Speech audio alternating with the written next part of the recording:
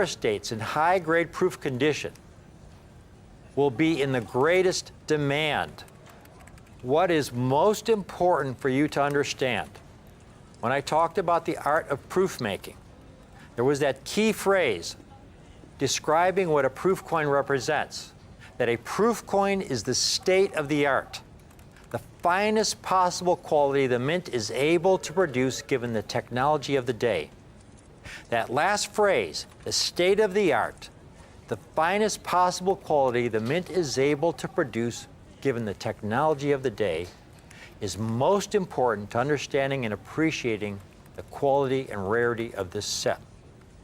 In the earliest years of the American Silver Eagle series, when the coins were struck at the San Francisco Mint from 1986 to 1992, and the Philadelphia Mint from 1993 to 2000, and the early years at the West Point Mint from 2001 to 2005, the state of the art back then, folks, was not nearly as advanced as it is today.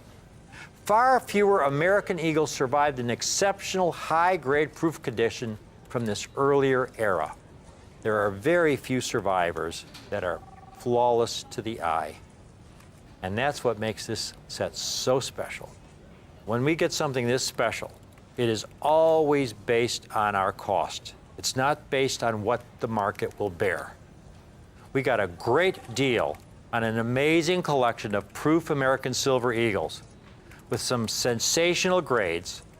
We're passing our good fortune on to you today. Again, this entire set, Heraldic Eagle Reverse, is available on the 2-payment option. All you have to do is put down $2,397.50 today, and we'll hold one of these sets for you and pay the balance in 30 days. If you do the math, folks, that comes out to $137 a coin. We've done all the work for you.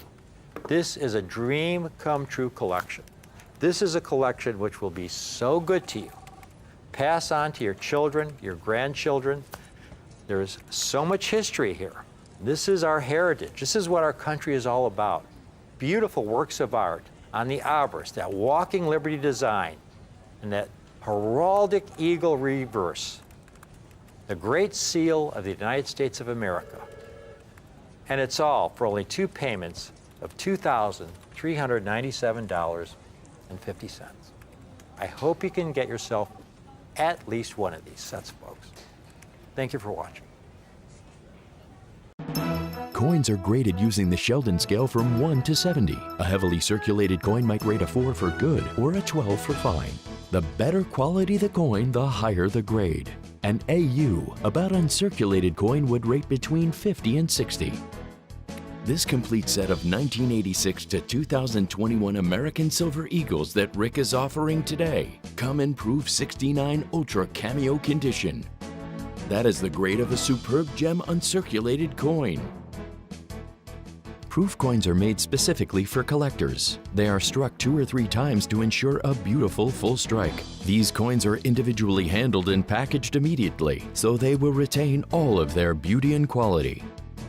An Ultra Cameo designation means that the coin has the darkest possible fields and the brightest frosty white devices. These are the coins that were first struck off the new dies and are highly sought after. On July 9, 1985, President Ronald Reagan signed the Liberty Coin Act. Just a year and 4 months later, on October 29, 1986, the first American Silver Eagle was struck. The stunning American Silver Eagle is the largest silver dollar produced in U.S. history. And listen to this, it's struck from .999 fine pure silver. That's right, pure silver.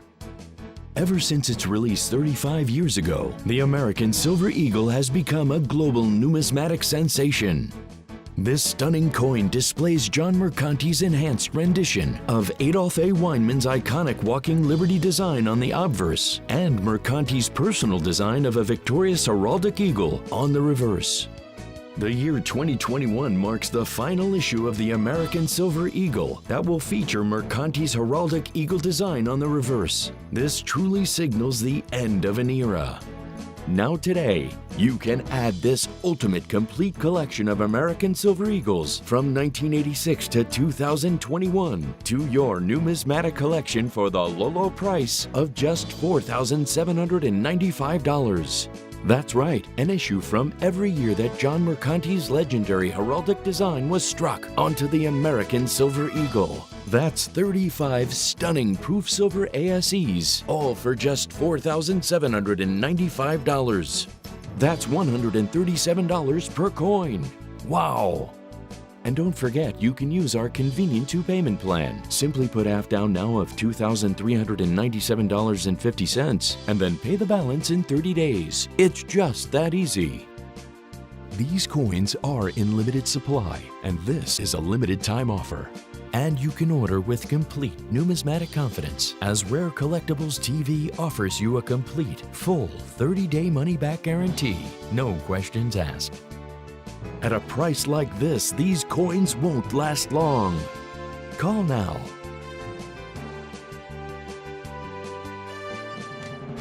The preceding was a paid presentation furnished by Rare Collectibles TV, LLC.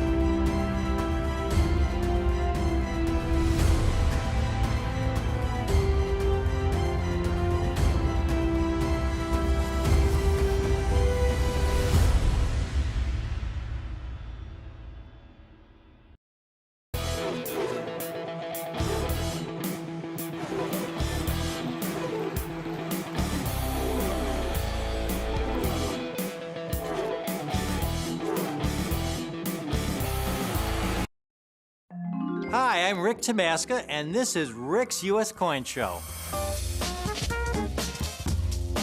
Rick's U.S. Coin Show is a brand new show that brings you rare, high quality, and unique coins at the most affordable prices on TV.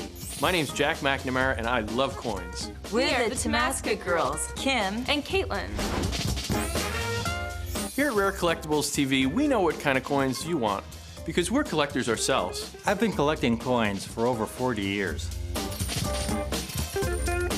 I love finding coins all across the country and bringing them to you. Whether you're new to coin collecting or an old pro, we've got the coins you're looking for. After my first book, dealers began calling me the Cameo King. Coin rarity and quality are what matter most to me. Now that's eye appeal. I do love Franklin's and Kennedy's. Rare unique coins At the most affordable prices. Coins are in my blood.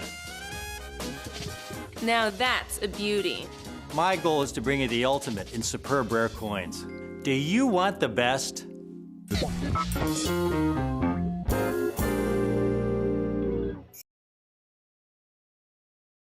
One of the most memorable years for numismatics because of the issuance of the peace dollar.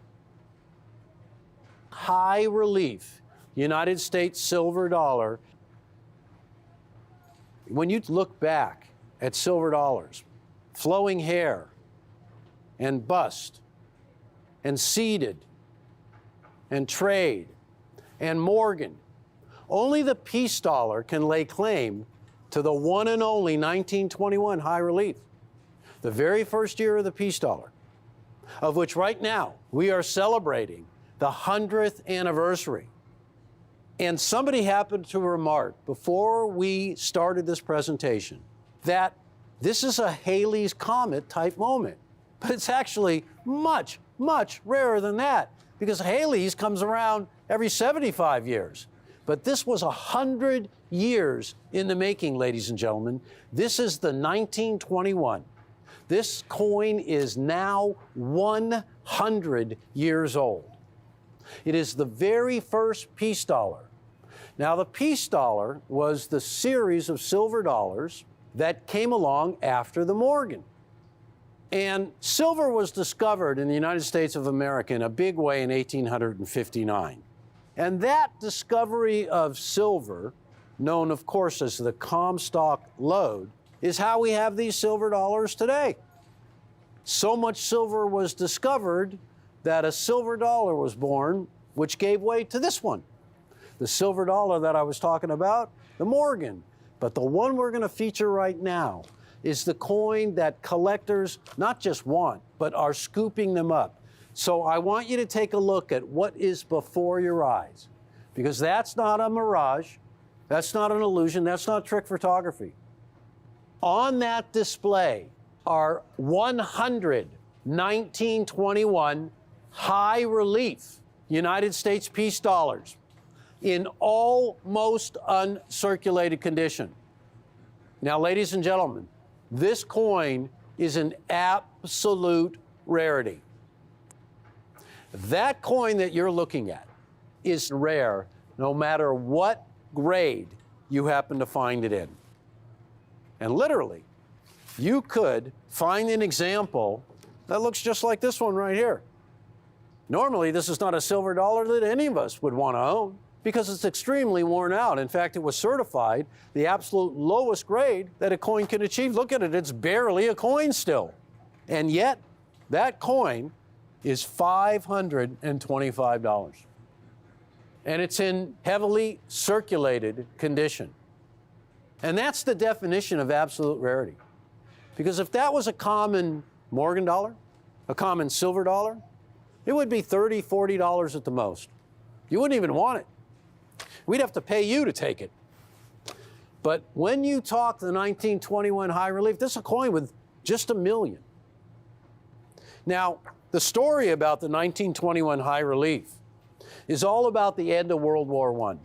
Back when World War I was raging, it was known as the war to end all wars. It was thought to have been the very last war for the history of mankind. It would never happen again.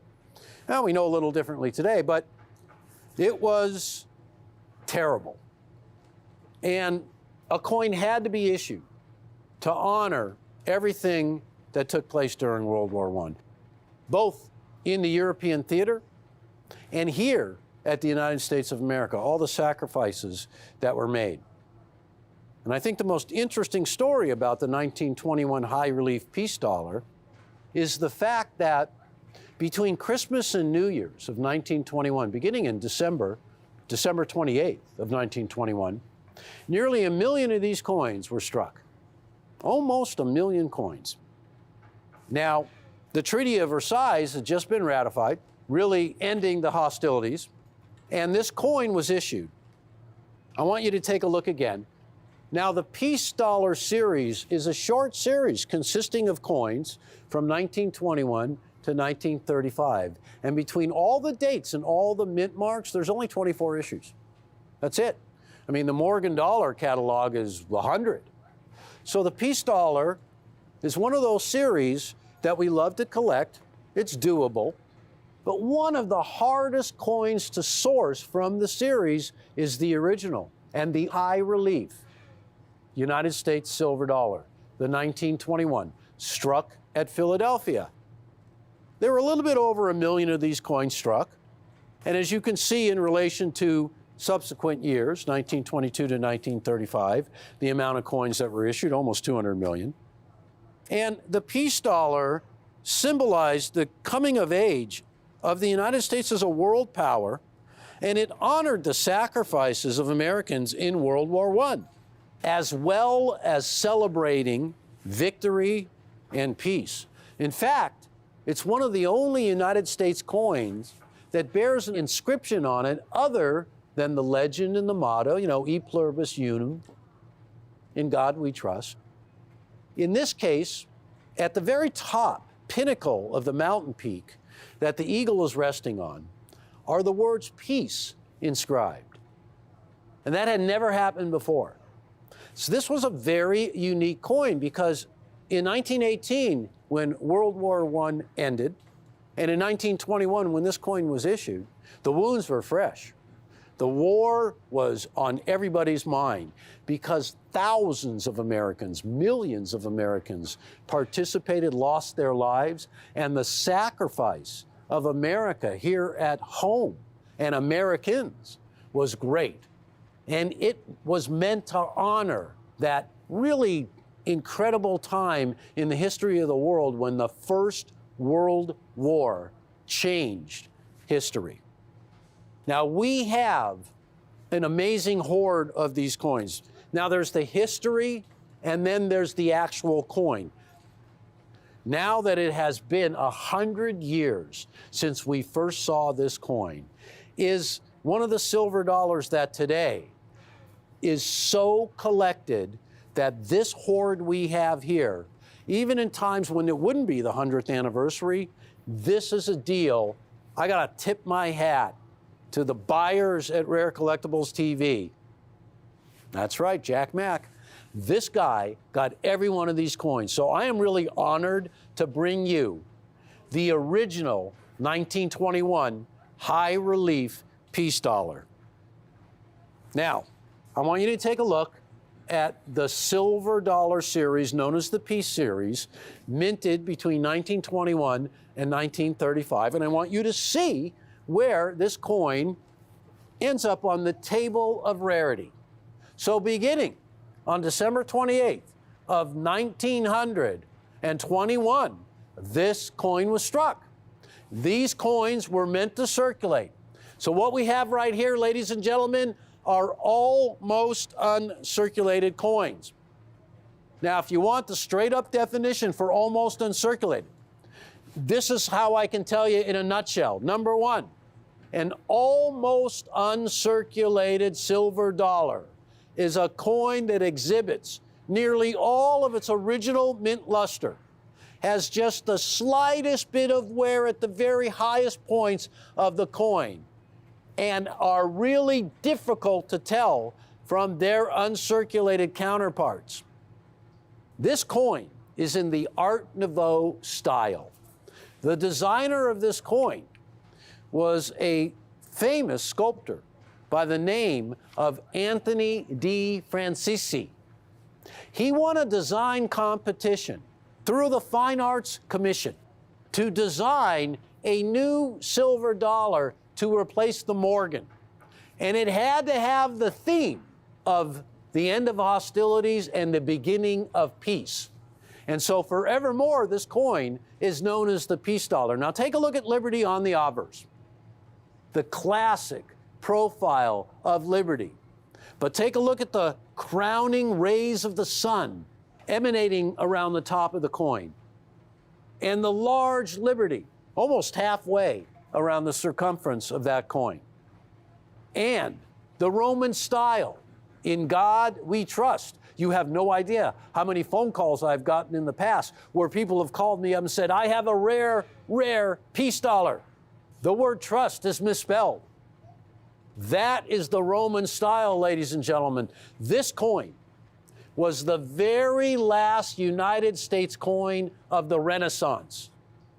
The Renaissance, the redesign of American coinage. You've heard us talk about it a lot.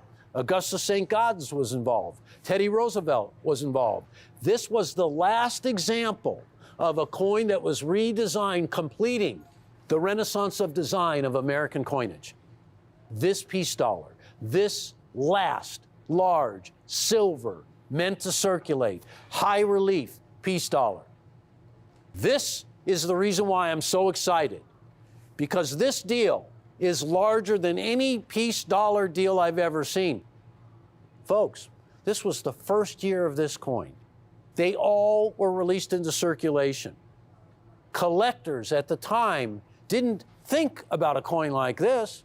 They thought about ancient Roman coins and ancient Greek coins and the coins of antiquity.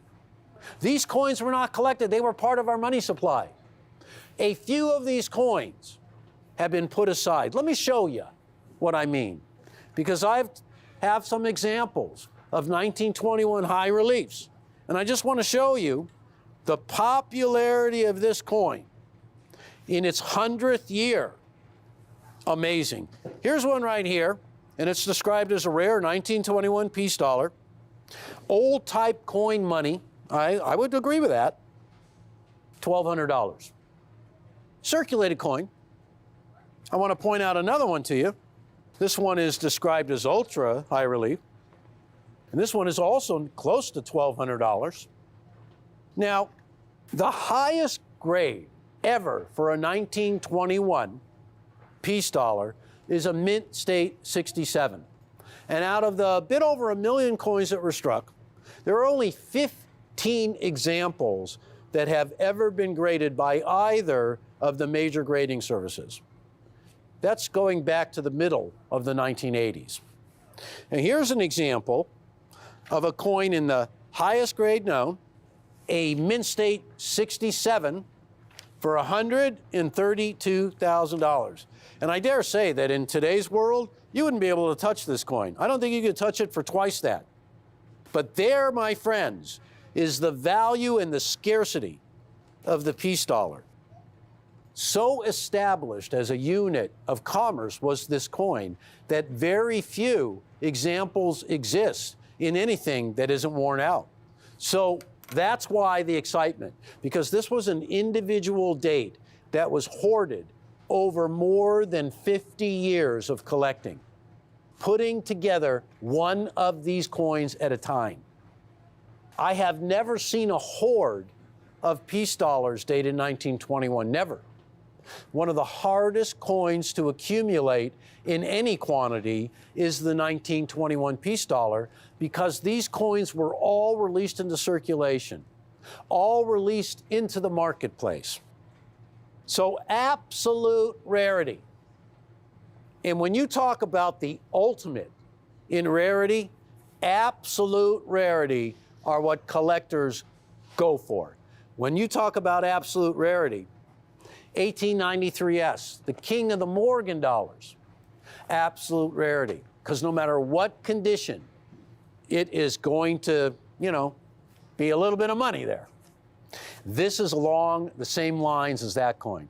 In addition to which, it is amongst all silver dollars absolutely unique. So, now, of course, the finest known, of which it's a Mint State 67, of which only 15 examples exist, are pretty difficult to come by no matter how much money you have to spend. Well, let's take a look at this coin right here. $1,175, and it's an absolute rarity. Now, here's where I want to tell you folks. In almost uncirculated condition, some of the highest quality peace dollars that I have ever had the privilege to present are here on the display. And they're not $1,175 or $1,200. They are $695. Now, for those of you who have been collecting coins since you were kids, you know the rarity of this coin, and you know the difficulty in even finding 2 or 3 in one location. So you can imagine the life's work, what it took to collect 100 of these coins, all in almost uncirculated condition. This is one of the greatest examples of a numismatic rarity in an affordable range for all collectors. Because if you have been collecting the peace dollar, 99% of the time, these collections of peace dollars are assembled from 1922 to 1935. Rarely do we get an opportunity to have this many 1921s to be able to even come into your home to bring you this great coin. Now, Anthony DeFrancisi, his wife was Teresa. She loved the Statue of Liberty, and I think this is where the history comes in. Her love of the Statue of Liberty came from the time when she was first arriving on the deck of a ship that came from Italy to the United States of America, when she had first viewed the Statue of Liberty in New York Harbor. Like so many millions of immigrants had. And you can imagine fleeing Europe. Everybody who entered that New York harbor, and those who were mesmerized, like Teresa was, as a little girl, throughout her whole entire life. In fact, it is said that on the deck of that ship, as she called out to her parents to come and look at the Statue of Liberty, what they had waited for days and days to view across the ocean, across the Atlantic, and first gazing upon that Statue of Liberty. If you've ever gone to see it, you know the feeling. Imagine for the first time seeing the shores of America. So she fancied herself the living image of the Statue of Liberty. She struck that profile. And she did have a very, very major resemblance to the Statue of Liberty. So when the time came for her husband to design a new silver dollar, she was the inspiration for Anthony de Francisi's amazing allegorical of liberty, amazing liberty profile. So that's a connection right there. When it was announced that there would be a contest among some of the greatest numismatic contributors, not Mint employees, although they can enter as well, but I'm talking about Herman McNeil, and I'm talking about Adolph A. Wyman, and I'm talking about some of the greatest designers of the time, all involved in the renaissance of coin redesign. And Anthony de Francisi knew there was a $1,500 prize for the winner, the design that was chosen for this new silver dollar, and he entered. He did not expect to win. He was young. There was a lot more experience out there, but his design was that magic that happens once in a while in numismatics, especially with the coins we love, where everything worked, where his representation of liberty was just spot on, and he was chosen. His design was chosen. His reverse is an entirely different, amazing story. Originally, when the design for this silver dollar was published, it was published in newspapers, and it was written about what the design was going to look like. And it was written about the figure of liberty with the rays of the sun emanating from her bonnet, top of the coin, a crown of the sun's rays. And on the reverse, it was written that in the eagle's talons, as you can see that eagle right now in repose on the pinnacle, that mountaintop, with the olive branches of peace. But originally, when de Francisi designed this coin, he designed not the olive branch of peace in the eagle's talons, but a broken sword. This was taken by most of the population of the United States who read about it in the newspaper publications as a sign of defeat in World War I, because the connotation of the broken sword was always left to those who were defeated. He meant it as, of course, as the United States being the victor and breaking the sword of oppression and ending the war. But it was taken just the opposite. And I'll tell you, at the time, in 1921, George T. Morgan, we remember him as the designer of the Morgan dollar. By this time, George T. Morgan had become the chief engraver at the U.S. Mint. Think about that. Born in 1845. He passed away at the age of 79 in 1925. But one of the last things he did was redesign the reverse of the peace dollar. So let me just one more time, ladies and gentlemen, tell you, this coin is $695. Right now we're in the middle of the 100th anniversary of the very first peace dollar. The U.S. Mint has struck a coin in high relief with the date 100 years later than this one, 2021. And you know what that has done to the 1921?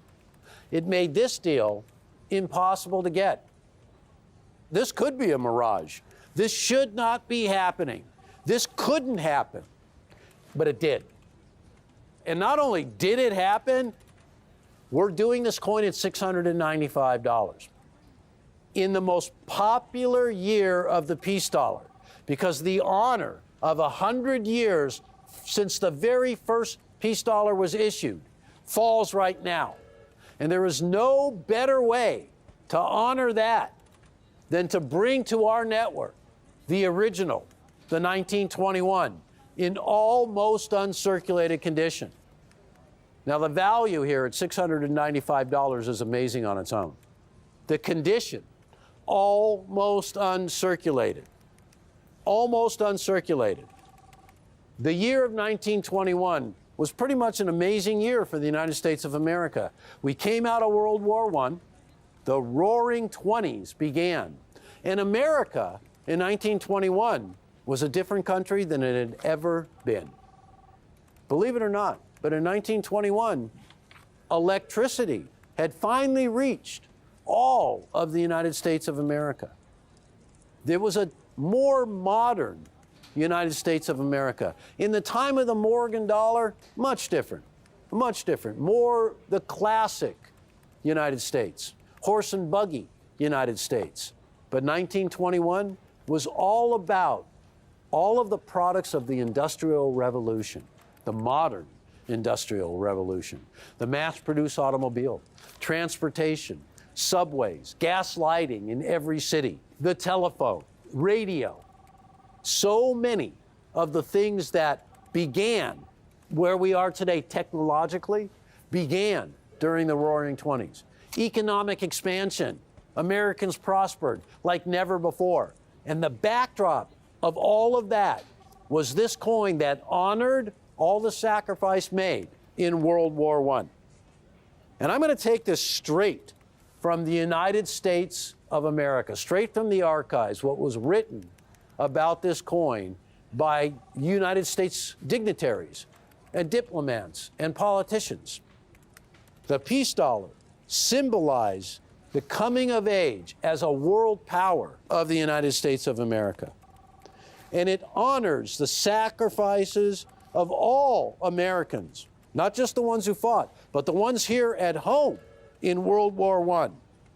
And it celebrates the victory and the peace, because America and the world had never been through a war like the war to end all wars, World War I. So $695. And before I leave you, fellow collectors, let me say this. When I found out that we had purchased a collection of almost uncirculated high-relief peace dollars, all 1921s, I was really flabbergasted, to be honest with you. When I was first told that we bought a hoard of these coins, I literally thought, oh, there's going to be 25 or 30 of them.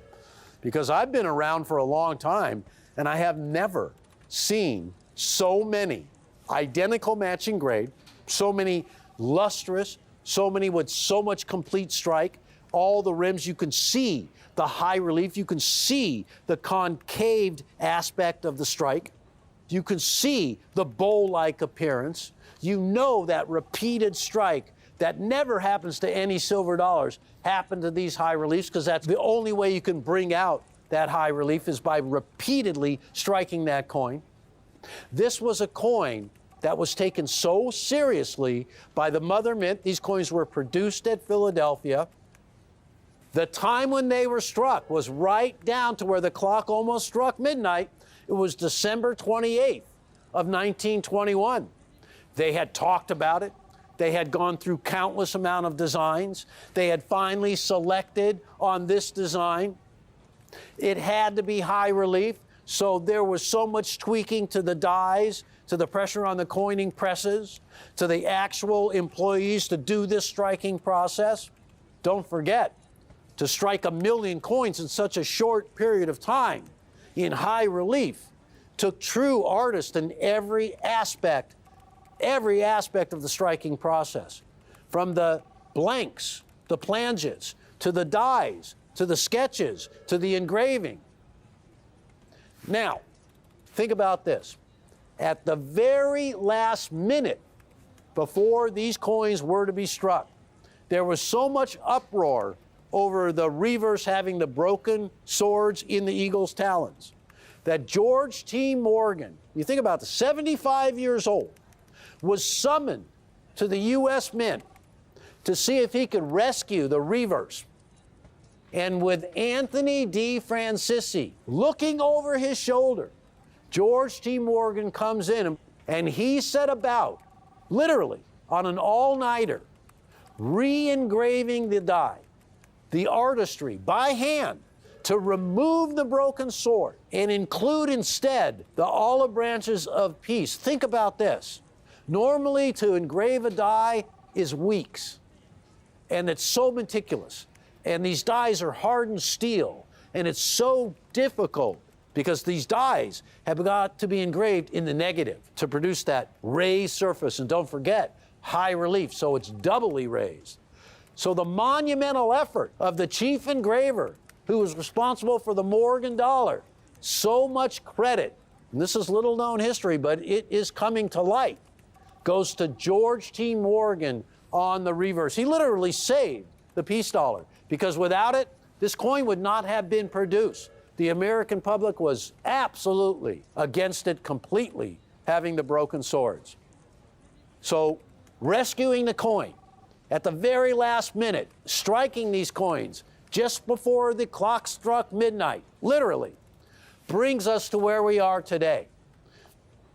When you look back at silver dollars, flowing hair and bust and seeded and trade and Morgan, only the peace dollar can lay claim to the one and only 1921 high relief.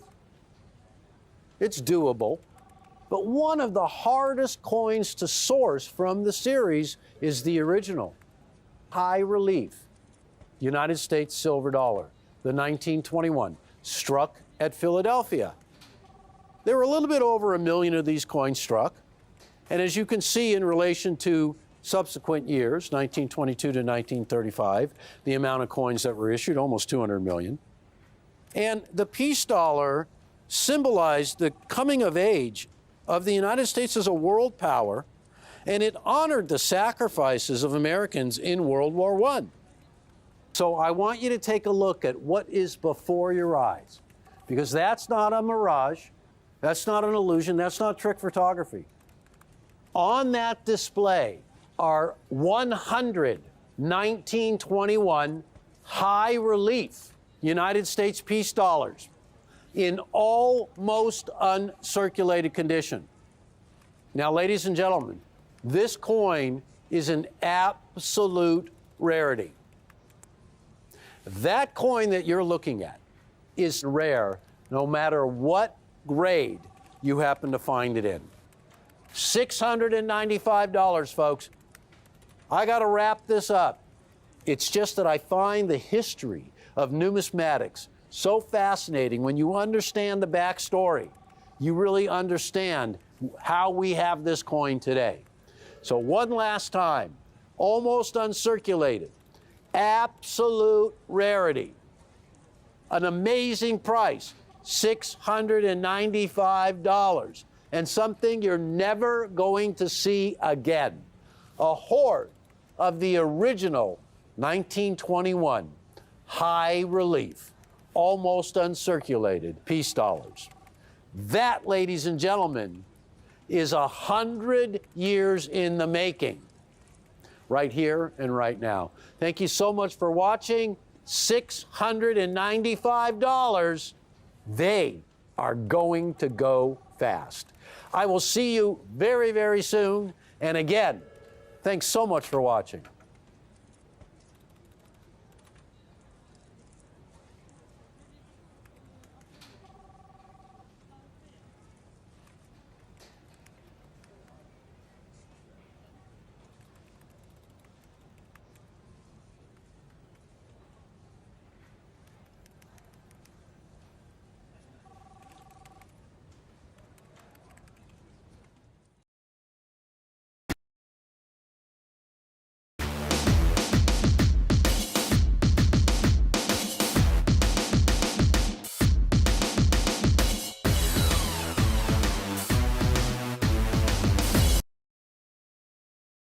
Complete 6 coin collection, and I might add in the highest grade attainable, as a pre-sale for the brand new 2021 United States Morgan and Peace dollars.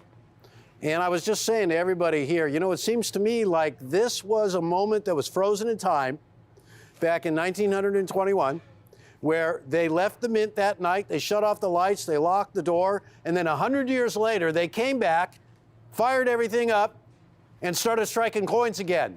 Because, ladies and gentlemen, these silver dollars are a continuation of the Morgan dollar series and of the Peace dollar series 100 years later. We waited a century for this to happen. I thought this day would never get here. This has been eagerly anticipated. Well, this is a pre-sale, as I said. Every one of these coins, there's so much history here, guys. Again, these have yet to be delivered, but I can guarantee each and everybody out there, you're going to get the finest known examples all the way across the board, a complete 2021 United States silver dollar collection as the mint issued them. There's so much great history behind this, so much of a good current story. So let's just take a look at what we're talking about. We'll take a look at the labels, and I want you to notice the grades. Every one of these Mint State 70, that right there happens to be the Peace dollar, and it's a high relief, as was the 1921.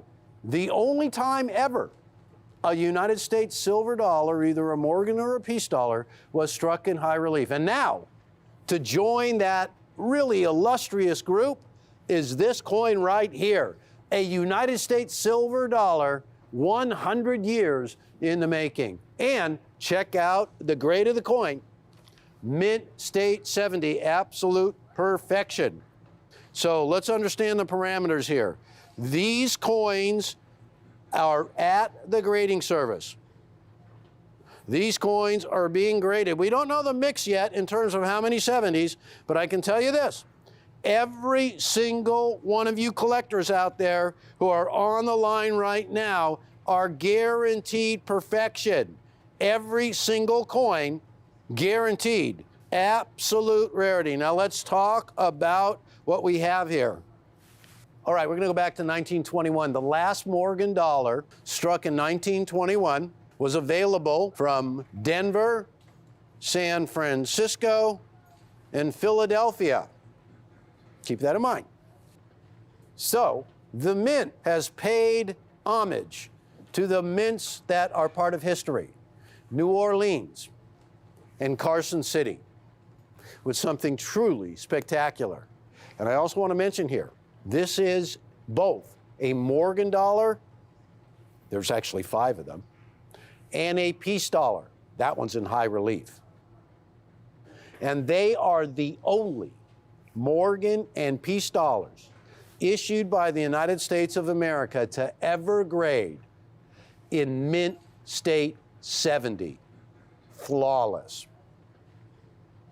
So, and you're really up against a lot here too, because both of these coins are classics. They're collected by millions of people around the world, and they're so established, and Mint State coins are so elusive in both of the Morgan and Peace dollar series that the opportunity to get these coins in perfect grades, well, that only comes along once in a century. It'll never happen again. Now, for those who don't know this information, and I do apologize to you very seasoned collectors out there who know all about these coins, just give me a moment if you wouldn't mind. 1878, the first Morgan dollar was released, first Morgan dollars. The coins were struck from 1878 to 1904. There was a bit of a respite. They took some time off from 1905 to 1920. And then in 1921, the Morgan dollar production was resumed. During that time, at the very end of 1921, the Peace dollar, the Morgan dollar was retired. The Peace dollar was issued, really originally issued to honor the end of World War I, the victory and the peace. And so 2021 is one of the most significant numismatic years ever. And for those of you who have been collecting the Morgan dollar 1921s and the Peace dollar 1921s, this is the next step. This is the culmination of a historic silver dollar collection. And in terms of coin collecting, numismatically speaking, this is the pinnacle. This is the ultimate achievement. So let's take a look. So this is a rundown. This is a table of all the mintages of Morgan dollars, starting with the highest mintages at the top. And there are a lot of coins in the Morgan dollar series. So taking a look at the Morgan dollar mintages, because this is great to lay the groundwork. And you can see that 1921 highest mintage, and as they descend, you can get kind of a look at your favorite year. These are all Morgans right now, ladies and gentlemen. A lot of years, a lot of mintages. Here's the last page. Insignificant, because as you can see here, the issues of the 2021s, when we're talking about Morgans, are these 5 coins right here. So the 2021, what we call a 21 plain, no mint mark, struck at Philadelphia. And as you can see right there, 2021, that coin from Denver will have the Denver mint mark on it. And here's a crazy thing. It was struck at Philadelphia as well. How about that? Never happened in the Morgan dollar series. So another first. This is unique all the way. And if you notice the mintages, wow. Get online right now. Don't miss this deal. Everybody has been missing out. We have them on a pre-sale. I can guarantee you when you ring our phone, you are going to be in on this deal. And you're going to get pure perfection all the way. 2021. This coin has a privy mark with the Carson City mint mark. Okay, so it's the Carson City mint mark done as a privy mark, which means you'll see it. It's in an oval. And it is so cool. It is right where the mint marks are supposed to be, below the eagle on the reverse of the Morgan dollar. So only 175,000 of those coins. That, ladies and gentlemen, is a closed mint. The Carson City didn't issue a Morgan dollar past 1893. So for that to have a Carson City mint mark, 2021, it's the only one ever. The only one. So that is significant. Now, 2021 from New Orleans. Well, that's a closed mint as well. So it's done with a privy mark struck at the Philadelphia Mint. And again, since there was no New Orleans struck Morgan in 1921, don't forget, the only Morgan ever struck in 1921 was Denver, San Francisco, and Philadelphia. Keep that in mind. And now, from San Francisco. Well, there was a 1921 San Francisco Morgan, so we are continuing that series 100 years later. These are not commemoratives, folks. These are legal tender United States Mint issues. And that coin right there bears the San Francisco mint mark. But take a look at the mintages. All 5 of these coins, 2 of them have privy marks. New Orleans, Carson City, don't forget Philadelphia, in the tradition of the original, was unmint marked. We call it the Philadelphia plain because there is no mint mark. And there you have it, 175,000 of each. And they are only bested by the 2 rarities. And can you believe it, ladies and gentlemen?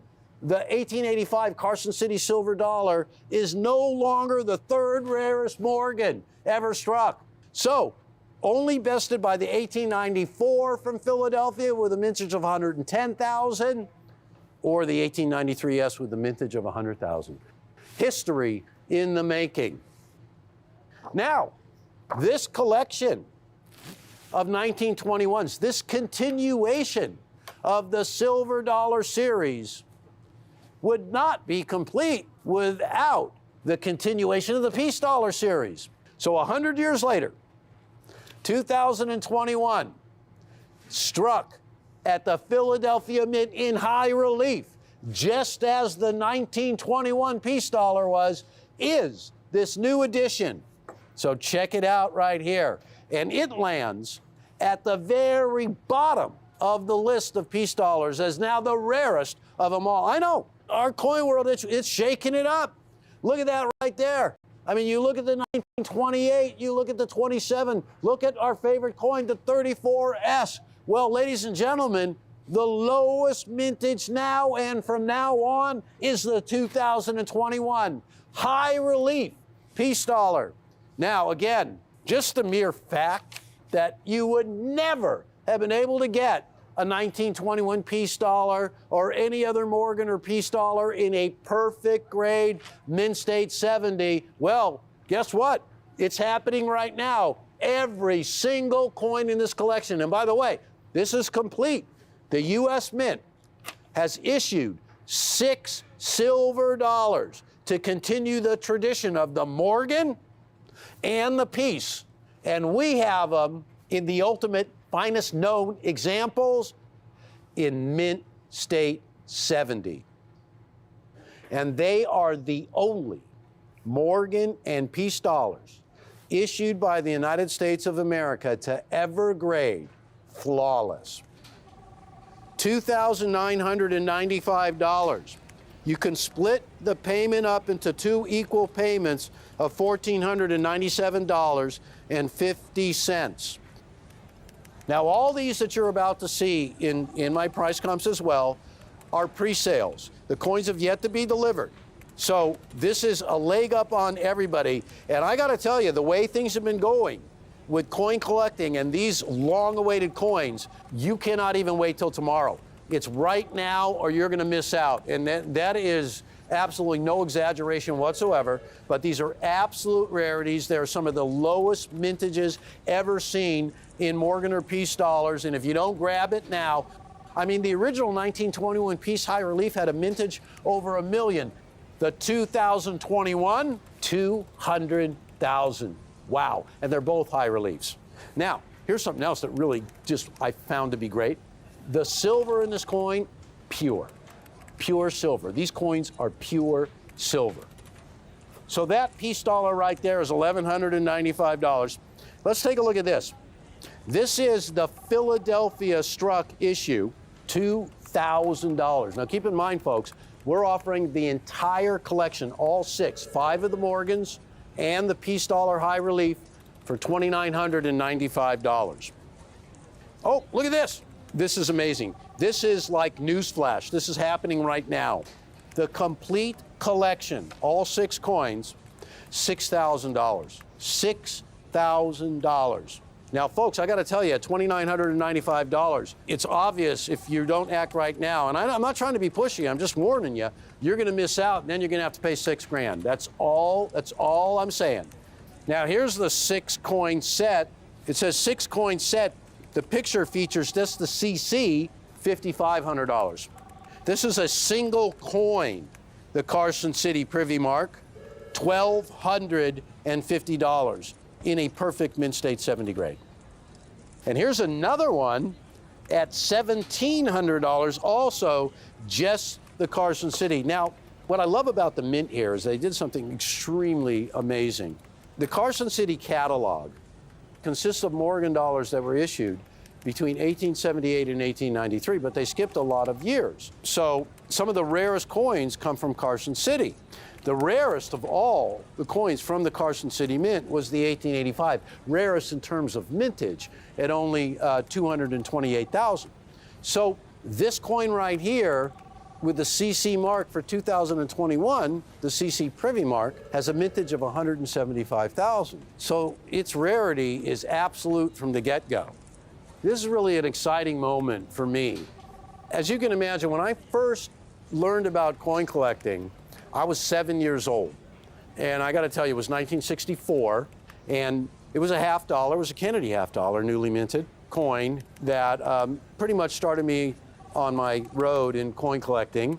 And, you know, I began to wonder, wow, you know, you look at coins a whole different way when you start getting the bug for coin collecting. And it isn't long before every coin collector wants the biggest and the best.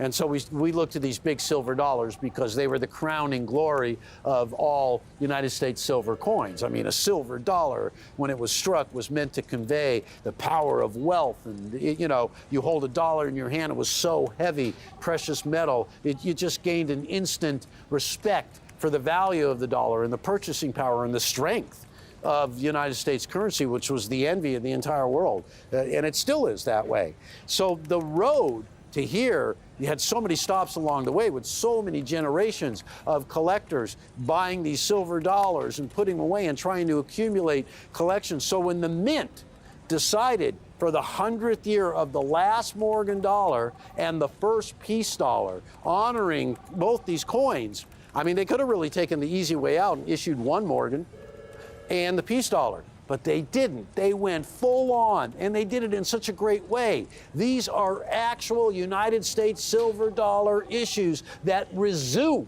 the numismatic series of the Morgan and the peace dollar. It's just an amazing opportunity to acquire these coins. These are United States silver dollars, ladies and gentlemen. So right off the bat, but we often say when we bring Morgan or peace dollars to the show, yes, they are Mint State 65s, or we may occasionally have 66s, or sometimes, wow, we'll get one of the few 68s. There have only been a handful of Mint State 69 Morgan dollars, about 20 of them. You could hold them all in one hand. But there has never been a perfect graded Morgan or peace dollar. Well, I guess that is really no longer true, is it? Because you are looking at absolute perfection. So early are these coins that we are lucky to get the designation of first day of issue. So the pedigree of the first day of issue, the grade of absolute perfect Mint State 70, a pre-sale. This is so exciting, ladies and gentlemen, because nobody is going to get their hands on these coins. And literally, that's what it works out to be, except you. I mean, that's the way it is. People have got to face facts. There were only 175,000 of each of these Morgan dollars struck, of each.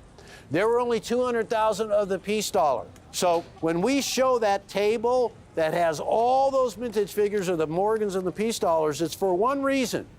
It's to let you know that of all those millions and millions of coins, you know, there were over 656 million Morgan dollars struck, and almost 190 million piece, a much shorter series, only 24 dates and or mint marks. So when you look at all those millions of collectors, what everybody wants is the finest known and all those great key dates. And here it is, right here, in a way like you never thought you would see it before. So ladies and gentlemen, let's go over the major points of this deal. Time is of the essence. For 2021, the Mint has continued the Morgan dollar series, issuing a Morgan dollar from Philadelphia, issuing a Morgan dollar with a Carson City privy mark, issuing a New Orleans Morgan with a New Orleans privy mark, and issuing a Denver 2021, only the second Morgan ever issued from the Denver Mint. The first one was the 1921. With this coin has the D mint mark. And San Francisco, the last Morgan dollar that San Francisco issued was 1921. Now, the 100th year after that, the 2021, with the San Francisco mint mark. 5 Morgans, 2 of them with privy marks, Carson City and New Orleans. And the peace dollar, 1921, saw the only high relief peace dollar ever issued. And now, 100 years later, the 2021 Philadelphia struck high relief peace dollar rounds out this collection, 100 years in the making, of United States silver dollars. This entire collection, $2,995. Lock it up right now put half the money down, $1,497.50, and when these coins are ready to ship, you add the other half and you are in. And before that time comes, your name will be placed on one of these collections or two of these collections or whatever amount you see fit. But it will be yours forevermore from this moment.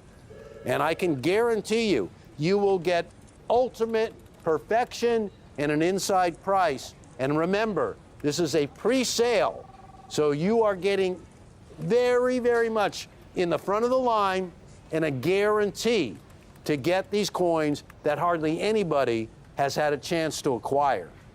Boy, I'm so excited. I hope I've gotten everything across. What you're getting is a monumental, complete silver dollar set that took 100 years to issue for $2,995. That has a lot of unique coins in there at the finest known grades. So this is history, ladies and gentlemen. So don't forget, less than $3,000, $29.95, a pre-sale, guaranteed perfection, first day of issue. Wow. And a split pay, $1497.50, locks up a set for you right now. So don't miss out.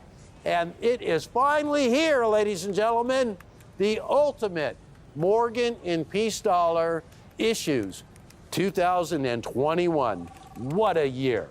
I will see you all very soon, and thank you so much for collecting coins with Rare Collectibles TV.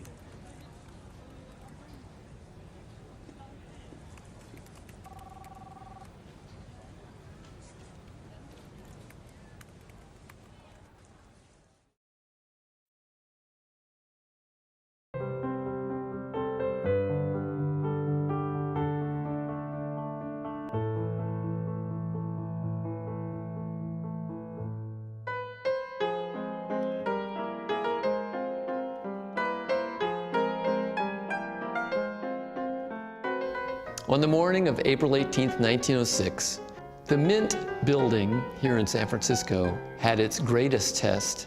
On that morning at 5:12, San Francisco suffered an earthquake of an 8.2 magnitude on the Richter scale.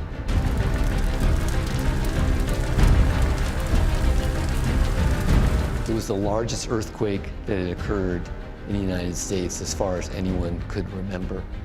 And it shook San Francisco for a full minute. If you've never been in an earthquake, a 1-minute earthquake can seem like it lasts 15 minutes. As buildings around you shake, the grounds around you shake. This was such a strong earthquake in 1906 that when it was finished, railroad tracks looked like spaghetti. Buildings were slumped out in the street. Much of the siding on San Francisco's City Hall had fallen off and it looked like a crumbling Roman ruin. In addition, it broke gas mains and water mains. Many of those gas mains lit into fires. And here in this area, this part of San Francisco where the old San Francisco U.S. Mint is located, many of those fires grew together to create one massive conflagration. Now, San Francisco's fire department didn't have to summon its men to the fire stations. Those men instinctively knew what to do. They rushed to their fire stations. They loaded the fire trucks up. They wheeled the trucks out on the street. They headed toward the burning buildings in the South of Market area where the old Mint is located. They got in front of the burning buildings. They jumped off of their fire trucks. They connected the fire hoses to the fire hydrants.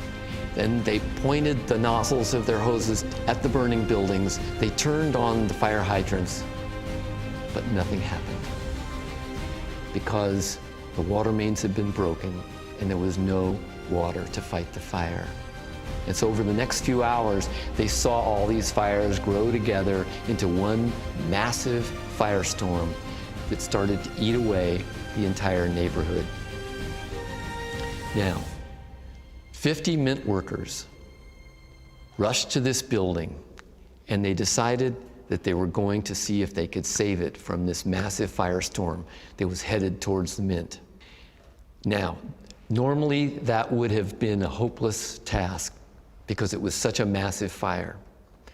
But there was an incredible miracle had occurred. And that was they had just 2 weeks before completed a cistern system in the basement of the Mint that connected to an artesian well down below the building. And so they, in fact, had their own water source. And so they took the one single water hose that they had, they strung it up to the roof of the building, and as the fire got closer and closer to the Mint, they stood there with this one water hose. They watered down the building as hot cinders started to rain down on the Mint. Smoke was wafting in their faces, and the buildings right across the street erupted into flames, raising the temperature in the area hundreds and hundreds of degrees. And so for several hours, as this horrendous fire was raging all around the Mint workers took turns watering off the top of the buildings, putting the fire out anywhere that it started to start in the building, and also going inside to the Mint when it was needed, because the fire was so hot nearby that it melted the window panes on the top floors, which were not protected by the iron shutters. And there were flames of fire that were shooting through the windows of the Mint into the inside of the Mint. And so they would bring the hose down and they would spray off those flames that were coming down.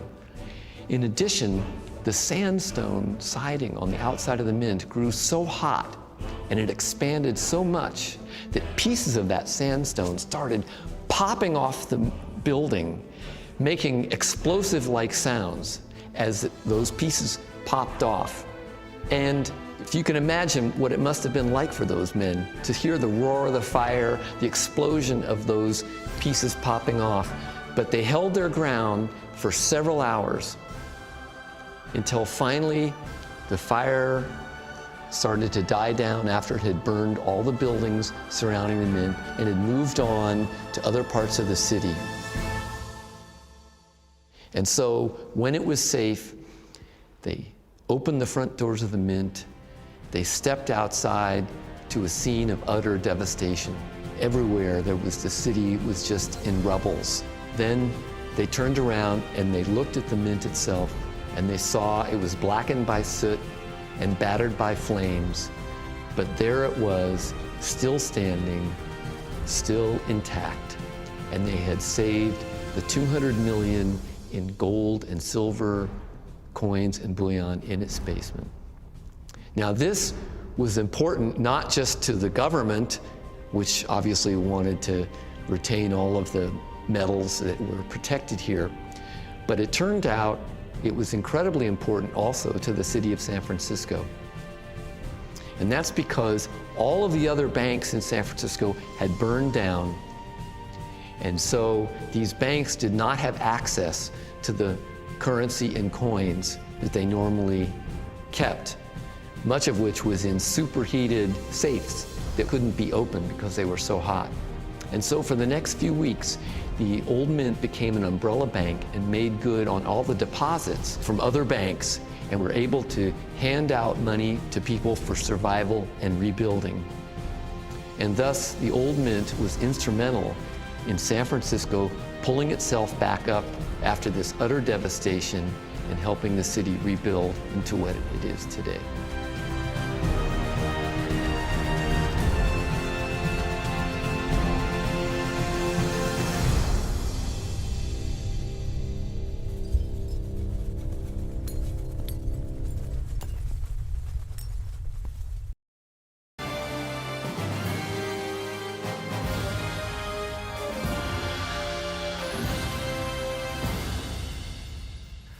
Well, timing is everything. Well, almost everything in life.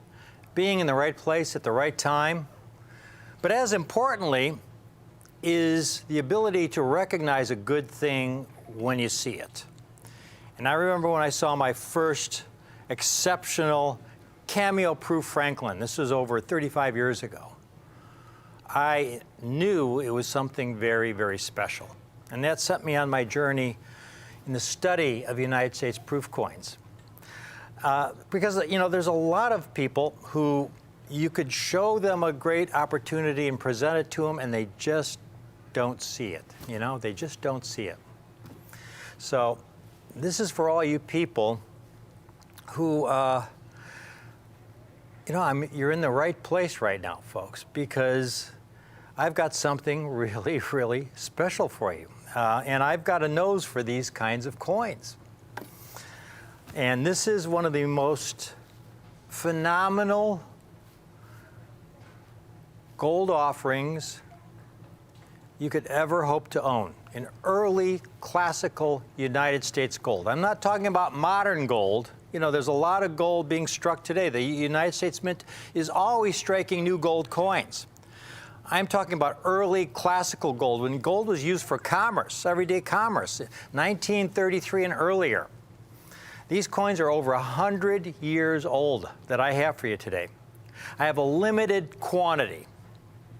Obviously, I have a limited quantity because they are in exceptional condition, superior to the Smithsonian.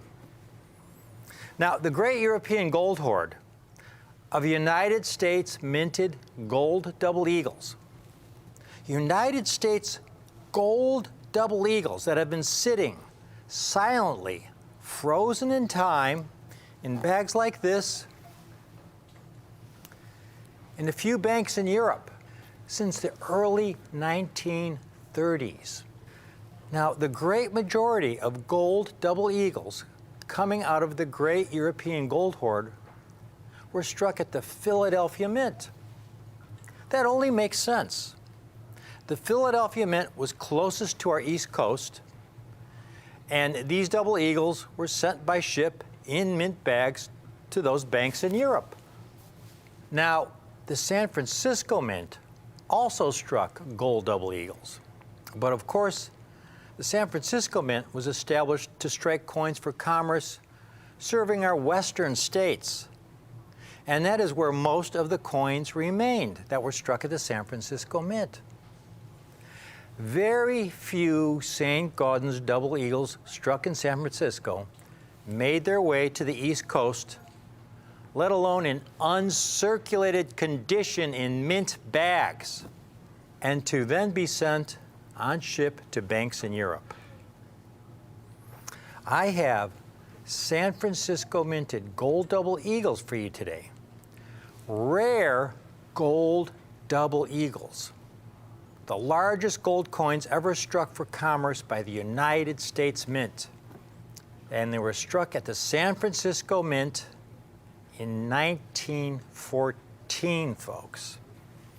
1914, San Francisco minted gold double eagles. We have a limited quantity.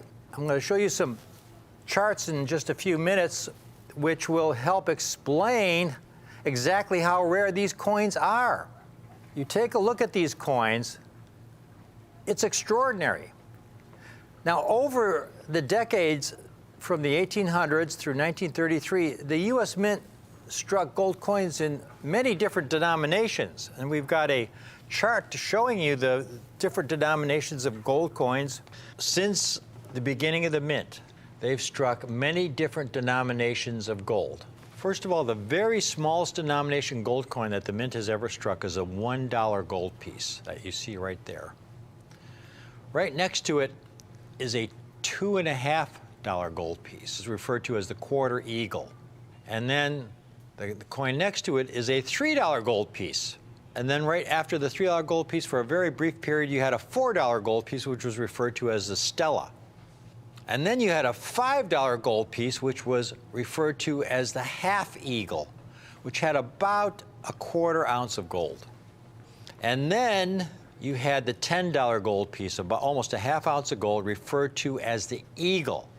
It was referred to as the eagle because up until 1850, the eagle was the largest gold coin struck for commerce by the U.S. Mint. When I mean struck for commerce, it means it was the kind of coins that people used for business, to make transactions. It was especially used, heavily used in our banking system.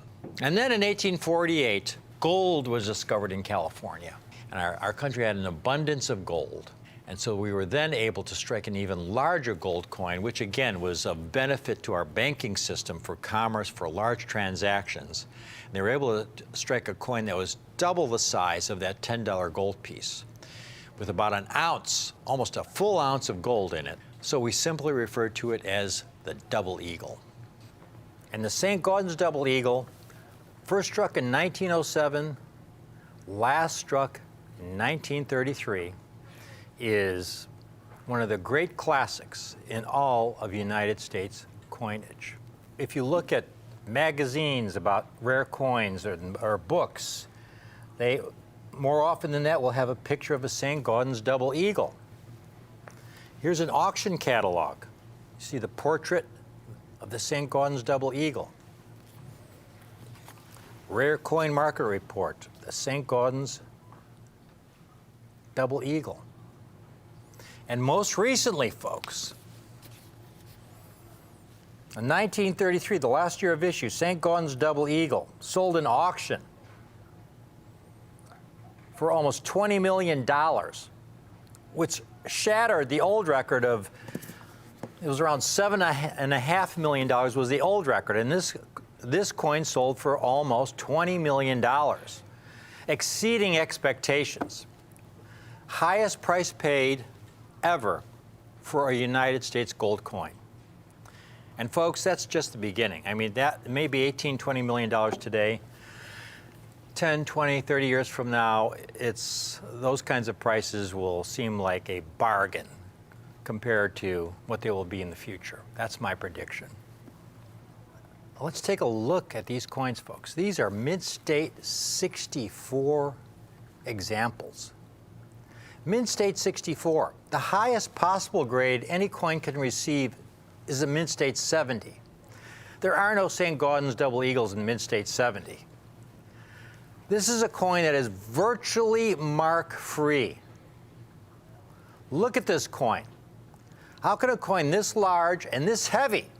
Now, a St. Gaudens double eagle is a little bit smaller in diameter than a Morgan dollar or a Peace dollar, about 10% smaller in diameter. However, it's about 25% heavier.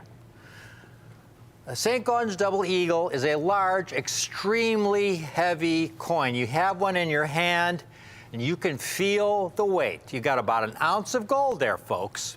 Think about that. And gold right now is around $1,700, $1,800 an ounce. In gold alone, you've got almost $1,800 in gold. Now, the fact that these are St. Gaudens double eagles, which were last struck in 1933, is a big deal in itself.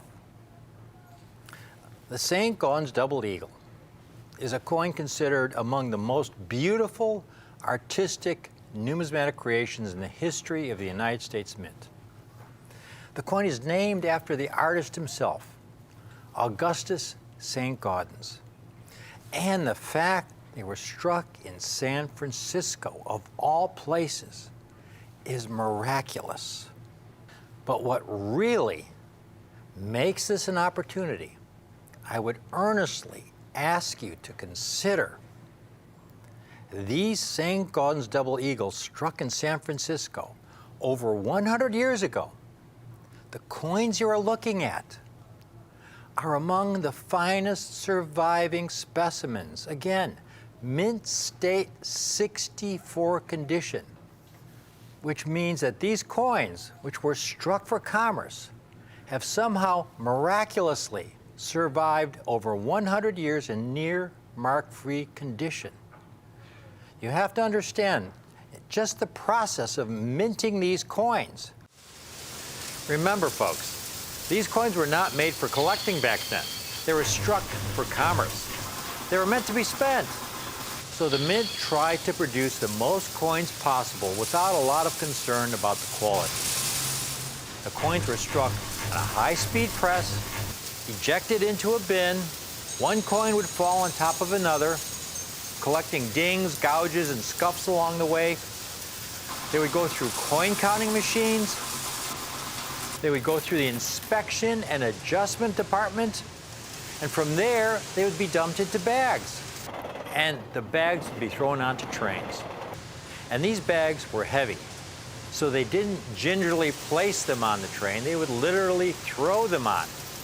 The coins would then be rattling around for weeks on the train, abrading with each other and accumulating all kinds of bag marks, long before they even arrived at the banks across the country. And these heavy coins, struck in gold, a very soft metal, would acquire what is referred to as bag marks. And you can see from looking at this example, here's a typical double eagle. And you can see from the deep cuts and gouges, simply from abrading and colliding with other coins. Look at the deep cut along the rim and a deep gash in Liberty's waist. This coin is not even gradable. Here's another one. And you can see a deep cut along her upper cheekbone there, a deep scrape at the bottom part of her neck and back of her head. Again, this is all from contact. These are large, heavy coins. And this is why it is so hard to get high-quality, uncirculated coins, and why it's so exciting when we have these coins in this outstanding quality today. Again, these are really large, heavy gold coins, and gold is a very soft metal. I mean, you look at what's considered the most valuable coin in all of U.S. numismatics. It resides in the Smithsonian. It's the first double eagle ever struck. It's in 1849 with the Liberty design. These were specimen strikes. They only struck 2 examples. Okay, they only struck 2 examples. They didn't strike them, by the thousands or anything. They only struck 2 coins. This is the only survivor. This coin, again, resides in the Smithsonian. It's valued in the tens of millions, maybe hundreds of millions of dollars. But even though they only struck 2 examples, and this is what is most instructive, if you look at the obverse of that coin in the field below Liberty's chin, you could see 3 very deep reading marks. My guess is that this coin you're looking at was the first example struck. It was ejected into the bin. The obverse was facing up. And then the second example that was struck, when it came down into the bin, the rim of that second coin hit right there in the field at around 8 o'clock. And those are the reading marks from that second coin. So even though only 2 were struck, this example you were looking at most would grade MS-63, maybe MS-62, because of those very deep marks. And when you look at the entire Smithsonian collection of United States gold coins, the Smithsonian is considered to have the finest collection of United States coins in the world. And if you look at their 1914 St. Gaudens Double Eagle, folks, their 1914 is an exceptional, extraordinary, uncirculated Mint State 62. A beautiful Mint State 62. But that's a full 2 points below the grade that we have these fabulous survivors that I have for you today. MS-64. These coins in this condition, I have a limited quantity, as I said before. In this condition, they really should not even exist. These treasures, these crown jewels, these most precious pieces of American history, our heritage, struck in 1914 at the San Francisco Mint. Now that mint was actually called the Granite Lady because of its granite walls, which were many feet thick. The walls were so sturdy and overbuilt that the Mint was one of the few buildings still left standing after the 1906 San Francisco earthquake. These Granite Ladies struck St. Gaudens Double Eagles with the S Mint mark to signify they were struck in San Francisco. The S Mint mark is tiny, folks, but it is oh so important, and you see it right above the date there. That tiny little S is so incredibly important, and these coins are so incredibly well preserved. Now, this first chart here shows the total number of St. Gaudens double eagles struck by the U.S. Mint over the entirety of the series, over 70 million coins. The number of survivors in uncirculated condition, MS-60 and higher grade, only about 2.5% out of the original mintage. That's 25 coins out of 1,000. And that's MS-60, MS-61s, MS-62s.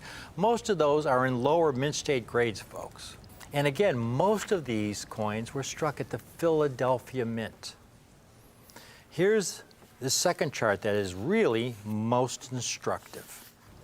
Now, on the occasions we've been able to offer St. Gaudens double eagles, again, the Philadelphia Mint issues are the ones that we most frequently have access to. And here you can see the number of examples graded by PCGS over the last 35 years. 1924P is the most common. They've certified over 300,000 examples, and in 6.4, 102,000 examples. That's the most common. 1908P, no motto, next in line. 1927P, 166,000. All grades, 53,000 in 6.4. All Philadelphia Mint issues, folks. You get down to the 1914S at the very bottom there. 22,000 examples in all grades, only 6,400 in MS-64. And it's those coins that we have for you today, folks. Now, why do these coins exist at all? Again, they were struck for commerce. They were struck for commerce. They went into circulation. They were heavily used in the banking system. These coins should not exist. The only reason that they exist is, ironically, because of the Great Depression. The Great Depression began in late 1929. It was economic devastation for countries around the world. Our country hadn't experienced anything like it since the Civil War. The stock market crashed. Unemployment was around 25%. It was catastrophic. There were an estimated 4,000 bank failures in 1933 alone. Millions of Americans had their life savings wiped out. Overnight, a family that felt secure suddenly found themselves destitute because there was no FDIC insurance back then. Your money wasn't guaranteed. Could you imagine having your life savings, 20 years, 30 years of your life savings in the bank for safekeeping? That was your nest egg, folks. And imagine going to the bank the next day and the banks shuttered closed. They failed. You were wiped out, affecting hundreds of thousands of families, millions of families. So, a lot of citizens who had their life savings in banks that had not yet failed were understandably terrified that their bank would be next. And so they began pulling their money out of their bank and taking that paper money, which for all they knew could be next to worthless in 6 months or a year, and they began buying United States gold coins. I think I probably would have done the same thing if I had been in their position. After all, gold, throughout human history, across cultures, has always had a special value. So you had all these citizens pulling their money out of banks, buying these gold coins, which created additional stress on our banking system. They had to put a stop on this run on the banks because that was just threatening more banks, more bank failures. And so on April 5th, 1933, then President Franklin Roosevelt passed Executive Order 6102, which made owning over $100 worth of gold or gold bullion or gold certificates illegal. And back then, gold was about $20 an ounce. So the maximum number of gold double eagles you could own were 5. And everyone would have to turn their gold coins into the Treasury for paper money on or before May 1st, 1933. And if you were caught with over $100 worth of gold, folks, it was enforced. You could face a $10,000 fine or 10 years imprisonment or both. And folks, they enforced it. And so all those people that had accumulated all those gold coins had to turn them in to the Treasury in exchange for paper money. Now, what did the Treasury do with all these gold coins? Over the span of that decade, the mint melted down 39% of the entire mintage of all gold double eagles. That was over 50 million coins. Now, this is where the great European bank hoard comes in. Well, people were caught between a rock and a hard place. On the one hand, they could keep their savings in the bank and risk complete financial ruin if their bank failed. Or on the other hand, they could buy gold to preserve their wealth, but face a $10,000 fine or 10-year imprisonment or both. But there was a third option. It turns out not every citizen turned all their gold in. For individuals of means and some institutions who basically said to themselves, well, the government might tell us it is illegal to own over $100 worth of gold in this country. The executive order didn't say we can't own gold in another country. And so, before the executive order took effect, there were some individuals and institutions who bought United States gold coins by the bag, and they began shipping bags of gold coins to banks in Europe. And those bags of United States gold coins have been sitting in those vaults undisturbed since the early 1930s until now. And if not for one of those bags sitting there since the 1930s, these coins would not exist. And again, most of those double eagles, St. Gaudens double eagles, were from the mint that was closest to the East Coast, the Philadelphia Mint. Very few San Francisco Mint struck coins made it from the West Coast to the East Coast to a bank in Europe. And not only that, but to make it in this condition, this is extraordinary, folks. Mint State 64. If you never buy another United States rare coin ever again, these 1914S gold double eagles I have today are a coin I would most passionately implore you to own.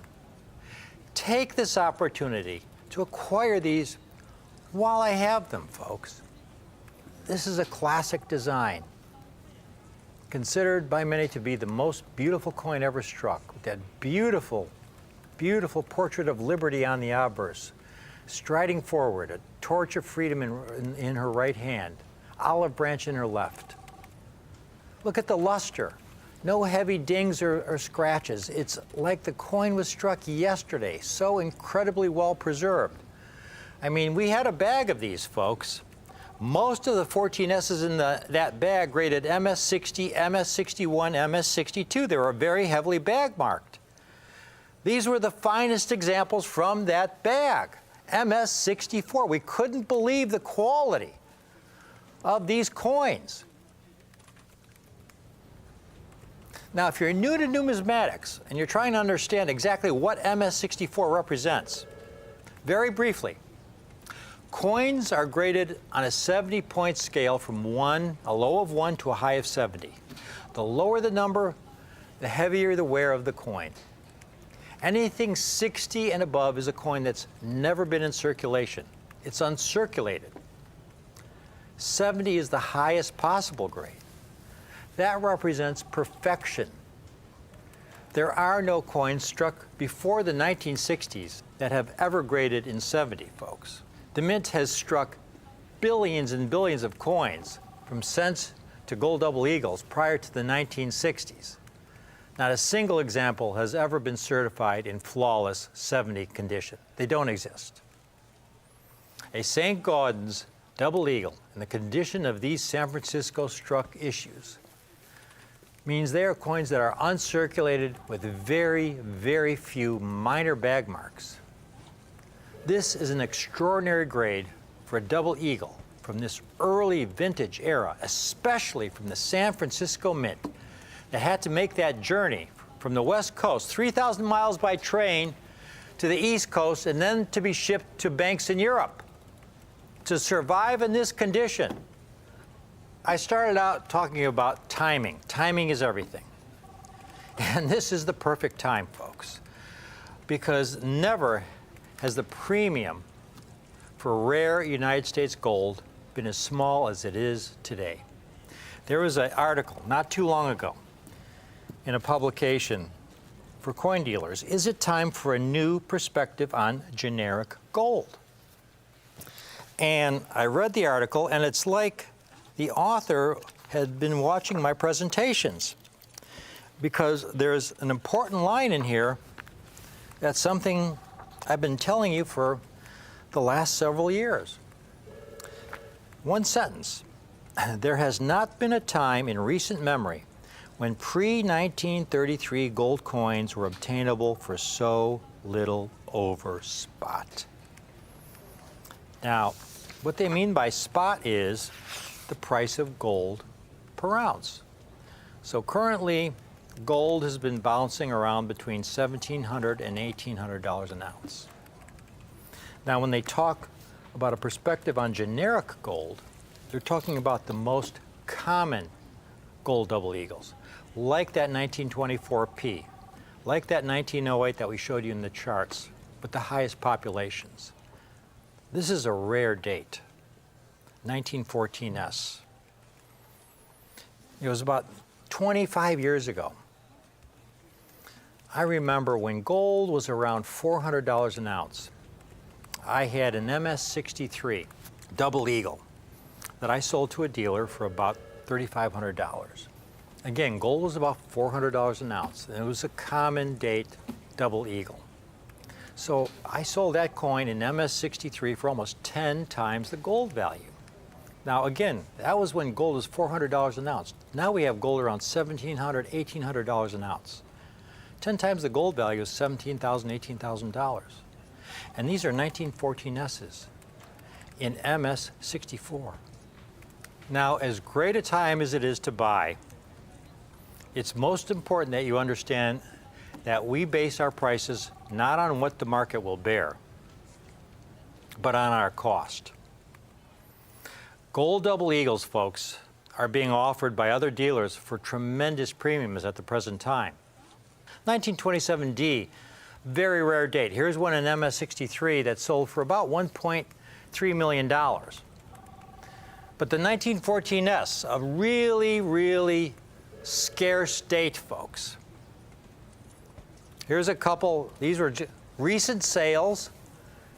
Here's one in MS-63 that sold for over $4,000. Now that's MS-63, folks. That's a point below the pieces we have for you today. We have MS-64s. Here's another one. This is a dealer with 100% positive feedback, an MS-62 for over $4,600, which again, those are market prices. The key to our success is that we don't base our prices on what the market will bear. We base it on our cost. We acquired this deal that came out of Europe. We have the finest examples in MS-64 today. And folks, call in now, because I have these coins for under $4,000 a coin. Under $4,000 a coin. Remember, they've got about an ounce of gold. In gold value alone, it's almost $1,800 just in gold value. But these are rare 1914S's. I'd say Smithsonian quality, but they're superior to the Smithsonian specimen. And we have them for only $3,795, a limited quantity. It has been probably about a year since I've been able to offer 1914S's in the condition you see them now.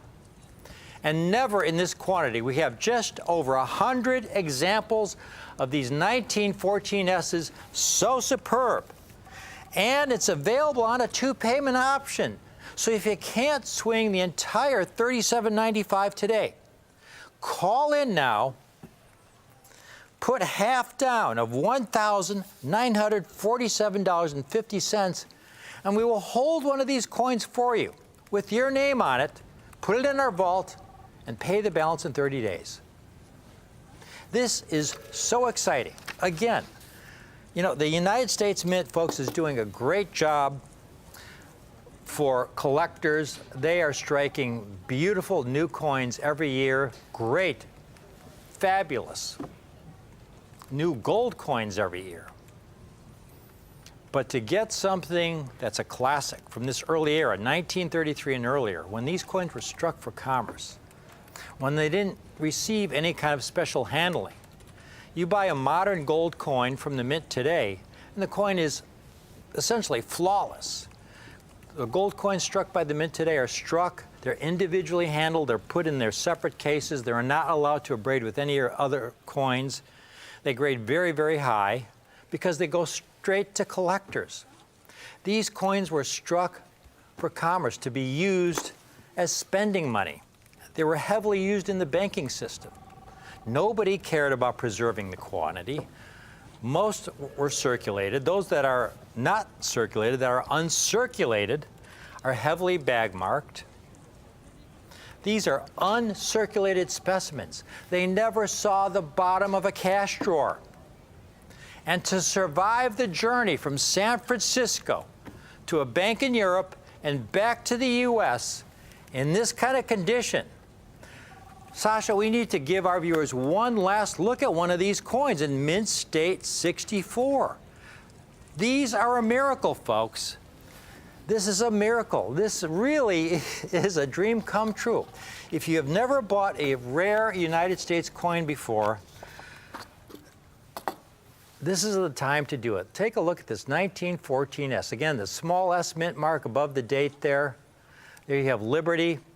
And then the eagle on the reverse of this coin. I always like to say that this is the one coin where the reverse is as beautiful as the obverse. Of all the United States coins ever struck by the United States Mint, in my opinion, the eagle on the St. Gaudens double eagle is the most beautiful embodiment of the American eagle of all the coins ever struck. You look at this eagle in full flight, its wings outstretched on an upward trajectory, folks. The rays of the sun behind it. In God we trust below. So inspirational. It's just breathtaking. It's a coin, even if you didn't know the value, whether it was worth $5 or $50,000 or $1 million, you have to love this coin. And the fact that we have it at such a great price, that it has so much history, that it's what our country is all about. Daily reminders of who we are. Liberty. In God we trust. United States of America. In this most beautiful coin, folks. This is our shared heritage. This is our history. This is the kind of coin you definitely want to keep in your family. If you're able to acquire 1, 2, or 3 of these examples, if you can swing one for each of your kids or grandkids, this is a coin you want to pass down to your children and grandchildren, folks, and tell them the story. This is the story of our country right here on this coin, 1914, struck at the San Francisco Mint, the Granite Lady. Miraculous survivors, coins that should not exist in the condition we have them for. But by a miracle, a small group were shipped in bags to banks in Europe. Instead of being melted down, they were shipped and stored in banks in Europe since the 1930s, and we have among the finest examples for you today. I hope you can swing at least one. Thank you for watching.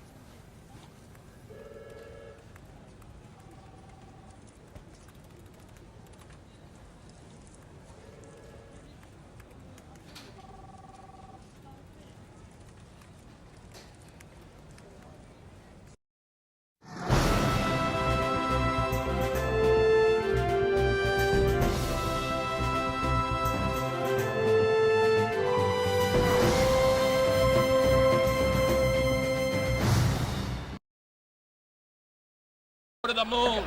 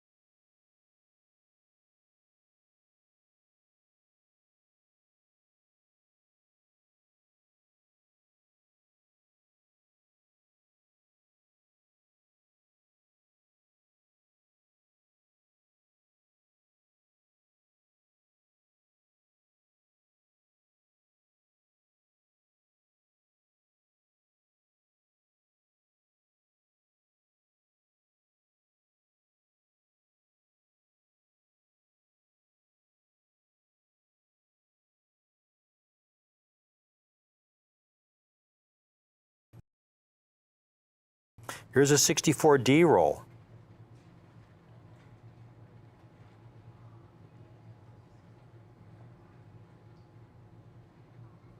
As you tilt it around, you can see all kinds of abrasions over the portrait of Kennedy and in the fields.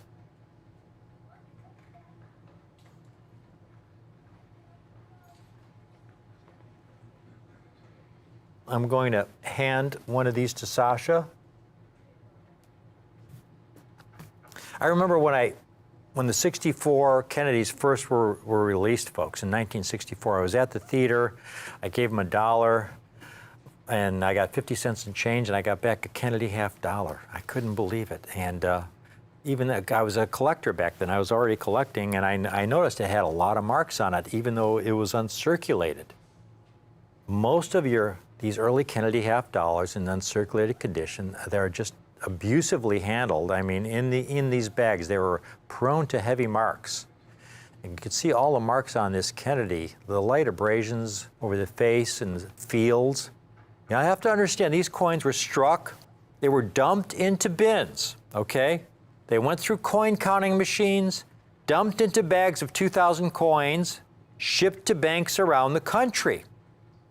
So it's understandable that when you would get one from the teller, even though it would never have been in circulation, it would have a lot of abrasions from contact with all the other coins in that minting process. Now, take a look at the 64D in this set. I mean, it's breathtaking. I get truly excited when I handle an early mint state Kennedy in this condition. So few marks, the fields, the face. It's exceptional. 1964 MS65 gem quality. Really among the finest known. And you know it was struck in Denver because right by the olive branch in those early years, the mint mark was on the reverse. Right below the olive branch there, you see the small D for Denver. Once we got into the 1971 and later years, the Kennedy $50 no longer had any silver content. Collectors really didn't bother saving them to any extent. They all were abusively handled. So even though you could have uncirculated Kennedy $50, they would be of very, very low quality. So these later years after 1970 are really, really underrated. And this is going to be a feature of this book. This is why this book is so important, because I have rarity ratings for all these Kennedy $50, and it's a long list. But Sasha's got a 73 there, typical. Uncirculated 1973 P struck at the Philadelphia Mint. This is what they usually look like. A lot of light abrasions and heavier abrasions on the coin. Just a very low quality BU example. Borderline uncirculated from just all the abusive treatment. And you look at the coin in this set. It is, again, specializing in these coins. When I look at thousands and thousands of 1973 Ps and have to look at all those beat up, trashy ones you just saw, and then I get to see one like this and handle one like this. And when I'm able to offer it at the price I have it for you today for this entire set, folks, it's really exciting. This presentation is one of my all-time favorite $50, mint state $50 presentations. This is the first time I've ever offered this 18-coin set. We've got one more coin for comparison, the last coin in the series, the Bicentennial. Bicentennial Kennedy $50, mint state Kennedy $50, struck in large numbers. They struck something on the order of 500 million between Philadelphia and Denver. But nobody saved them, really. I mean, very few people. Most of them, when they were saved in rolls, look like this. They're just very beat up. The Bicentennial issue was struck in 2 years, 1975 and 1976. They had the dual date. So it was really a type coin, and we flip it around, and you could see Independence Hall on the reverse. And now you look at the Bicentennial issue in this set, folks. I mean, look how clear the fields are.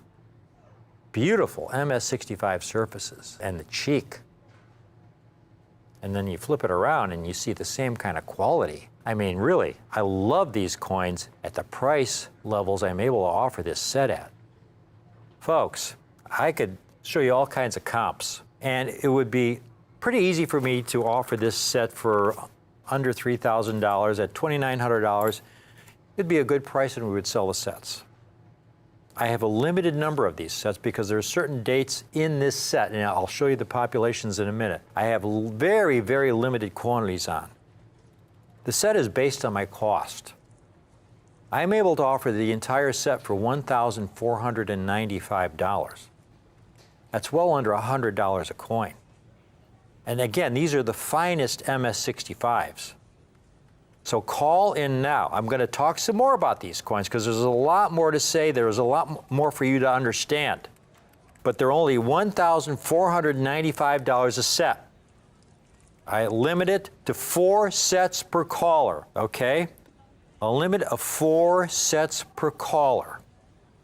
Again, what's most important to understand, getting an MS65 is a big enough deal. But getting attractive, brilliant specimens, I've got some examples. Sasha's going to show you that do not go into my Kennedy pedigree aspiration holder. They just don't have the eye appeal and quality. 1964 MS65, just really average toning, speckled toning. This does not qualify for a pedigree holder. Again, this is how they usually come. This one's a 65. Key date. Again, the speckled toning, not exceptional eye appeal for the date and grade. 1965, again, you got some toning issues there. 1966, not very attractive. I'd like you to take a look at this chart I have on the far left. And what I've done is compare it to the later Walking Liberty half dollars in MS65 from 1941 to 1947. The rarest Walking Liberty half dollar from that era is the 41S. You can see only fewer than 1,000 graded in 6.5, and around 260 or 70 graded higher. A 41S in MS65 goes for something in the range of $800 to $1,200 in MS65 condition. Key date. Then you have some of the more common dates, the most common dates from that era, the 43P, 46D. You can see 5,200 in 6.5, 6,900 in 6.5. But more importantly, how many have been graded higher? 43P, 5,200 in 6.5, but 3,000 in 6.6, 577 in 6.7, and 26 in 6.8. You won't see any Kennedy half dollars with numbers like that in higher grades, folks. An MS65 Kennedy is a huge deal. The most common Kennedy in this set is the 64P, the highest quality issue, okay? And there you could see about 7,500 certified by NGC. Now, for my aspiration holder, the number would be less than half that. Okay, it would be a small percentage of what you see here. Those are just the total NGC numbers. My aspiration total would be far less than that. And then you have the 64D, a much baggier issue, a lot more problems in terms of surface abrasion. Only 3,600 certified by NGC, but again, only a small percentage of those would qualify for my pedigree holder. But then you get into these key dates here. The 65, 66, 67, 1,500 graded in 6.5, 1,300, 1,500, and you saw what some of those look like. They're really typically unattractive coins. Struck in Philadelphia, those were the only mints that issued these coins for commerce. Look at this, a beautiful, brilliant specimen. These are so elusive, folks. In 6.5, brilliant condition. You can find dealers offering the same coin for $300 to $500. And look at this 1966 and the 1967. These are especially difficult because no mint sets were issued that year. Typically, if you bought 100 mint sets, for example, in 1968, you'd find a few MS65s. because they issued mint sets in 1968. They didn't have any for those 3 previous years. Going back to our population table, we get to those later dates. We have the 70D, folks. The lowest mintage Kennedy, just over 2 million struck. Highly desired among collectors. Just over 2 million struck, 2,100 graded in 6.5, only about 200 in 6.6 and 13 and 7. And then we get to these later years, and you look at these numbers, starting with the 71P, only 192 examples. Now, this is the important part of the presentation. And this is why this book is so important. 192 examples. That doesn't mean the 71P Kennedy is 5 times rarer than the 1941S Walking Liberty half dollar. It is very rare, but collectors haven't focused on these coins quite as much as they have on those earlier Walking Liberty half dollars. When they do, you'll see a few more of these early Kennedys graded in 6.5 and 6.6 condition, but they are rare. This is why this book is going to be so important, because what I'm doing in this book is doing what Wayne Miller did in his book on Morgan and Peace dollars. He didn't give the latest PCGS or NGC population numbers. I mean, back then there was no PCGS or NGC. What he did was give them rarity ratings. And he had rarity ratings from 1 to 12 for the Morgan dollars. So for example, if you go to a date like at 1882S, MS65, the rarity rating was 1. It was a most common date. 1882CC, he gave it a rarity rating of 3. That's what I'm doing in this book. And so I've got this second chart with rarity ratings for all those dates. And so you see at the very top, that 1941S, if I were to give it a rarity rating, it would be a 7, which would be a very scarce coin. And then you go down the list and you see all those dates in the mid-60s have 6s, which are in this very scarce ranking, extremely scarce. The 71P, even though it has one of the lowest population numbers, over time, as the coins are graded, the ultimate rarity is 5, which again is a scarce coin. So all of those issues are scarce, semi-scarce. The only date that is common of all those issues is the 71D. That's the one coin you can find in higher quality condition. So here you have all these issues that are really, really scarce. Again, when we go back to the top there, comparing them to those Walking Liberty half dollars, which, you know, the 43P, 46D are 2s. They're pretty common. The only 2 in this Kennedy set is the 64P, and down at the bottom, the 71D. So all of these coins are really, really scarce, and I've got this set for only $1,495. Call in now, folks. We've got a lot of people calling in on this set. This is going to be a shorter presentation because, again, when you look at those population numbers, those are really true indicators of the difficulty of finding these coins in exceptional condition. This book, when it comes out with these rarity ratings, are going to be so helpful for the collector of today. Be on the cutting edge. This is about future trends, folks. This is a set for the collectors of today and for the future. When you can get this 18 coin collection for under $100 a coin, again, it's based not on what the market will bear, it's based on my cost. This is a set I could easily ask considerably more for because I know how rare so many of these coins are in the exceptional, brilliant condition you see them in.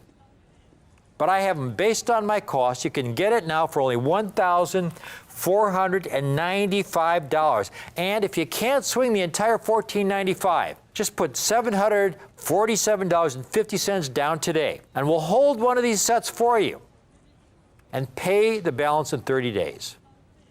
Just amazing quality. Again, this is a very scarce issue.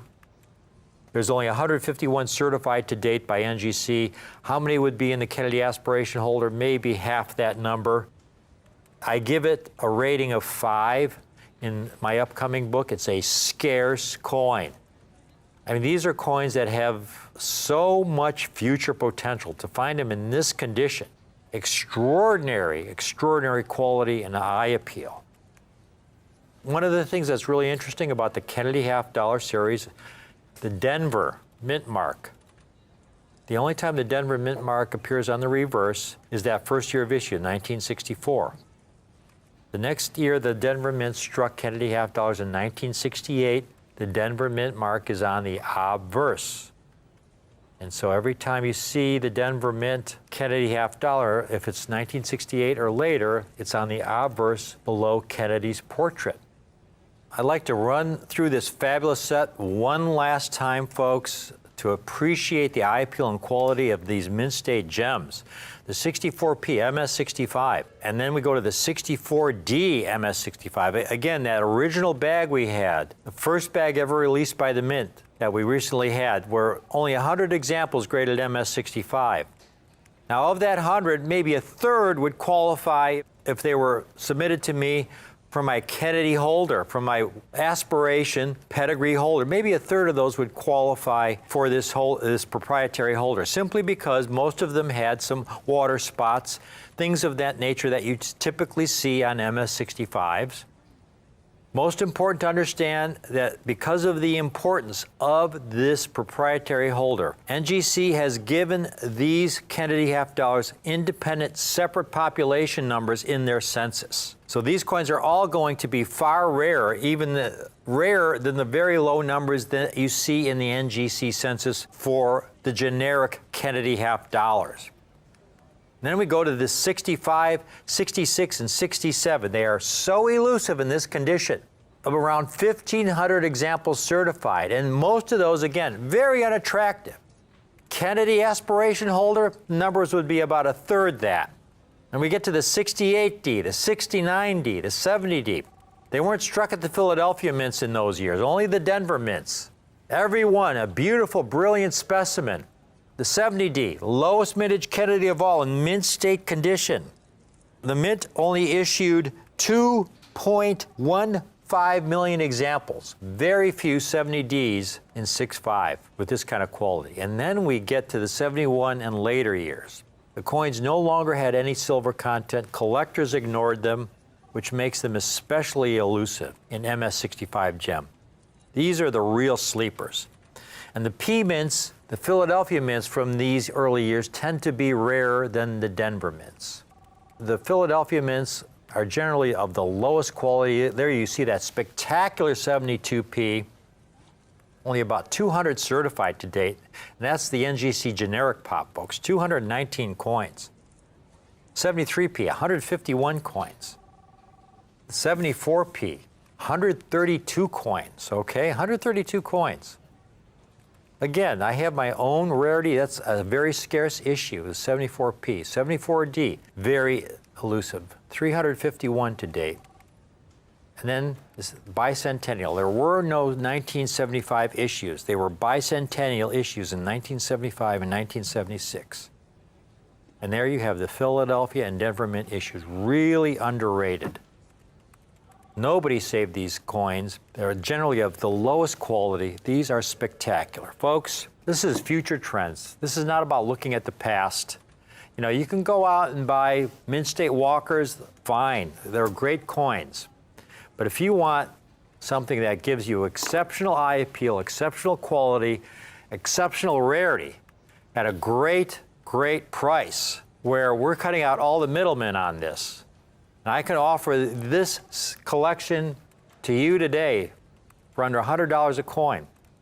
It's really a buying opportunity, a $50 buying opportunity of our lifetime. I hope you can take advantage of it.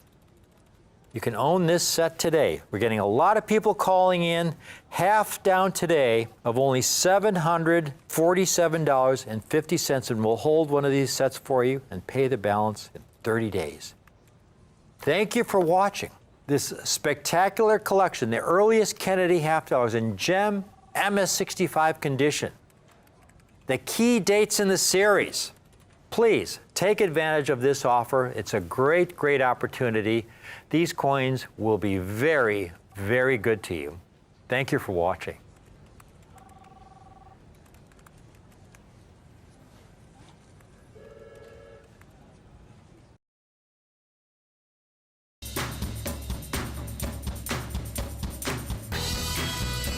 You're watching Rare Collectibles TV.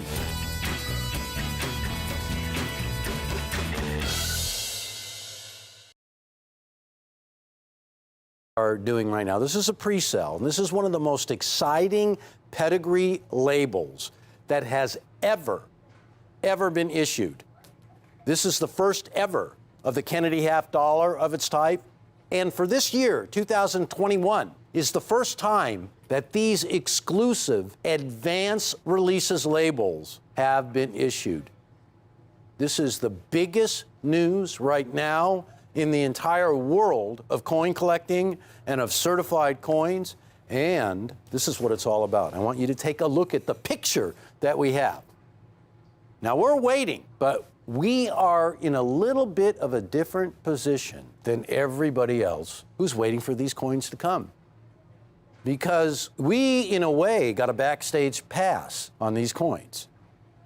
There are just a handful of companies in this world who have literally been handpicked by the United States Mint and in collaboration with Numismatic Guarantee Corporation. You know them. They are the grading service that has granted us exclusive rights to the Reagan Mercanti label that we have on all of our Silver Eagle coins of perfect grade.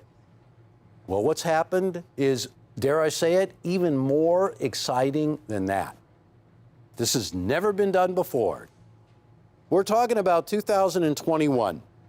And every one of these half dollars of the Kennedy half dollar are solid silver. And they're also pure silver. And of course, before 2019, there had never been a pure silver Kennedy half dollar before. Also the grade, let's not forget that, they're Proof 70 Ultra Cameo, and you cannot get a higher grade because it's indicative of perfect condition, and you cannot get a higher designation of the cameo effect of the coin, that mirrored background and satiny foreground of the coins. The ultimate designation for any proof coin in the history of striking coins has been Ultra Cameo. Nobody does Ultra Cameo better than the United States Mint. So what I'm hoping I'm getting across to you is the quality of these coins are unsurpassed, the grade is the highest ever, and the label of advanced releases that just a handful of companies around this world have access to. I started to tell you that really what this is a backstage pass. It's a quick route to the front of the line.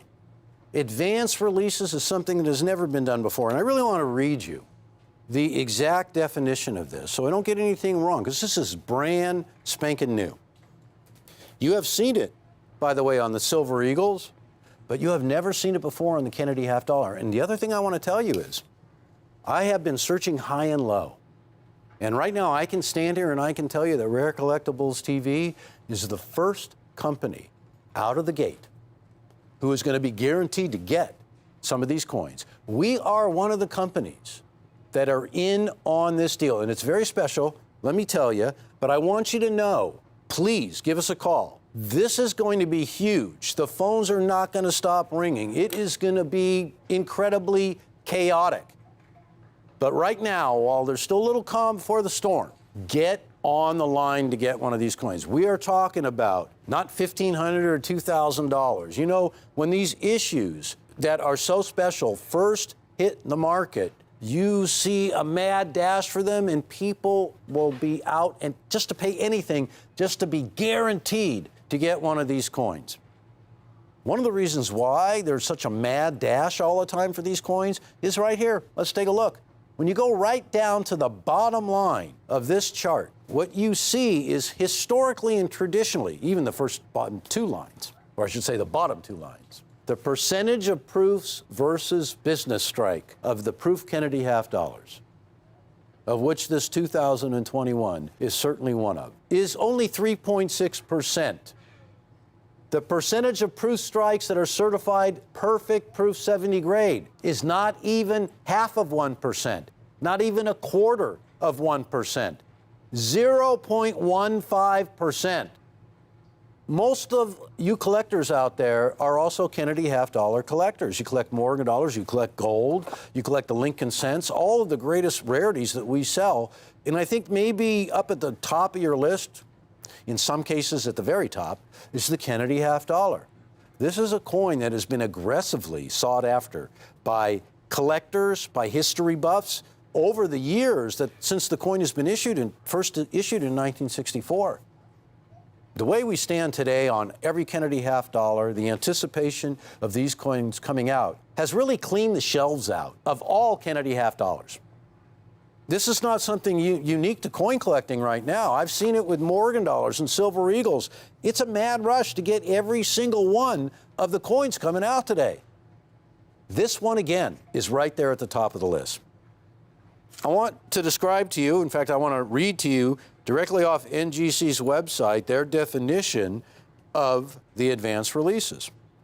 NGC offers the advanced releases designation for select coins, not every coin is going to be eligible, that are purchased by designated mint customers, that's us, prior to the publicly posted first day that the mint makes the new coin available for sale. The most exclusive label. That's what we're dealing with here. Now, you may have heard that a small handful, a group of dealers like us that purchase quantities from the U.S. Mint almost on a daily basis have been granted some special access to these labels and really invited to move to the very front of the line ahead of everybody else to get the very first of these coins. And if that it wasn't enough, the label of advanced releases speaks to the fact that days before the public notice of release is when we get a chance to get the coins. So naturally, everybody wants one. It's never been done before. $289. I really fear that there's not going to be enough of these coins for all the millions of collectors of the Kennedy half-dollar. This table that I'm holding in my hand is from 1964 all the way to the present time. And it features mintages from every single year. And you know something, folks? You take a look at them, and there's millions and millions of coins. Well, every one of these coins are for the collectors, though. They're all proofs. The business strikes, if those figures were up here, it would go on for pages and pages. It would be like a small phone book. And there's millions of those collectors. But when you look at these coins right here, folks, these dates, these mintages, you can bet that each and every one of those coins represents a collector. That's what you're up against. Now, we know that they never make millions of these coins. The coins have small mintages year in and year out, especially lately. There's a lot of evidence of that. We anticipate that this year as well. But I will tell you this. This is the most exclusive label for the following reason. You have to be invited to get in on this label. We had to be invited. It's not open to everybody. It sounds a little bit like favoritism, doesn't it? Aren't we glad? Aren't we glad that Rare Collectibles is in a position where we get so much product from the U.S. Mint because it's because of you collectors, because there's the demand for it, that we were invited to partake in this. Ladies and gentlemen, $289. And I want to also tell you that as I stand here right now, and believe me, I looked, my compatriots here, we all spent lots of time trying to find if we were the first. And we were. So I am proud to stand here and tell you, it's not easy to be first out of the gate with something so exclusive. But I have to tell you, we did it. And timing, you know, timing means a lot. Timing is everything. Well, I think that saying, that cliche, timing is everything, was made for this deal. It really was. You are right now in the right place to get a pre-sale, to get advanced on the advance. Something that nobody else in the country is telling you right now. I can guarantee you an advanced releases label.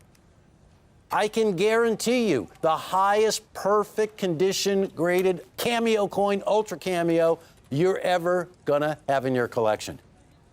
I can promise you that as the market takes off, and we've seen it before, I can name countless of examples where one day it's here and the next day it's boom. I can promise you a locked-in price of $289. If you can swing it, get as many as you can, because you're not going to regret it. But you are if you don't. I'm telling you right now, again, I've seen it a million times. You look back a couple of years, man, why didn't I get that 1995 W proof when I could have gotten it in the gold set for absolutely nothing? A $25,000 coin today. Don't regret it. This is an exemplary opportunity of how Rare Collectibles has really its finger on the pulse of the market. You can see a winner coming down the track from a long way, right? Because it's got the lead. This coin, ladies and gentlemen, is it. Don't miss out on it. It's a rare opportunity. We were invited, and you are now invited. Listen, I got to wrap this up, but I want to let you know that for $289, you're going to get the finest examples, and you're going to get the most unique issue of the Kennedy half dollar in a darn long time. And let us not forget also that you will own a really special coin and the third in the series of the pure silver Kennedy half dollars. Thank you so much for watching Rare Collectibles TV. Don't go anywhere because you know there's going to be a lot of good stuff coming up. And I will see you all really soon. Bye now.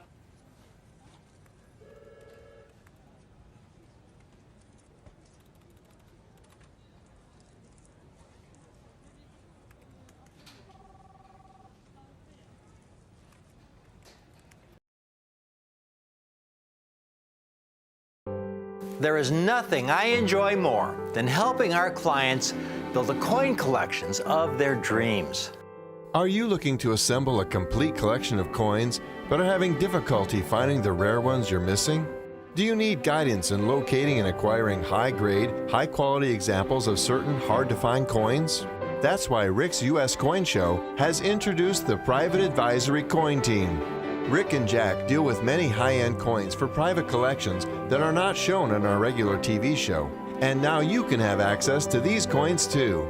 With the collective wisdom of our team and the breadth of our relationships at Rick's U.S. Coin Show, we have access to the most prestigious private collections, coin shows, and dealer inventories across the country, all to help you build a numismatic coin collection of your dreams. The Private Advisory Coin Team is for those collectors who seek those ultra super rare and hard to find coins that you only read about in numismatic books. If you're interested in learning more about some of the rarest and most valuable coins known, call the number on your screen and tell our customer service representative you would like to be connected with a member of the Private Advisory Coin Team. And be sure to keep watching Rick, Jack, and James on Rick's U.S. Coin Show.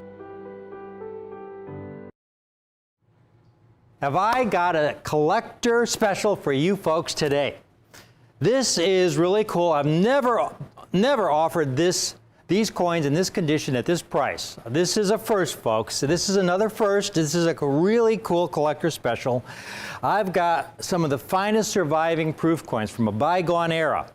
An era where I say when proof coins were struck the old-fashioned way, struck at the old Philadelphia Mint. The Philadelphia Mint that had been the minter of proof coins from the early 1800s up through 1964. After 1964, they switched proof making from the Philadelphia Mint to the San Francisco Mint. And when they did that, they introduced some new technologies and new ways of packaging so that when you get a proof set today, struck at the San Francisco Mint, here's one, this is an original 1990 proof set, original packaging, and you open it up and you get your proof set and you order these directly from the Mint, and there you go. Beautiful, beautiful proof coins. State of the art. The only thing is, folks, you go to a coin show, go to a coin shop, you buy 10 of these sets, at a coin shop, all 10 will be absolutely stunning. You know, because again, the mint, the technology has improved so dramatically over the last several decades. But back in the Philadelphia Mint era, 1964 and earlier, they didn't have this technology. They didn't have this kind of packaging. The old Philadelphia Mint was still making proof coins what I call the old-fashioned way. Now, for those of you who are new to collecting, proof coins are coins struck specially for collectors. They're meant to represent the state of the art, the finest possible quality the mint is able to produce given the technology of the day. So they'll take the finest dies and they'll polish them to a high degree and until they have a mirror-like finish, and they'll take the coin blanks and put them through a special polishing process as well, and then slowly feed those blanks into the die. Then they'll double strike them under higher pressure to bring out every possible detail, and then they will individually handle them so they won't abrade with other coins. Coins struck for commercial use, on the other hand, the dies don't go through any of that kind of expensive procedure. The goal of striking mint state coins is to make as many as possible, as cheaply as possible, to meet the needs of our economy. And so when you look at the Roosevelt dimes, struck for commercial use and struck for proof, you see huge differences in the quantities struck. In 1955, 378,000 proofs were struck, 44 million mint state coins. By 1956, the proof mintage had increased to 670,000, mint states over 200 million. Now you go into the 60s, folks, and you see the 62 there. 3.2 million proofs, but over 400 million mint state coins. By 1964, you had 4 million proofs, over 2 billion mint state coins.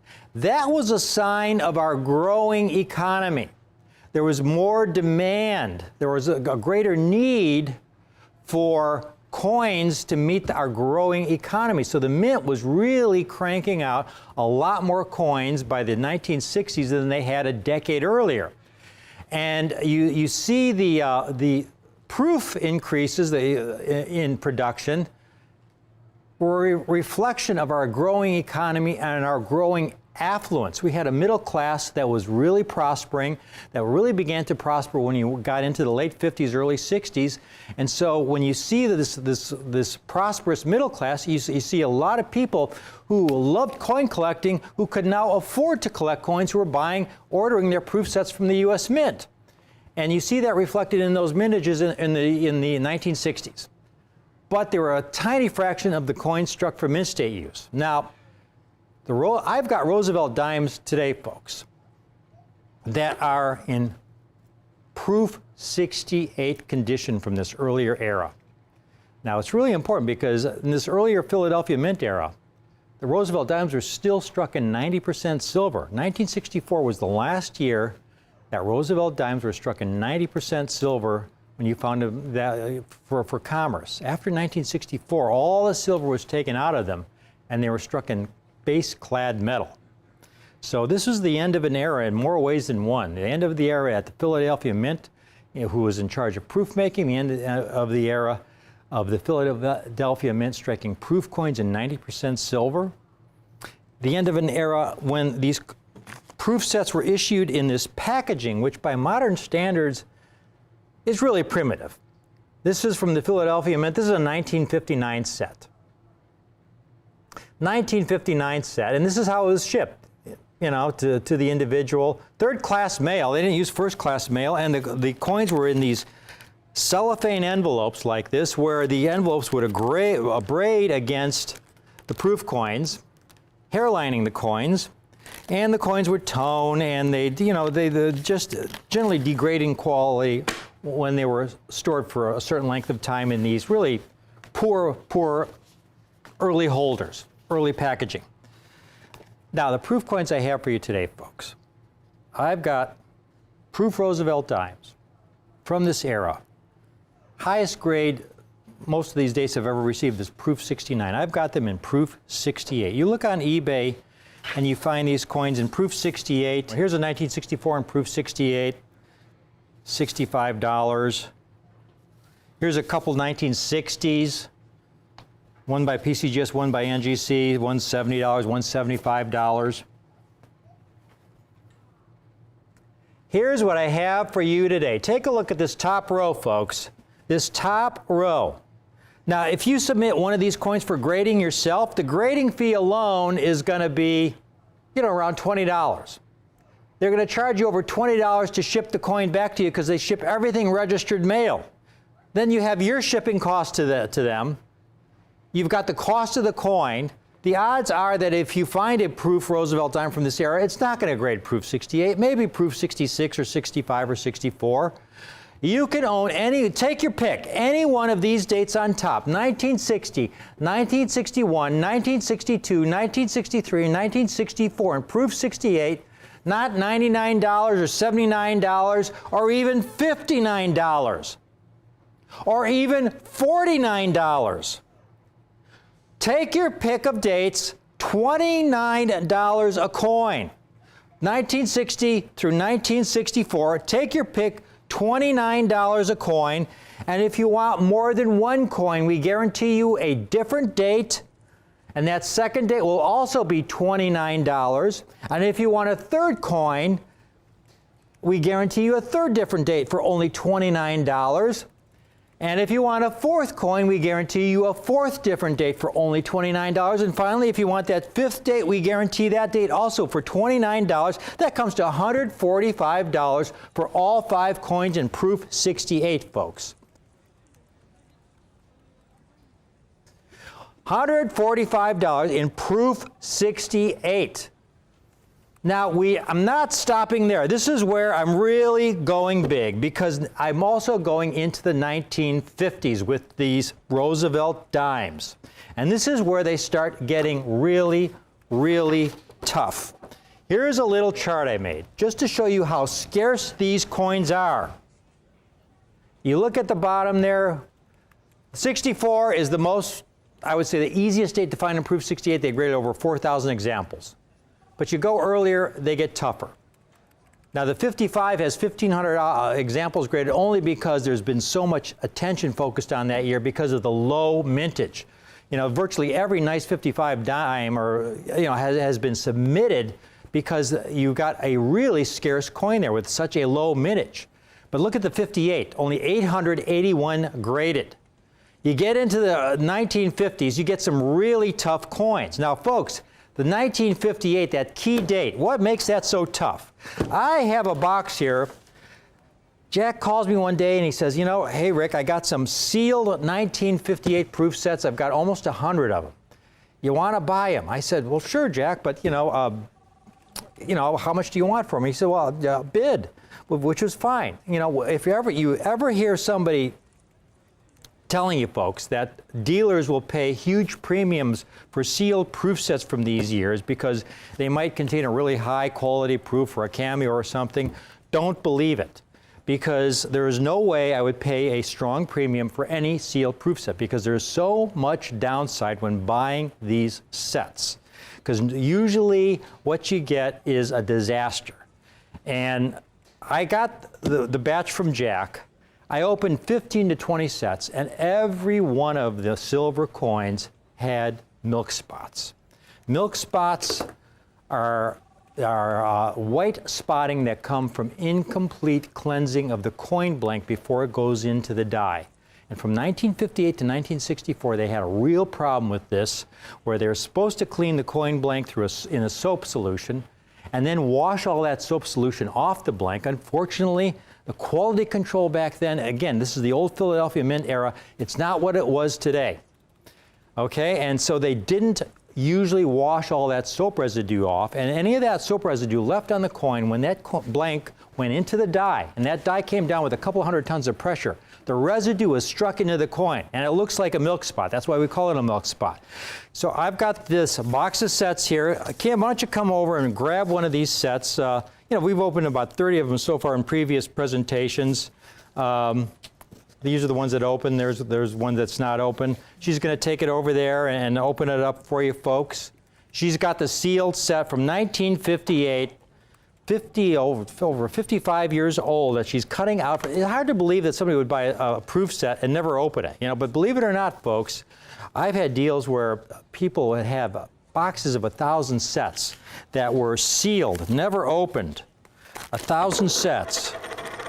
So she's cutting it out.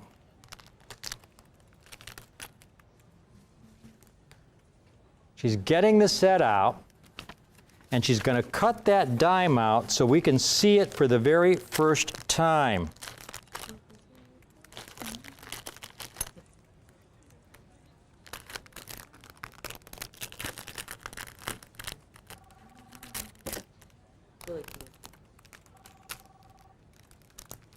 And there you could see, let's upside, right in the back of his head there.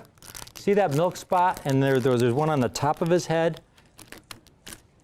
It's really easily visible, folks, even though it's a dime. There's a close-up.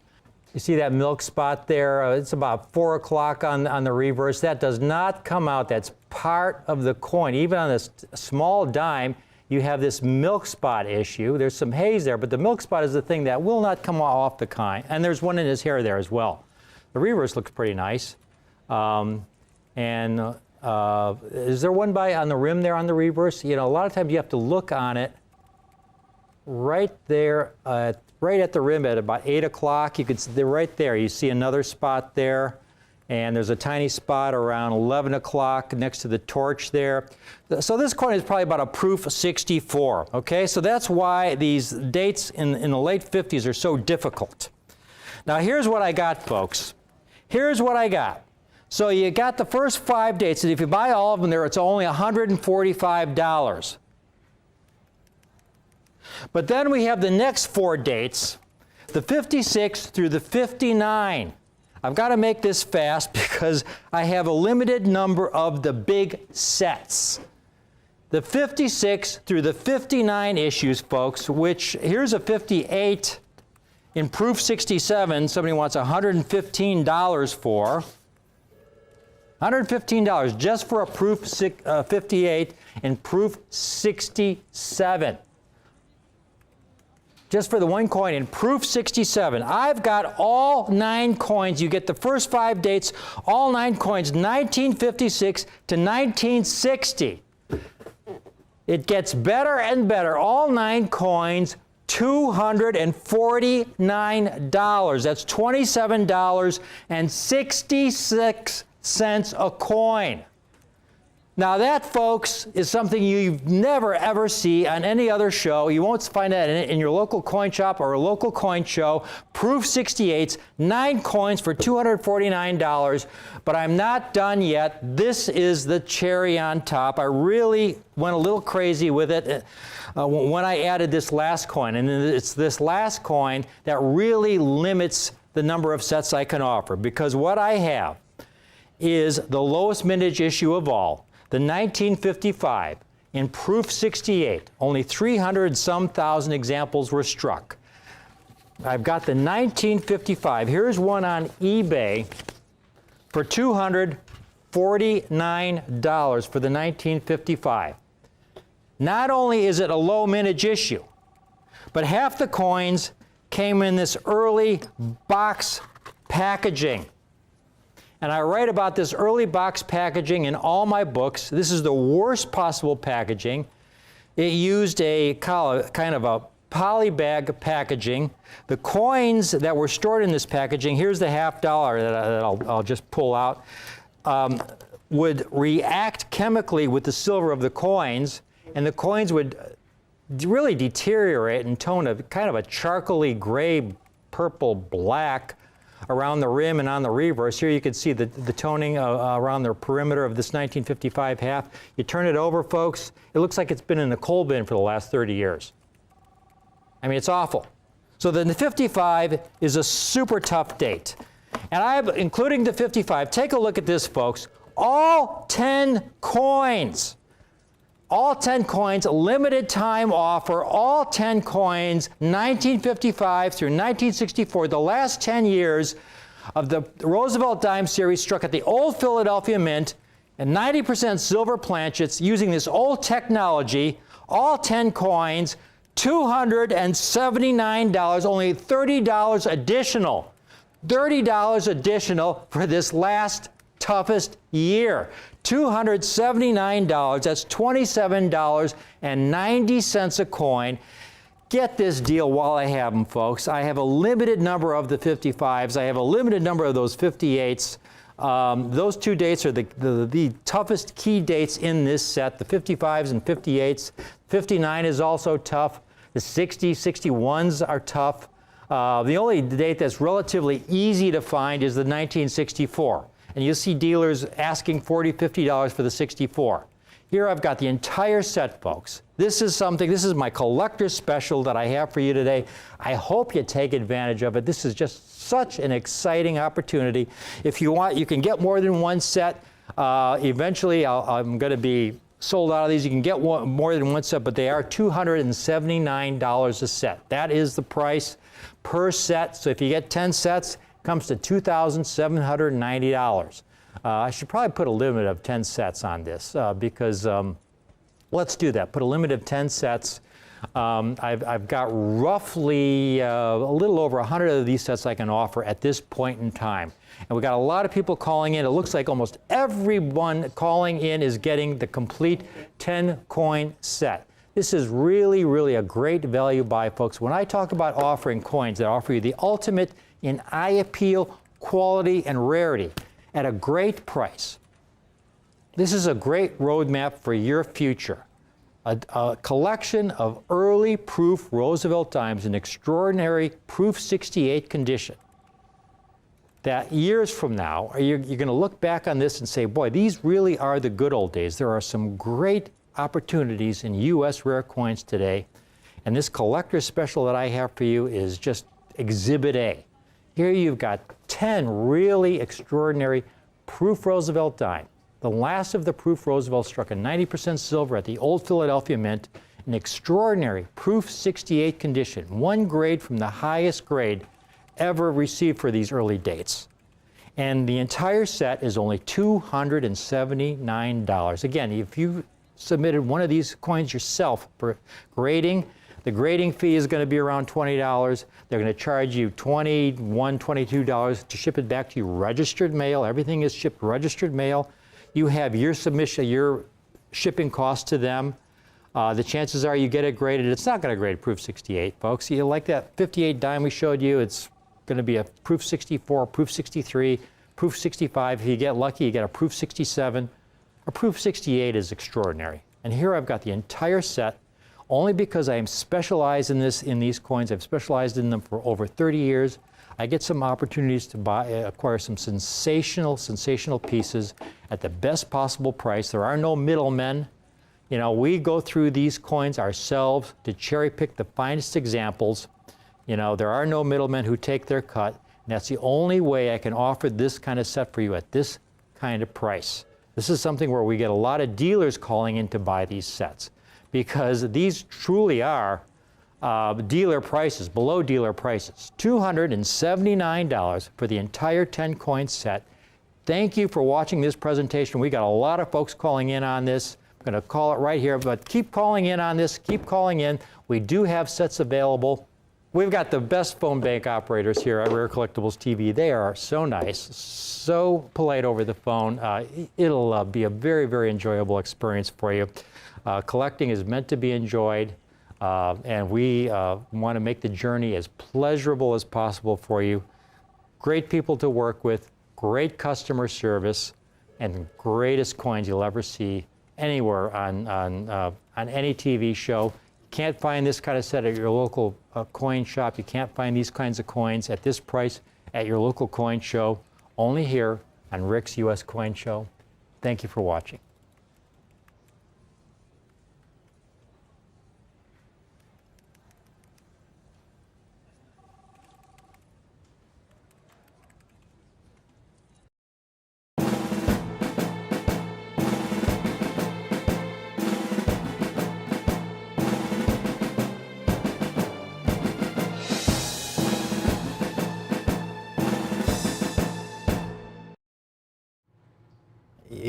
You've seen some of those extraordinary Proof 68 Roosevelt dimes that we have for you folks. 1955 to 1964 in Proof 68. There are no Proof 70s from this early era in proof making at the Philadelphia Mint. They didn't have the technology. Proof 69 is the highest grade, and there are very few of those.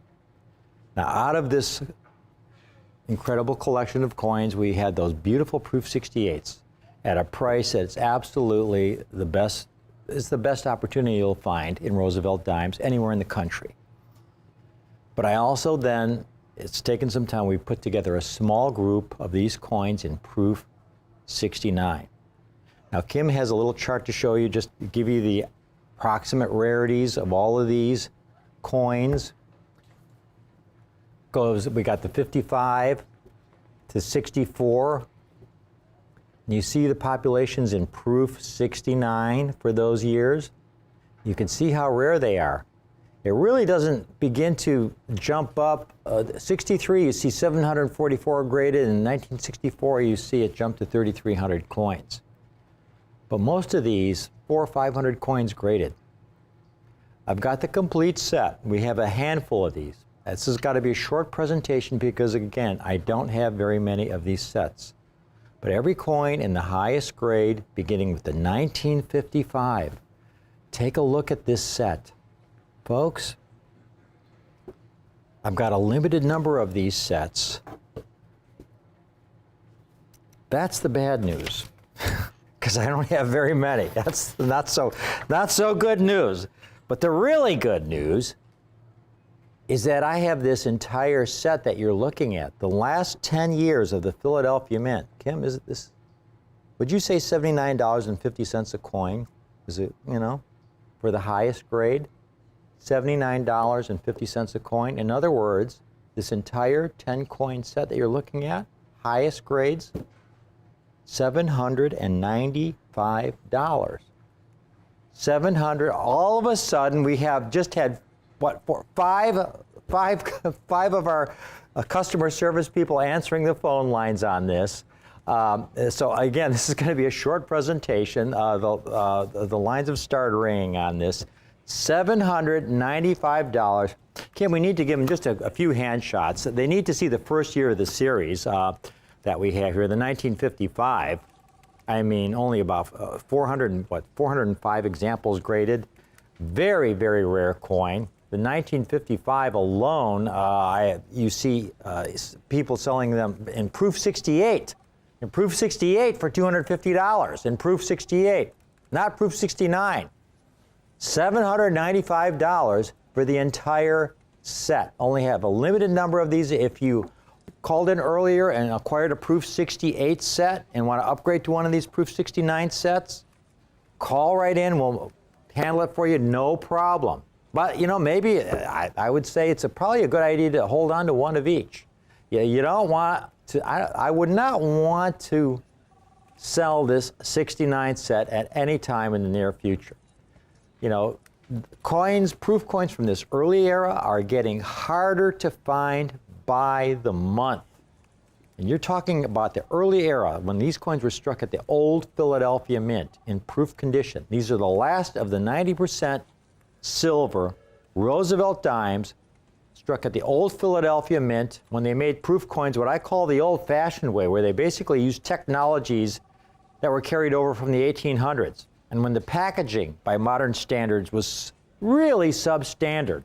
So for these to survive in this condition, most importantly, for me, if I were asking $1,995, $1,995 for the entire set, it'd be a great set, but it's not something I drive across town necessarily for, but it would be certainly an ultimate set. But for $795, $79.50 a coin, this is worth going out of your way to pick up. This is not something that comes along very often. You can go to a major show, you will not find a set of Roosevelt dimes in this condition at any price. At any price. And we have them today while they last. Again, we got people calling in. I have a limited number, so I have to cut it right here. The entire set for only $795. the last of the proof Roosevelt dimes struck at 90% silver at the Old Philadelphia Mint. Extraordinary collector's special to be able to offer these Roosevelt dimes in proof 69 for $79.50, folks. $795 for the complete set. You know, this is the kind of offers we have where we get so many dealers calling in to buy these sets at these prices. Because again, we buy the collections ourselves, we do all the work, we look at the thousands and thousands of coins, all the hairline coins, all the spotted coins, to cherry pick that occasional diamond in the rough, to get it graded, so we can offer you these kinds of deals. It's a lot of work, but that's what we love to do. We're collectors, and it's a real joy to be able to offer this kind of eye appeal, quality, and rarity in this Proof Roosevelt Dime Series for this extraordinary, extraordinary price, $795. Thank you for watching.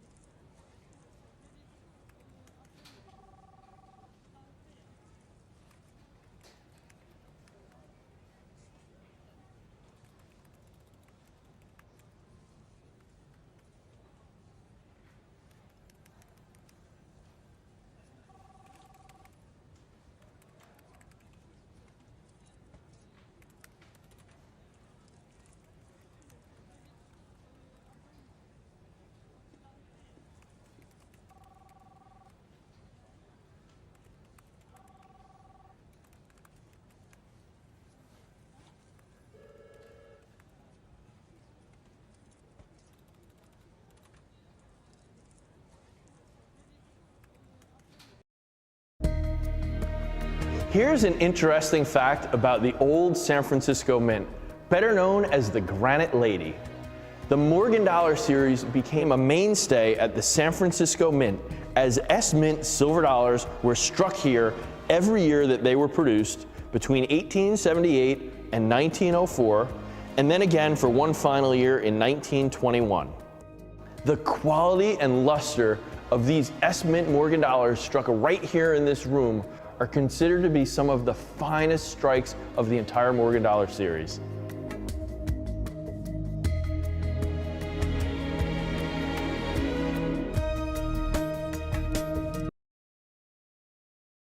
And welcome to a silver dollar presentation that is going to feature all Mint State Morgans from the San Francisco Mint. Now, ladies and gentlemen, we're featuring in this collection all certified 1878 through 1882, the first 5 years of the Morgan Dollar at the San Francisco Mint, the Granite Lady. The Granite Lady opened up in 1874, and this is where all the Morgan Dollars that were struck at San Francisco were struck. It's really important to note why the San Francisco Morgan Dollars are so sought after. They have a little bit of a different look than those from Philadelphia or New Orleans or Carson City or the one date from the Denver Mint. Because the San Francisco Mint, when they began to strike Morgan Dollars, they also received brand new state-of-the-art coining presses. And it is these coining presses that struck the world's most famous silver dollar. Now, before we get to any of this backstory, I really want to fill you in on the numbers, the facts and figures, because this is what drives the whole entire collector base for Morgan Dollars. The fact that we can still get some uncirculated Morgan Dollars today, whatever varying degree they happen to be in, but they get tougher and tougher every day, and they have actually, as you look back through the archival record, never been easy to get Mint State Morgan Dollars. In spite of the fact that the Mint, the Treasury, struck millions and millions of Morgan Dollars, there weren't that many remaining after all the dust had settled, all the melts that had taken place, all the coins released into circulation. As you can see by this table of numbers, the number at the bottom is what is really important, because that is a number that is reflective of just a little tick over 0.1% of the amount or the percentage of the total struck Morgan Dollars that are now certified in all grades of uncirculated. Now, you are probably a savvy coin collector, so you know that there is a grade of uncirculated that is not mentioned on this table, and it's Mint State 70. which is indicative of absolute perfection. Well, there has never been a Mint State 70 Morgan dollar. In fact, as a Mint State 69, that's the highest grade that has ever been granted any Morgan dollar. There's only been a handful of those in all the years that they've been grading coins, and that coin grading has been going on since the mid-1980s. And the coins that we are featuring are the first 5 Morgans from the San Francisco Mint in Mint State 64. And I'm going to get into how we call them a Mint State 64, why that's such an illustrious grade. But to really start it all off, I want you to take a look at the actual coins, because that explains a lot. That really drives home the quality in a Mint State 64 strike, the uncirculated degree by which the coins appear to be almost totally bag-free, which is in itself a minor miracle, because you have to consider that these coins were struck on a high-speed press, literally thousands at a time, dumped into canvas bags containing 1,000 silver dollars, jostled all around, driven across the country by train or any other means that they could get the coins from the various mints, in this case from San Francisco, disseminated out to the banks. And yet, these coins that you're looking at are the few that have nearly completely clean cheeks and clean fields, the background of the coin. So as you can see, just a little bit over 0.1% of Morgan dollars will grade in Mint State, whether it be Mint State 60 or anything in between, or Mint State 69. And when we look at the total that are certified in those grades, it's below 7 million, and we're talking about over 386 million Morgan dollars that remained after the great melts of 1918 and even further into the later years of the 20th century. During World War II, over 40 million more silver dollars were melted. So over 656 million silver dollars, Morgan dollars, were struck, melted in just 1 year, close to 300 million coins, and what remains is just a little bit over 1/10 of 1%. And that really did bear me repeating about 20 times, because it's so important. Well, that kind of encompasses the entire series. Now let's get into the specific dates that we're featuring in this collection. These are the dates: 1878, 1879. We're going all the way through in date order, chronological order, from 1878 to 1882. All San Francisco struck. What immediately becomes apparent is that the 1881S, the coin with the highest mintage of this group of dates at 12,760,000, has 220,851 examples grading in Mint State 64. Just that one date, 1881S. But ladies and gentlemen, as a percentage to its entire mintage, it's only 1.73%. And I think what has happened lately is that collectors are realizing that the pool, the reservoir of Mint State Morgan dollars has never increased. There's a finite amount of each one of these coins that were struck by date. And the last Morgan dollar was struck in 1921. Nothing has been issued since then.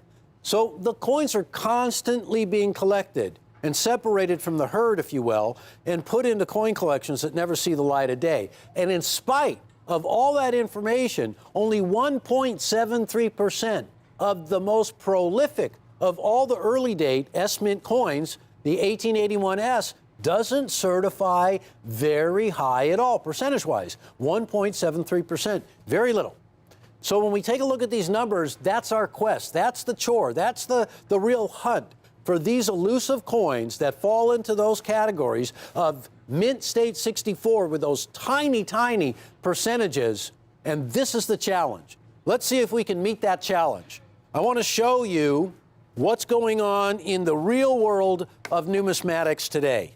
I want to show you the comparisons for the dates that we're featuring. Now, I've done a lot of research on this, ladies and gentlemen. I was on the computer before we even went on air here, and I got to tell you, what I'm seeing on a daily basis, especially for MS64 Morgan dollars, is a mad scramble. This is that date that has all the original luster, that is so slightly bag marks, no matter which year you choose. These coins don't certify in any great percentage, no matter how many coins are submitted. They're tough to acquire no matter how you source your coins. If you are looking for original collections, you might get a few. If you are looking at rolls, those coins have long since been certified. The few that remain in Mint State 64 in the marketplace are on this show right now. Here's what I'm talking about. 1878 in a Mint State 64. This coin right here brought $360, and you can see why. It is a beautiful, stunning example of the very first San Francisco struck Morgan dollar. It's everything that you would expect a coin to be. It resembles the coins we have on our own display.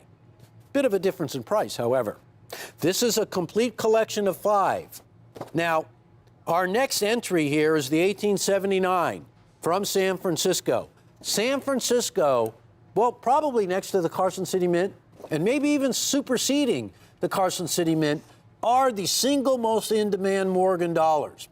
It's really all about those brand new coining presses, the methodology by which they struck these coins, the time and care that went into the quality of the strike that leads us today to have these S-Mint coins in such demand. In fact, today, right now, the San Francisco Mint is a mint that is exclusively reserved for striking collector coins for us coin collectors everywhere. When you want the highest quality strike, San Francisco is where you go. And that is a tradition that began in 1874 and, of course, in 1878 when the first Morgan dollars were struck. The Granite Lady opened in 1874. 4 short years later, Morgan dollars began to roll off the presses. Well, here is an 1879 from San Francisco. Another example of a striking, stunning, clean-cheeked, clean-of-field Morgan dollar. Mint State 64, $359.10. 1880, 8.9 million coins struck, certifying at a rate in Mint State 64 of 1.45%. Here is another stunning example at $157.50. I think the value of these coins is so apparent to collectors today to be able to get amazing coins for that little money. Wow. Now we're beating the price on every one of these coins. We're doing a 5-coin collection. So far, we're 3 years into the first 5. 1881S. Again, let me say this is the most prolific of all of the San Francisco struck Morgans. Over 220,000 in Mint State 64, certifying at 1.73%. But I have to tell you, folks, 1.73, not very high percentage. I mean, you're looking at, 98% and then some that will not qualify for a Mint State 64. Now, the final entry is a coin that is a mintage of 9.2 million, the 1882S. In a Mint State 64, there were only 69,000 examples graded, and as a percentage, it is 0.75%. Now, ladies and gentlemen, that right there, I want to make sure I get this right on my notes, because as I was looking all around, this is about the best I could find out there. This deal right here will cost you $1,467. Now, that was a mighty hurdle to overcome, because those are really inside prices. And, let's face it, these are certified Mint State 64, the most in-demand Morgan dollars, because the San Francisco Mint, even since day one, has had the reputation of being the highest quality strikes of any of the producing mints in the United States of America. We're offering this collection not for $1,467, but for $1,195. And please take advantage of the opportunity to lock up this deal right now for $1,195 with our split pay. So you put down $597.50 today, a month goes by, and you put down the other $597.50, and the set of 5 comes to you. But more importantly than that, these coins never last a long time here at Rare Collectibles. These are some of the most popular silver dollars ever struck. San Francisco Mint, the first 5 Morgans, a lot of history there. 1878, for instance. In 1878, when the San Francisco Mint received the dies from Philadelphia, they received 10 die pairs. Of the 10 die pairs, 8 were unusable. They simply would not fit into the coining presses. The 2 remaining pairs, one pair broke instantly. It is possible to crack a die. It happens all the time. So the Mint at San Francisco had to rely on one die pair to begin striking the Morgan dollar. This explains why a lot of 1878 S's will not garner a high grade of Mint State 64. But these do, $1,195. Issued from 1878 to 1921. This is a historic silver dollar series. Most of these coins were released into circulation, and we can see that by the amount of coins in all grades of Mint State that have been certified since the mid-1980s. Not even 7 million coins in all grades of uncirculated. So originally the Mint struck, of all the total catalog of silver dollars, over 656 million coins. And the reason why that number, 656 million, is important is this reason. In 1918, the government mandated the melting of nearly half of all the silver dollars ever struck. So immediately, half of that quantity was removed forevermore. Even more importantly, when silver was discovered in Nevada in 1859, it was known as the Comstock Lode. And it was such a large silver discovery that there were actually 11 separate mining companies working this strike. It was the largest silver strike the world had ever seen up until that point. Technology was employed that had never been done before in any type of mining to go down deeper to get all that silver ore. And there was a good reason for it. Silver made the world go round. It was one of the original forms of money.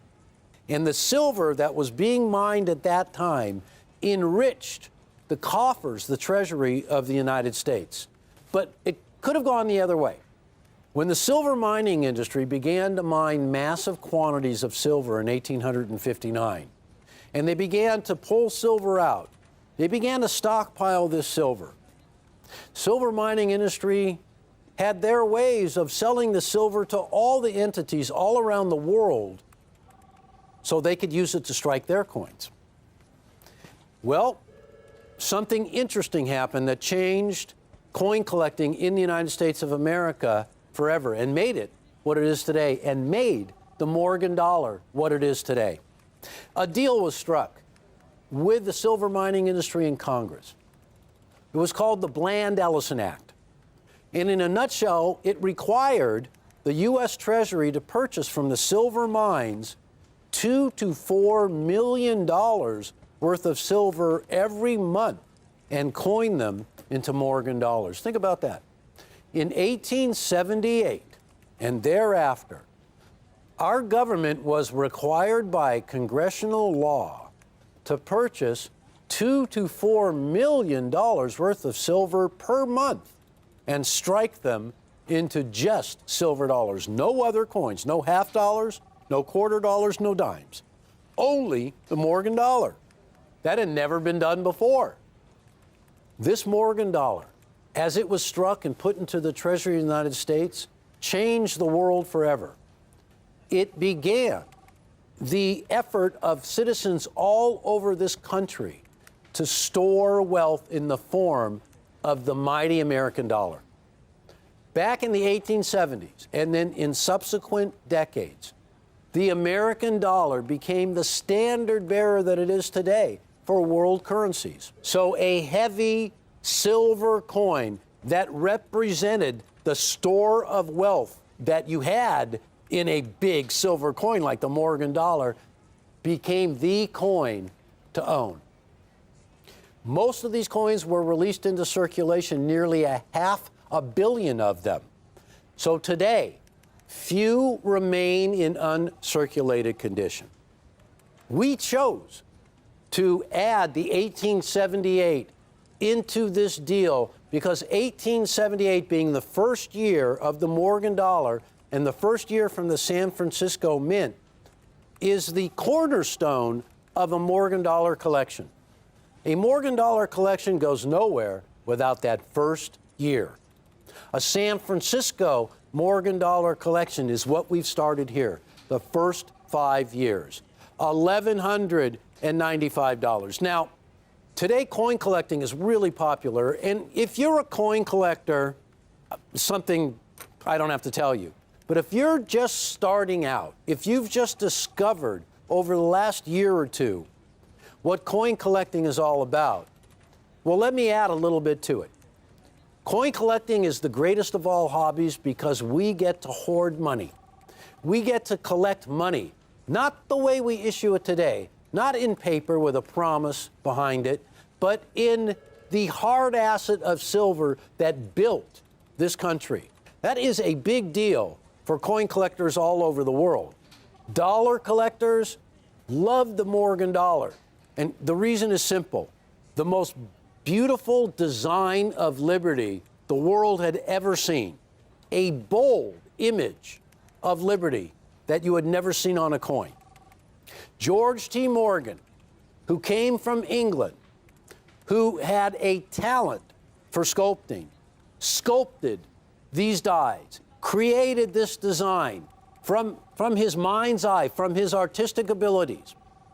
In fact, when he originally came to the U.S. Mint from England, he began working not on a silver dollar design, but on a new proposed half-dollar design. When everybody at the Mint had submitted their designs for this new silver dollar that was soon to be issued, it was clear that the ultimate, the winning design, was actually George T. Morgan's proposed half-dollar pattern. It was so captivating that the director of the Mint director himself, decided that that would become the new silver dollar. And from that moment on, the Morgan dollar is known just by that one word. Anywhere you go, do you have any Morgans? And anybody will know what you're talking about. Now, we're doing something that is a little bit different. These are certified Mint State 6.4s. So not only are these coins uncirculated, but they are classified on the grading scale, what we call the Sheldon grading scale, which numerically runs in uncirculated between Mint State 60 and, well, really Mint State 70, even though there's never been a Mint State 70 silver dollar. The highest grade has been a Mint State 69. So where we fall in the category of uncirculated is not in the beginning grade of Mint State 60 or 61 or 62 or even 63, but in Mint State 64. And now I want you to take another look with all that in mind, with how these coins were struck on a high-speed press for release into circulation, interested in striking the quantities of Morgan dollars that were mandated by congressional law. Take a look at the quality of these coins. And then it's very easy to understand why of all of the 1878s, only about 1/3 of 1% will grade in a Mint State 64. In 1879, that year, not even 1% will be categorized as a Mint State 64. 1880, from San Francisco, 1.45%. That's all there is in Mint State 64. 1881S, of the 12,760,000 coins that were struck at San Francisco, only 1.73, not even 2%, will grade Mint State 64. And of course, 1882, not even 1%, but 0.75%. Now, as you are watching the shot go by, I want you to notice something about the cheek of Liberty, and I want you to look at the ear of Liberty. These are the points of the coin that the graders inspect meticulously. Wherever there are bag marks on a coin will be reflective of its ultimate grade. And I want you to notice, MS-64 examples are so bag-free that as you watch those coins go across your screen, there's one common thread. Wow, look how few bag marks there are for each and every year. How matched they are in the quality of strike, in the detail that you see, in the uncirculated detail. There is an example of an 1882S that if I did not tell you that was a Mint State 6.4, you could easily mistake that for a 6.5 or a 6.6. I always come prepared with a lot of notes and a lot of facts and figures. But when you look at a coin like that, what it really does, it tugs at the emotion of being able to own, maybe after a lifetime of searching. If you've been a coin collector since you were a kid like myself, you always dreamed of owning Morgan dollars that had those clean cheeks, the clean field, the part of the coin in the background that has no raised design. That's known as the field. The cheek of the Morgan dollar, the ultimate indicator of its beauty, of its rarity. Everything that needs to be on a Mint State 64 that is categorized as the ultimate in Mint State 64s are here. And I'll tell you why. Because we know that the ultimate example of these Morgan dollars from San Francisco are the Mint State 64. They're the coins with those clean cheeks. They're the coins with that luster. They're the coins with that crisp strike. It seems that everybody wants a San Francisco struck Morgan. Some of the highest grades of Morgan dollars, if not all of them, came from the San Francisco Mint. What you get from all of this, ladies and gentlemen, I want to recap this for you because $1,195 and the split pay is an unbelievable price. But I want you to really take into consideration what you get. And when you do that, you see what we go through. We're out all over the country, even as we speak right now, searching for Morgan dollars that we can bring to presentation like this. A coin that is a dream come true coin. These are the coins that you will substitute the lesser quality in your collection and replace them with these keepers, because these are the ones that will be part of your complete collection, that will be passed down, because these are the classic issues in the classic condition, in the ultimate eye-appealing grade of 64. And the reason why I'm saying the ultimate grade of 64 is what we do at Rare Collectibles to bring coins like this to the air. We don't just take any 1878S or 1882S. We hand-pick these certified coins. We are out there buying collections, buying even individual coins. And our ultimate goal is to build these sets and to have them as the indicator, the barometer of what a San Francisco struck Morgan dollar should look like, what we want them to represent. Because you know, ladies and gentlemen, there's the technical grade of Mint State 64. We're not interested in that. We don't want a coin with spots all over it. We don't want a coin with a few bag marks but no wear. No, we want these coins that can easily be mistaken for a grade higher or even 2 grade higher. That's what we're looking for. Now, as we go through the clean cheeks and the ultimate reverses on these coins, I want you to be the final judge. Did we hit all the criteria? Did we touch all the bases? Do we have the right price? Well, instead of almost $1,500, we're at $1,195. instead of just doing ordinary dates randomly selected, which would be so much easier for us, we have chosen to do the ultimate date run, the beginning of the Morgan dollar from the San Francisco Mint, beginning in 1878. We only want the coins that are the brightest white examples, that are the original luster, the original strike, coins that were never released into circulation. And before I wrap this up, I want to remind everybody one last time, Mint State 64, well into the category of uncirculated. In fact, one of the greatest examples of a Morgan dollar, I feel, that we can bring to a presentation is this particular Mint, San Francisco, and this particular date run. And the reason is simple.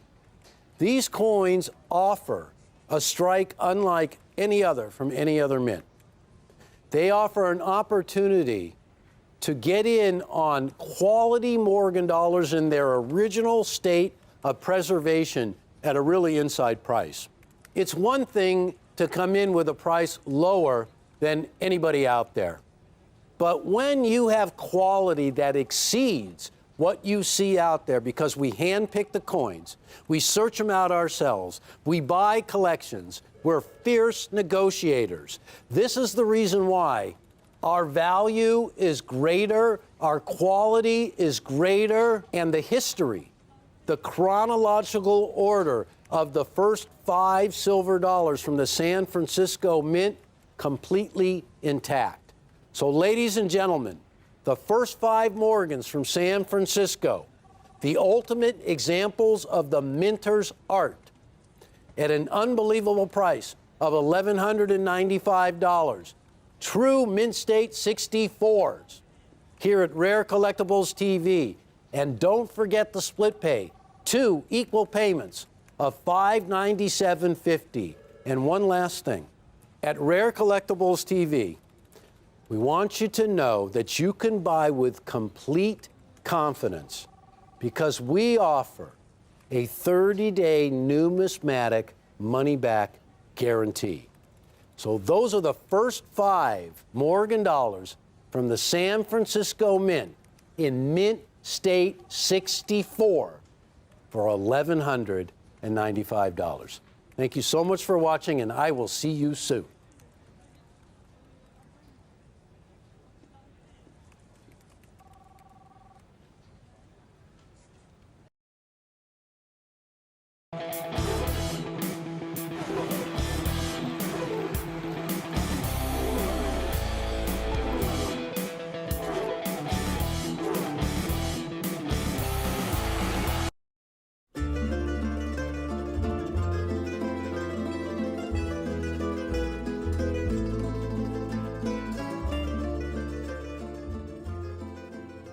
Gold double eagles.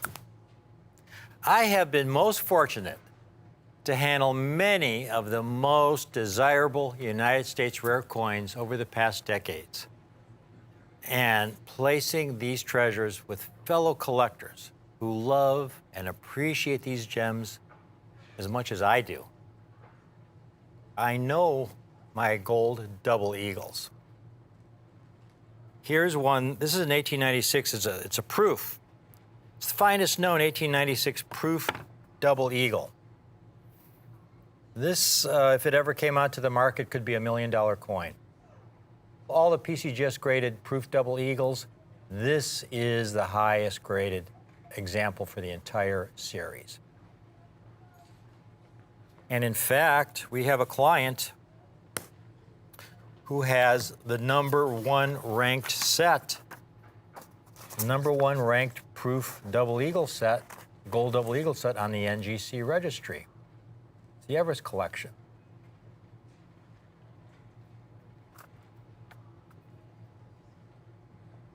Now, I have a great gold coin for you today, folks. This coin really should not exist in the condition that I have it in. It's a coin well over 100 years old, and these coins I have never been in circulation. All right? They've never been in circulation. In other words, they were taken from a mint bag like you see here.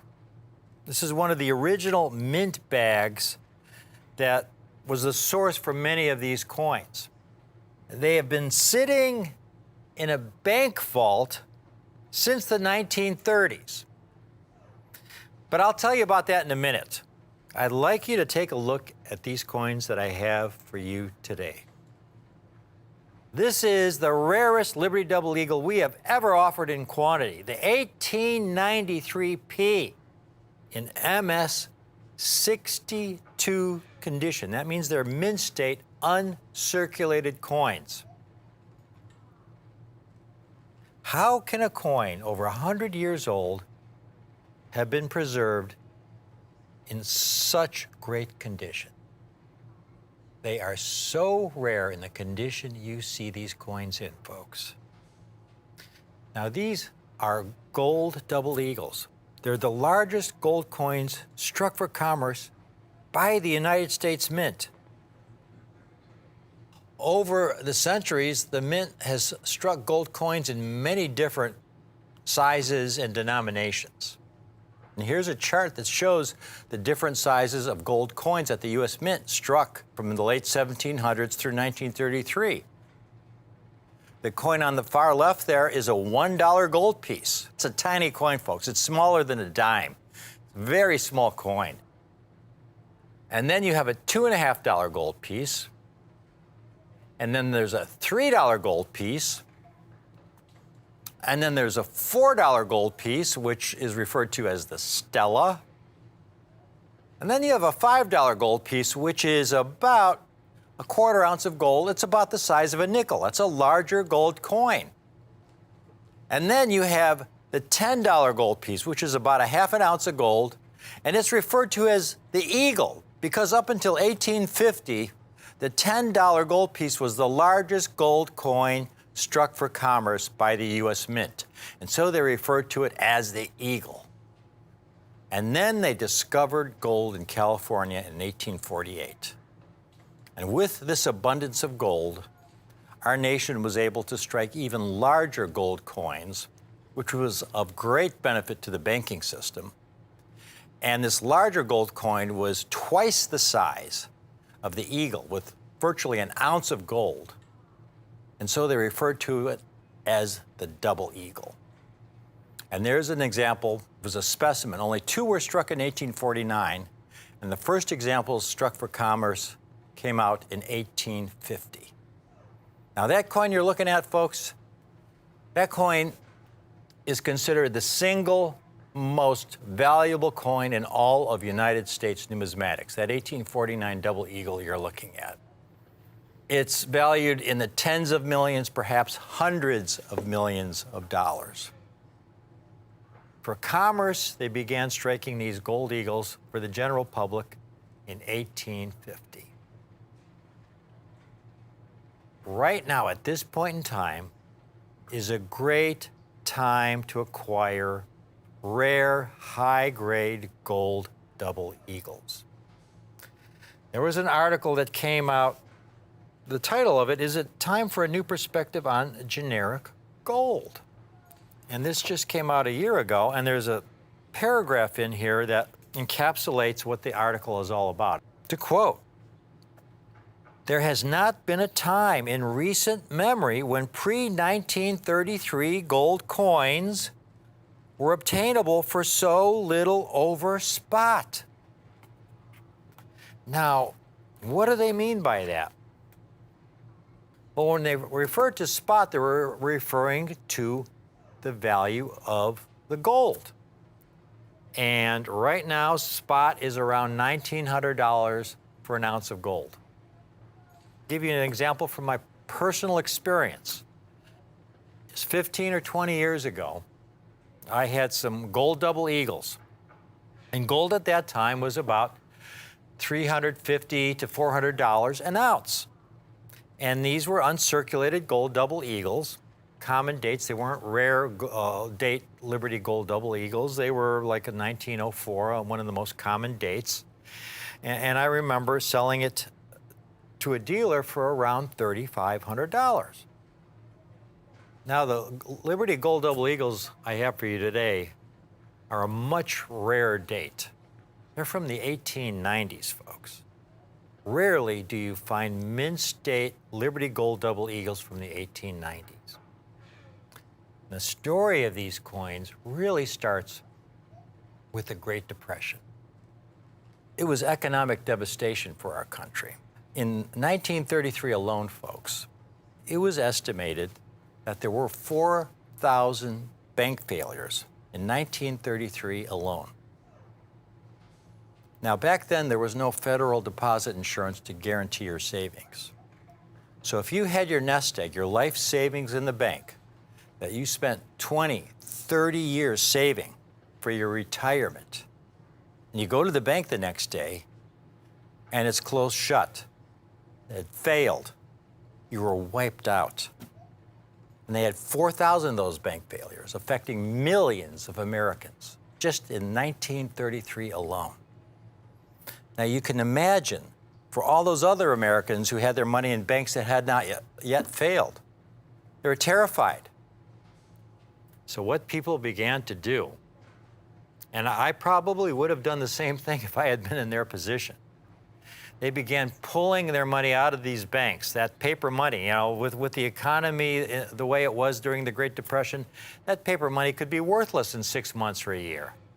So they began taking their paper money, and with that paper money, they began to buy gold and gold coins. Because throughout human history, you could go back to the ancient Egyptian times and the times of the great pharaohs. Across all cultures, gold has always had value. So here you had all these people pulling their money out of the banks to buy gold coins. This created additional stress on our banking system. And so then President Franklin Roosevelt, in an effort to stop this hemorrhaging of our banking system, passed Executive Order 6102 in April of 1933, which made the ownership of over $100 worth of gold illegal. Now, gold was about $20 an ounce back then. So that means you could own 5 double eagles, but that was it. The rest you had to return to the Treasury in exchange for paper money. And you had to turn it in on or before May 1st, 1933. And if you did not obey that order, folks, they prosecuted. And it was a severe penalty. If you were caught with over $100 worth of gold, and this happened to many citizens, you faced a $10,000 fine or 10 years imprisonment or both. And it was prosecuted. So what did the government do with all these gold coins? Did they put them away in a vault for future use for, maybe sometime in the future, 50, 100 years in the future? No, they melted them back down into gold bars. These statistics from 1933 to 1940, fully 39% of all the double eagles ever struck from 1850 to 1933 were melted back down into gold bars. That's over 50 million coins melted back down into gold bars, gone forever. Which is just one of the reasons that finding any gold double eagles is extremely, extremely difficult. There are very few survivors. What I have today, though, is from what's called the Great European Bank Hoard. The gold coins you see today, folks. The Great European Bank Hoard was a solution to a problem that all these American citizens faced back in 1933. Not every citizen turned their gold coins in. A lot of people were stuck between a rock and a hard place. You either turn your gold coins in exchange for paper money, which they did not want, or you hold on to your gold coins and you get arrested and thrown in prison, which was not very desirable. But there was a third alternative. There was nothing in that executive order that didn't say you couldn't own gold in another country. And so you had a lot of citizens and institutions who proceeded to take gold coins and to ship them to banks in Europe for safekeeping in the early 1930s. In bags, just like you see here. This is one of the original bags from what we call the Great European Bank Hoard. Now, most of the gold coins, folks, shipped to these European banks were of the more recent vintage. Again, remember, this is happening in the early 1930s. So most of the gold coins were struck in the 1900s. A lot of them were St. Gaudens double eagles, which were the most recently struck gold coins. Rarely do you see any coins prior to 1900, like we have today. And you certainly don't see them in Mint State 62. Coins are graded on what we call the Sheldon grading scale. It goes from a low of 1, which is the lowest possible grade. That's a coin that's very heavily worn, where you can barely read the date, to a high of 70, which represents perfection under high magnification. Only the most modern coins, proof coins and mint state coins struck by the U.S. Mint today over the last 20, 30 years ever grade 70, when they have advanced technologies that allow them to strike perfect coins. There are no Liberty double eagles, folks, that grade MS-70 or even MS-69 or even MS-68. MS-62 is a coin that was never in circulation, with very, very minimal bag marks. It somehow has survived the process of striking the coin. Again, these were large, heavy coins struck for commerce. They didn't receive any kind of special treatment. These heavy coins, 25% heavier than a Morgan dollar, were struck in the die press, ejected into a bin. They would go through coin counting machines. They would get dumped into bags and get shipped to banks throughout the country. So that by the time you would get one of these coins from the teller, even though it had never been in circulation, it would have numerous heavy bag marks. I've got a couple examples right here as an educational tool. Here's a 1903, never in circulation, but look at the deep gouge on Liberty's lower jaw there. This coin is not even gradable. When you have a deep cut like that, again, from one double eagle falling on top of another, it's not even gradable. Here's another one, a 1907, a later date. And you could see the deep scuff on Liberty's cheekbone and on the lower part of her neck there, just deep gouges. So even though this coin is not circulated, it's uncirculated, it wouldn't be gradable. You could send it to NGC or PCGS and they would say uncirculated, damaged. Even that 1849 in the Smithsonian, folks, even though they only struck 2 specimens in 1849, you'll notice at about 8 o'clock in the fields, 3 very prominent and deep reading marks. My guess is this was the first of the double eagle struck. And it fell into the bin. The obverse was facing up at the bottom of the bin. And then the second coin that was struck, as it was ejected down into the bin, the rim of that coin with the reeded edge, the rim landed on top at 8 o'clock on that first coin.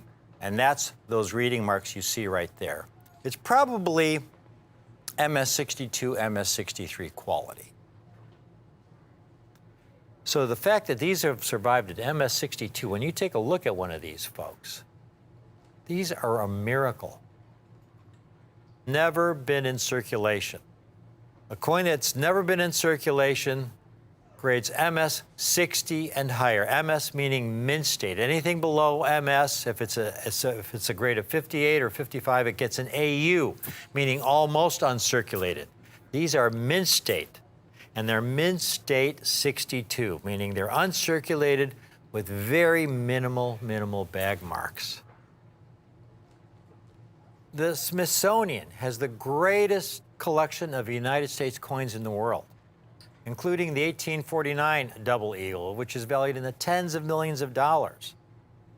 Take a look at the Smithsonian collection of the Liberty double eagles that I have here that we've been able to offer on our show over the past years, beginning with some of the earliest dates. And take a look, folks, the 1893P that we have for you today. Look at that. The Smithsonian doesn't even have an example of the 1893P. You know, if we had this in AU50 condition, almost uncirculated, that would be extraordinary. But these are mint state 62 specimens, among the finest known. They are so incredibly rare.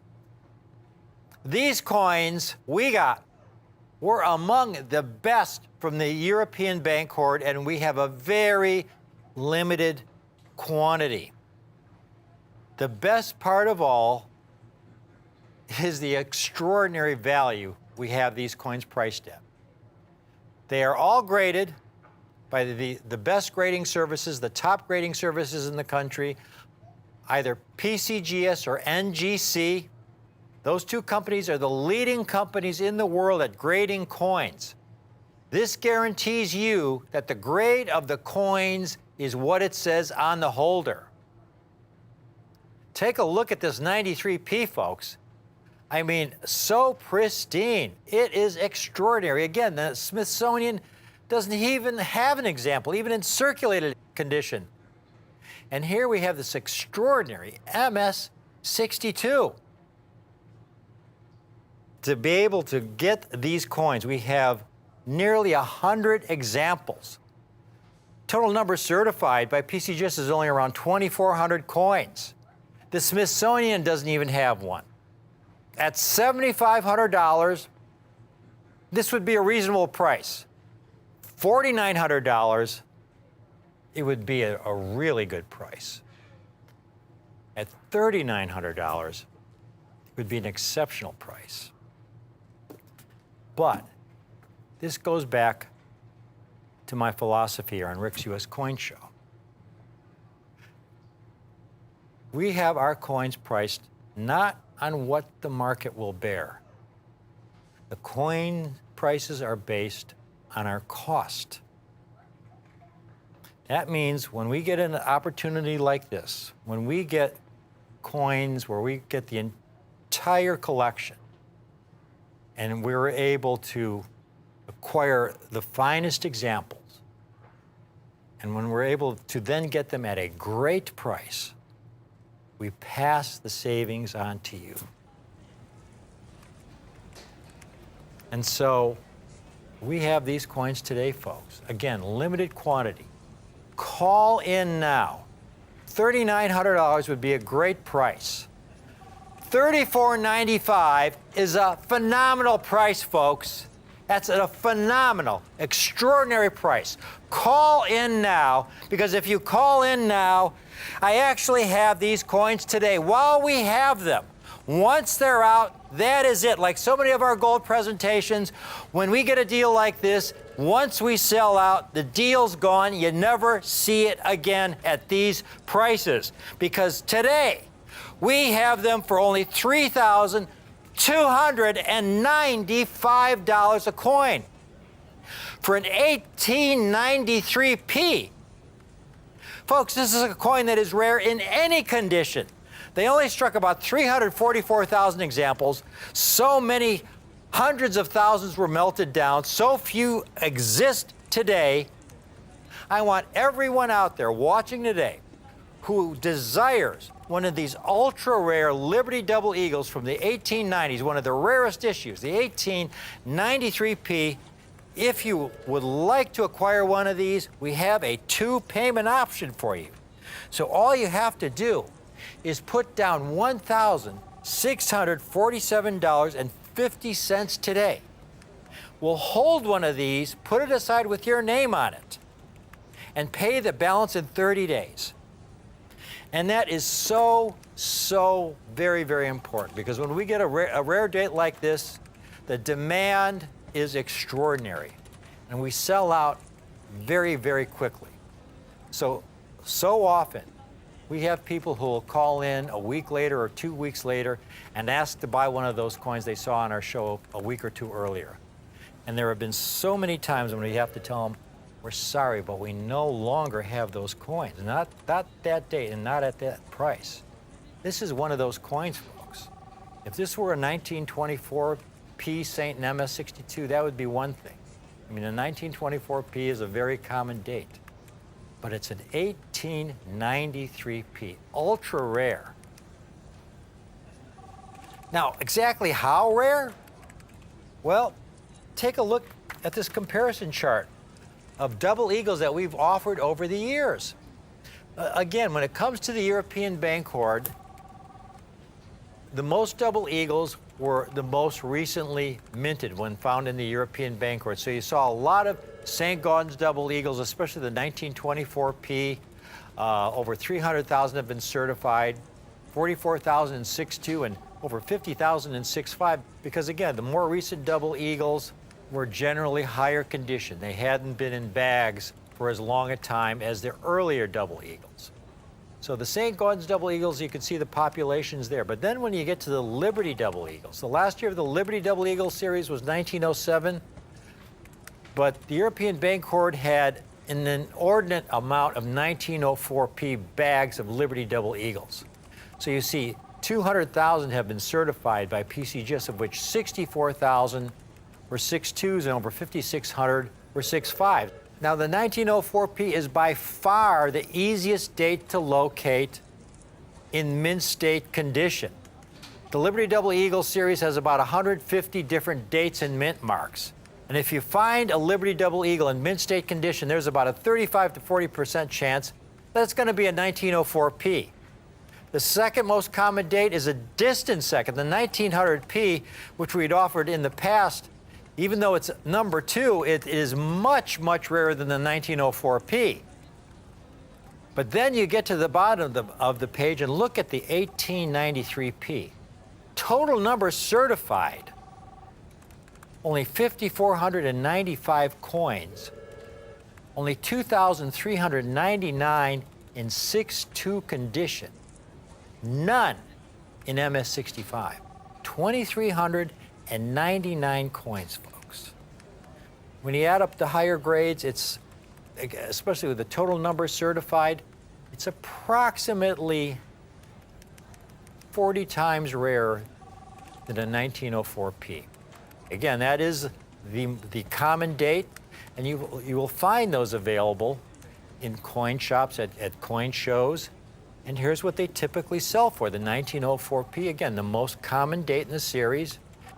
Here's an example in MS62 that sold in auction for almost $3,900. 1904P, most common date. Here's one, a dealer with 100% positive rating, $4,200 for an MS62. Here's another dealer with 100% positive rating, $4,200 for an MS62. Here's another dealer with 100% positive feedback, $5,400 for an MS62. Again, this is the 1904P, by far the most common date.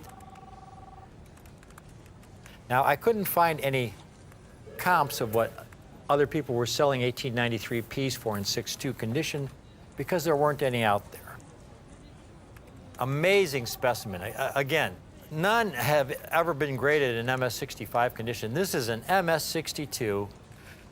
None exist in the Smithsonian. There are no 1893Ps. A very low mintage to date and to survive in uncirculated condition.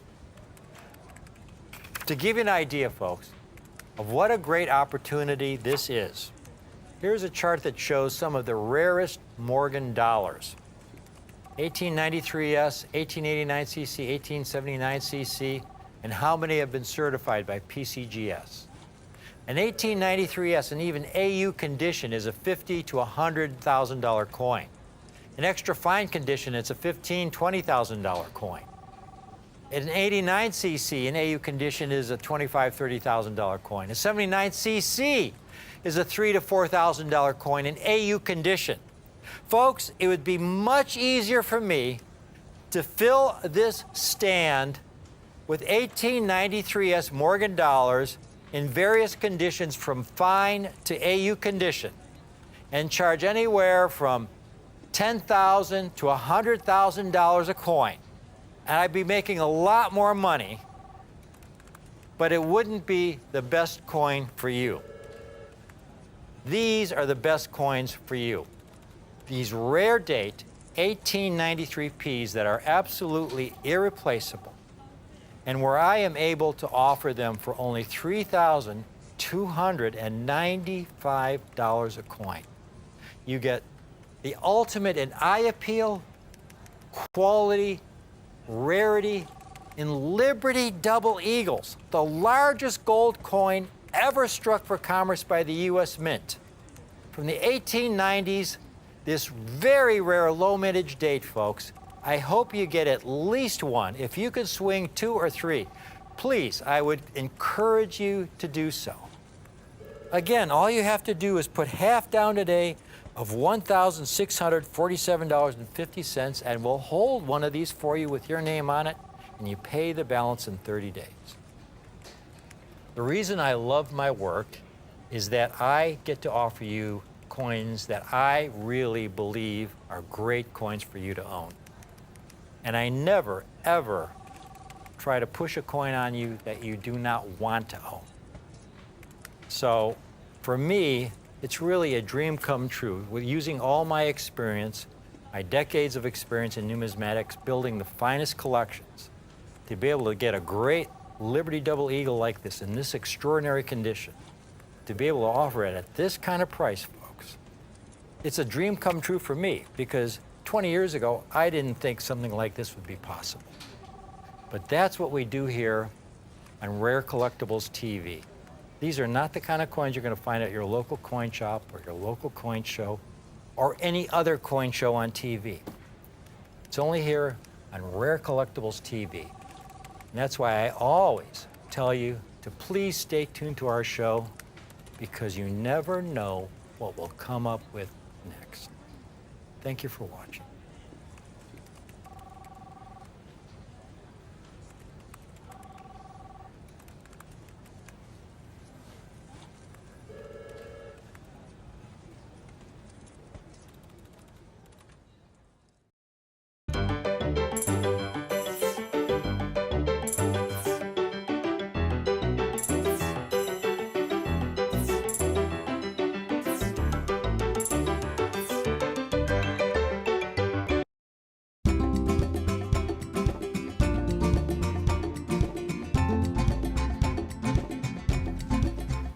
Coins cost too much.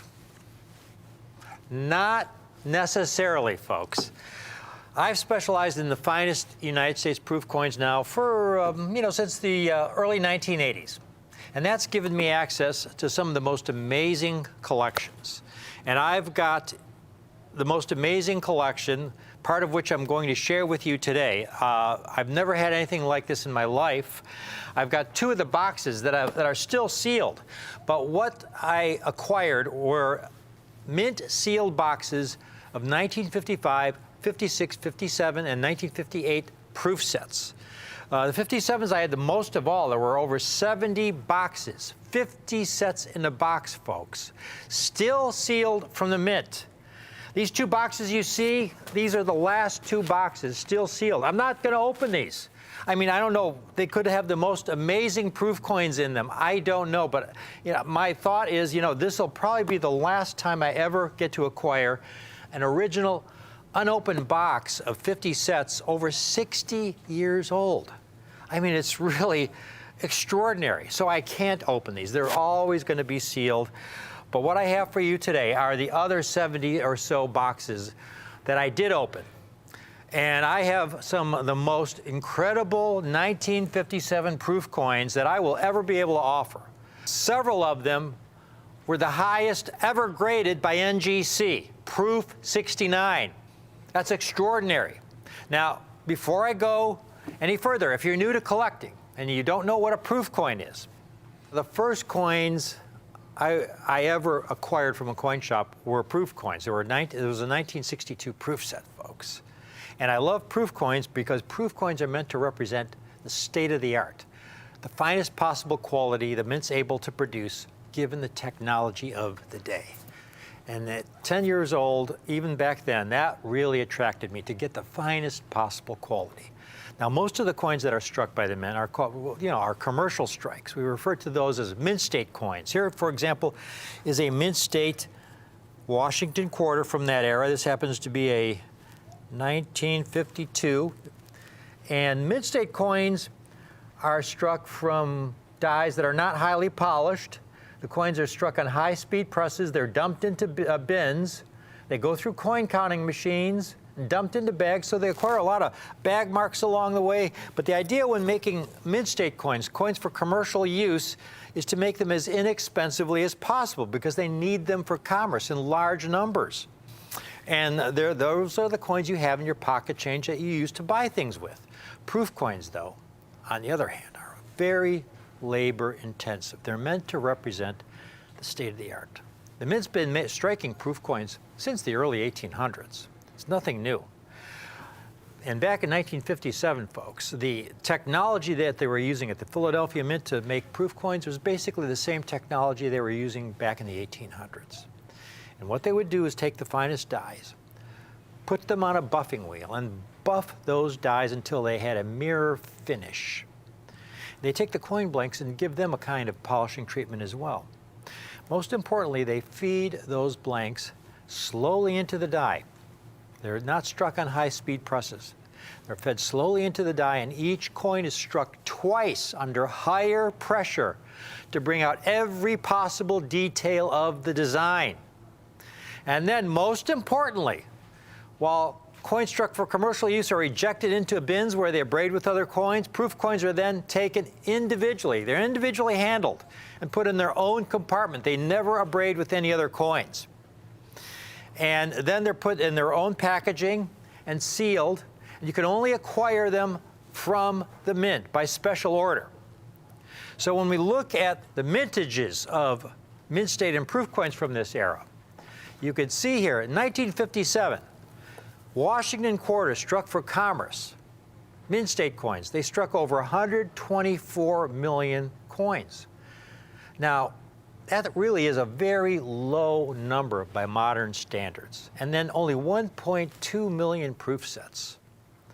Because only 7 years later, folks, Mint State production increased tenfold, 1.2 billion Washington quarters because of the tremendous growth in our economy. There was a tremendous demand for coins to meet the demands of our economy. And the Mint released 4 million proof sets. That's a record. Now, I want you to take a look at these coins, folks. They're amazing. Again, the highest possible grade is proof 70. No Washington quarter from this era has ever graded 70. They just did not have the technology. The highest grade any of these have ever received is proof 69, and that is such an elusive grade. To this date, NGC and PCGS, after grading these coins for over 35 years, have only certified around 1,200 examples in proof 69, none higher. The best part is the price I'm able to offer these coins at. These are Smithsonian quality. Every one of these coins, when I acquired this deal, it was incredible. Here's one of the boxes from this collection. And they were neatly all stacked in the boxes when I opened them, and the envelopes, while they were all toned to darker brown from being over 60 years old, they were just in pristine shape. I mean, they were absolutely choice, superb condition, and the coins inside were amazing. Most of the time when you get proof sets from this era, they look like this. Here's the envelopes. They've been handled many, many, many times. And they're in these cellophane envelopes where they get mishandled, and you can see the toning on these coins that's developed. On these coins is kind of a hazy white toning from decades of storage in these cellophane envelopes. So these, in this collection, think about this, stored in these boxes, sealed boxes for over 60 years. Well, I sent the nicest examples to NGC. Every single one of what NGC considered the finest examples was then curated at NGC. Curation means they remove any contaminant, anything that's on the surface of the coin that might cause it to discolor over time. So the surfaces were absolutely pristine as the day they were struck. And the coins were graded and then encapsulated in their state-of-the-art holders. By state-of-the-art, what I mean is that these holders are airtight, made of the highest grade medical plastics. The Smithsonian, the home of the greatest collection of United States coins in the world, uses the NGC holder to house their collection, so that these coins you're looking at 100 years from now will be as flawless as they are today. This is an exceptional, exceptional opportunity, folks. I want you to take one last look at this chart here that Sasha originally showed you. 1957 is a vintage year when it comes to proof coins. Again, they only struck 1.2 million proof sets that year. 1964, only 7 years later, they struck about 4 million. And then the quality in 57, general quality, was not very good when you compare it to 64. 64, NGC and PCGS combined have graded over 5,000 Washington quarters in 6.9 and 40 in 70. There are no 57 Washington quarters in 70. There never will be. There are only 1,200 examples in 6.9 condition. I'd like you to see these coins up close, folks. This is what a proof coin should look like. We'll start with the proof 68s. The 68s, folks, are flawless to the eye. They're haze-free, spot-free, as pristine as the day they were struck well over 60 years ago. Look at the mirrors on the coin. It's just breathtaking. This is what has always attracted me to the finest proof coins. They represent the state-of-the-art, the finest possible quality the Mint's able to produce, given the technology of the day. When you can find them in this condition, without haze, without spots, without marks, absolutely as pristine as the moment they were struck, it was as if you caught the coin on a velvet pillow and stored it in a vacuum since 1957. And that's the 68s. And then the 69s, I mean, flawless to the eye, of course. Basically, a proof 69, folks, is a coin when they look at it under their normal magnification at NGC. And if it is flawless under magnification, they then put it aside and study it under even higher magnification. If under that higher magnification they see the tiniest flaw, it gets a grade of 6.9 under higher magnification. Again, back then in 1957, they did not have the technology to make flawless coins under the highest magnification. These coins are flawless under their normal magnification. It's amazing quality, and this is why they are so rare. Only 1,227 examples certified, PCGS and NGC combined. Now, Mint State Washington quarters from 1957. Here's one in MS68, very rare coins. That's over $3,600 for a Mint State Washington quarter. Here's a proof, 1964. Far easier to locate than a 1957 for $499. That's a dealer, highly rated dealer with 100% positive feedback. Now, that's on the high end of where the market is for coins from this era at that grade. You can shop around and find some pretty good prices. Here's a 1957 Proof 67, a very high grade, only $58. Again, a dealer with 100% positive feedback. Here's another one. Here's a Proof 68. This is more typical of a 1964. Again, the 1964, not nearly as rare as the 1957. The 1957, an early vintage year, low mintage, very few in high grade. This 64 and Proof 68 as a reference point is $74. Again, a dealer with 100% positive feedback. Here's one in Proof 69, $141. 100% positive feedback. That's a really fair market price. Here's a 1957 I found in Proof 68, $114.95. These coins are not based on what the market will bear, they're based on my cost. I got this opportunity. I've been specializing in the finest proof coins for just about 40 years. I'm having a reprint of my very first book. It's in the works right now.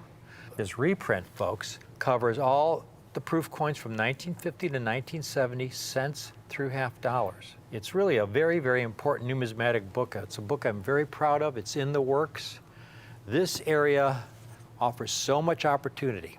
I got the greatest group of proof coins from this era, 1955 to 1958, in these original sealed boxes in a quantity I had never handled before.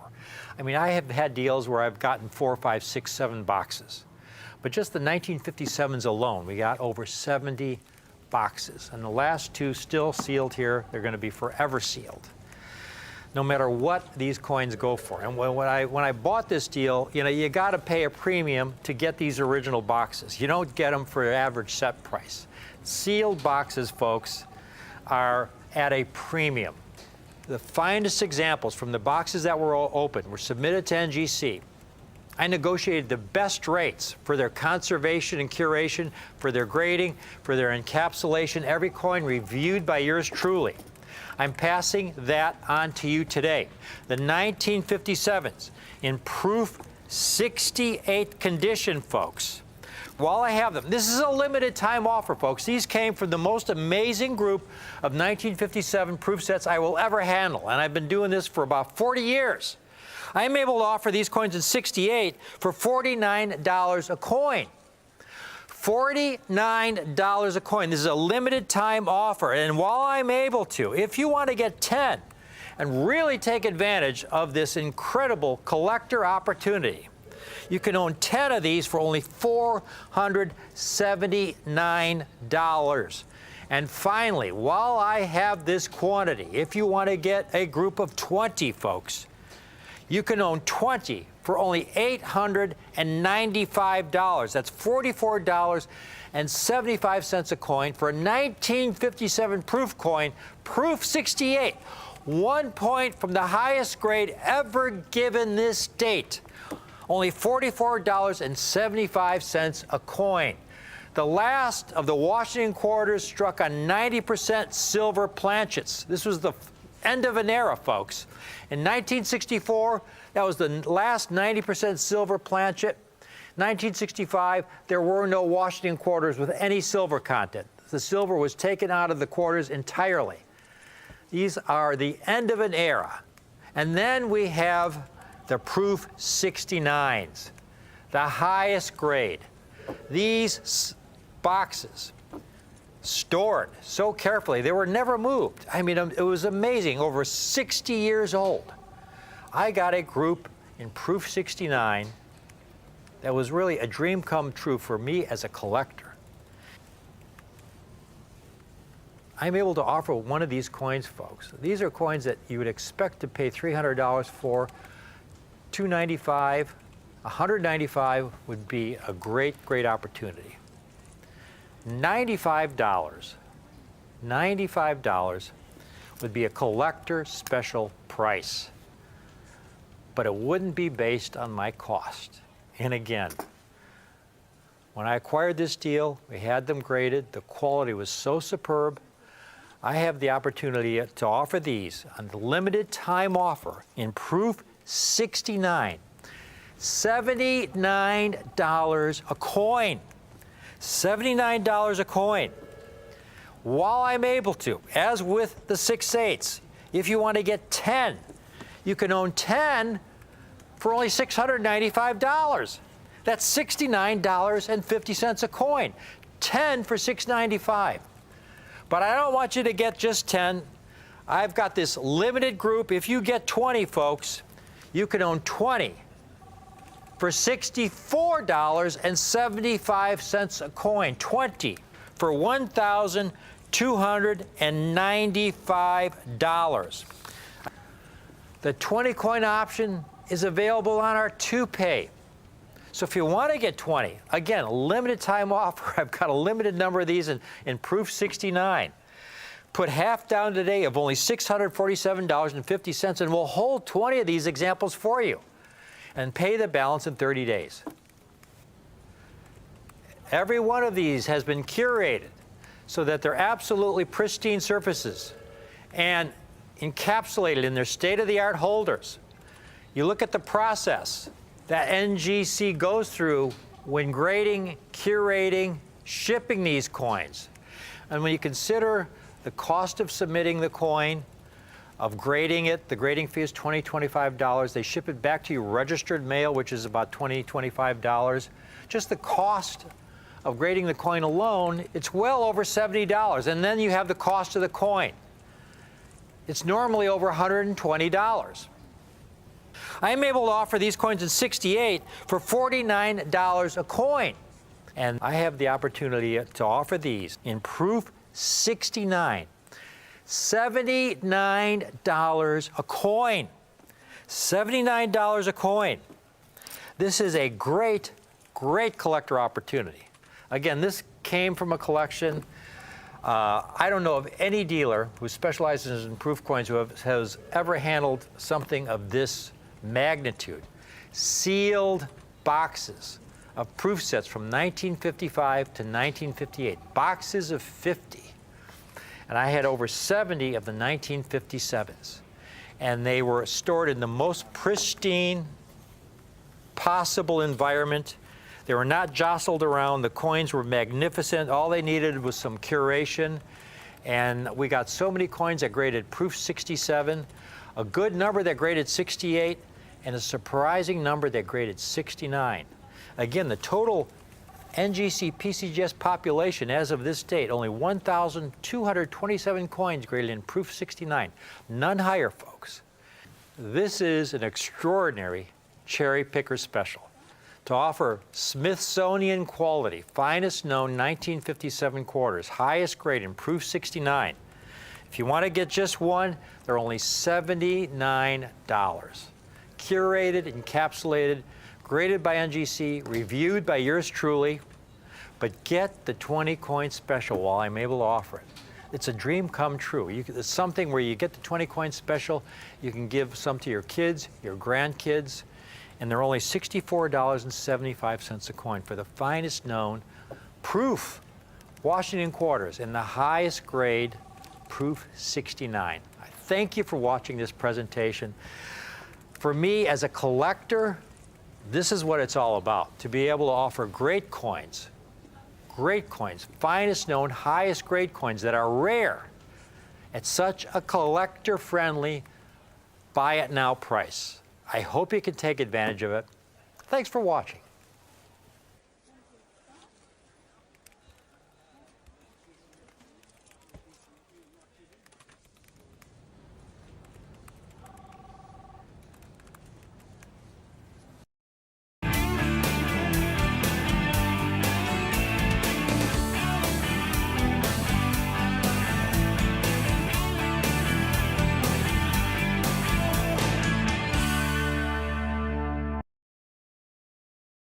Welcome to Rare Collectibles TV. This is a collection of United States silver dollars, all struck in proof.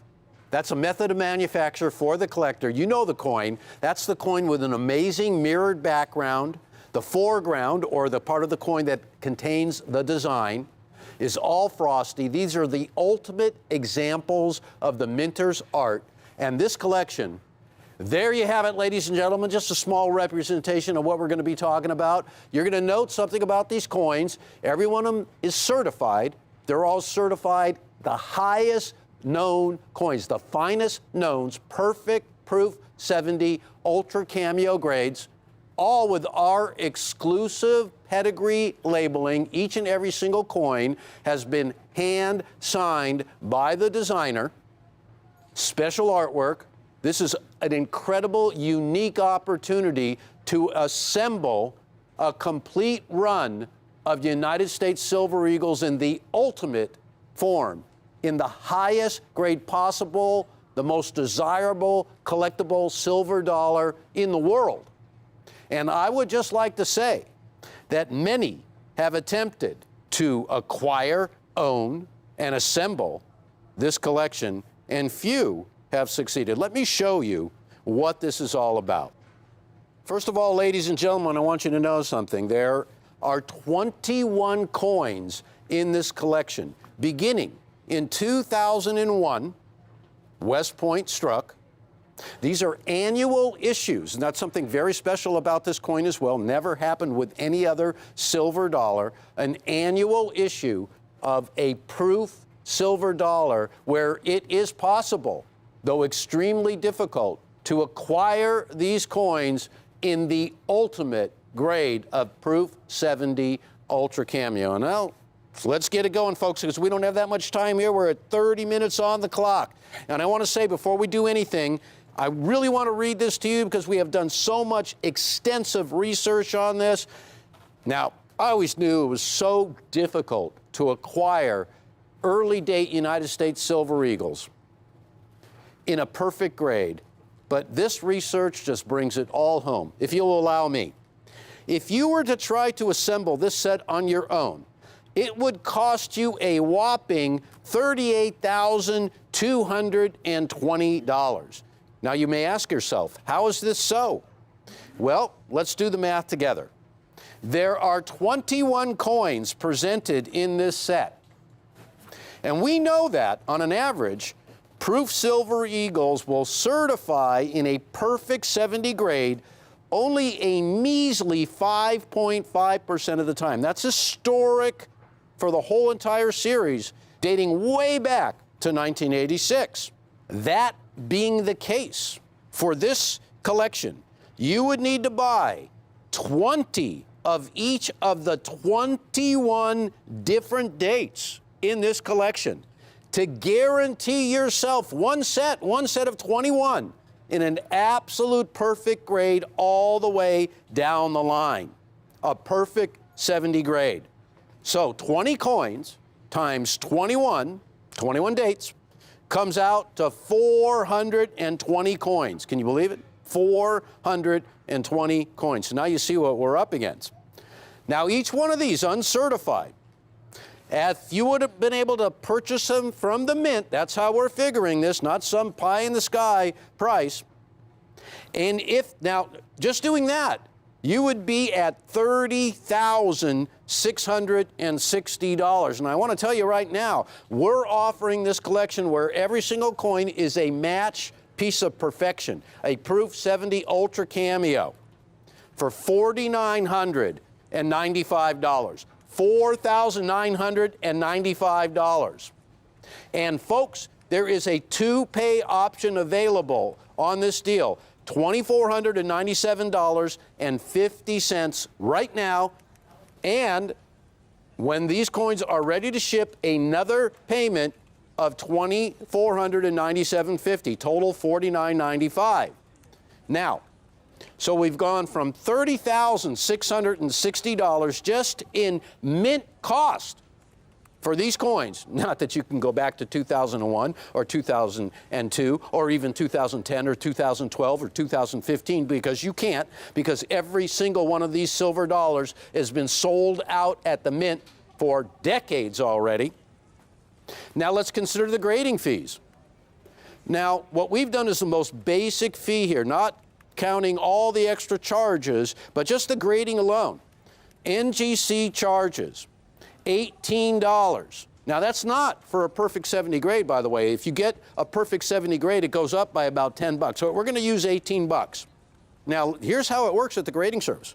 In order to garner a perfect grade of 70 for this 21 coin set, you have to submit 420 coins requesting a minimum grade of Proof 70.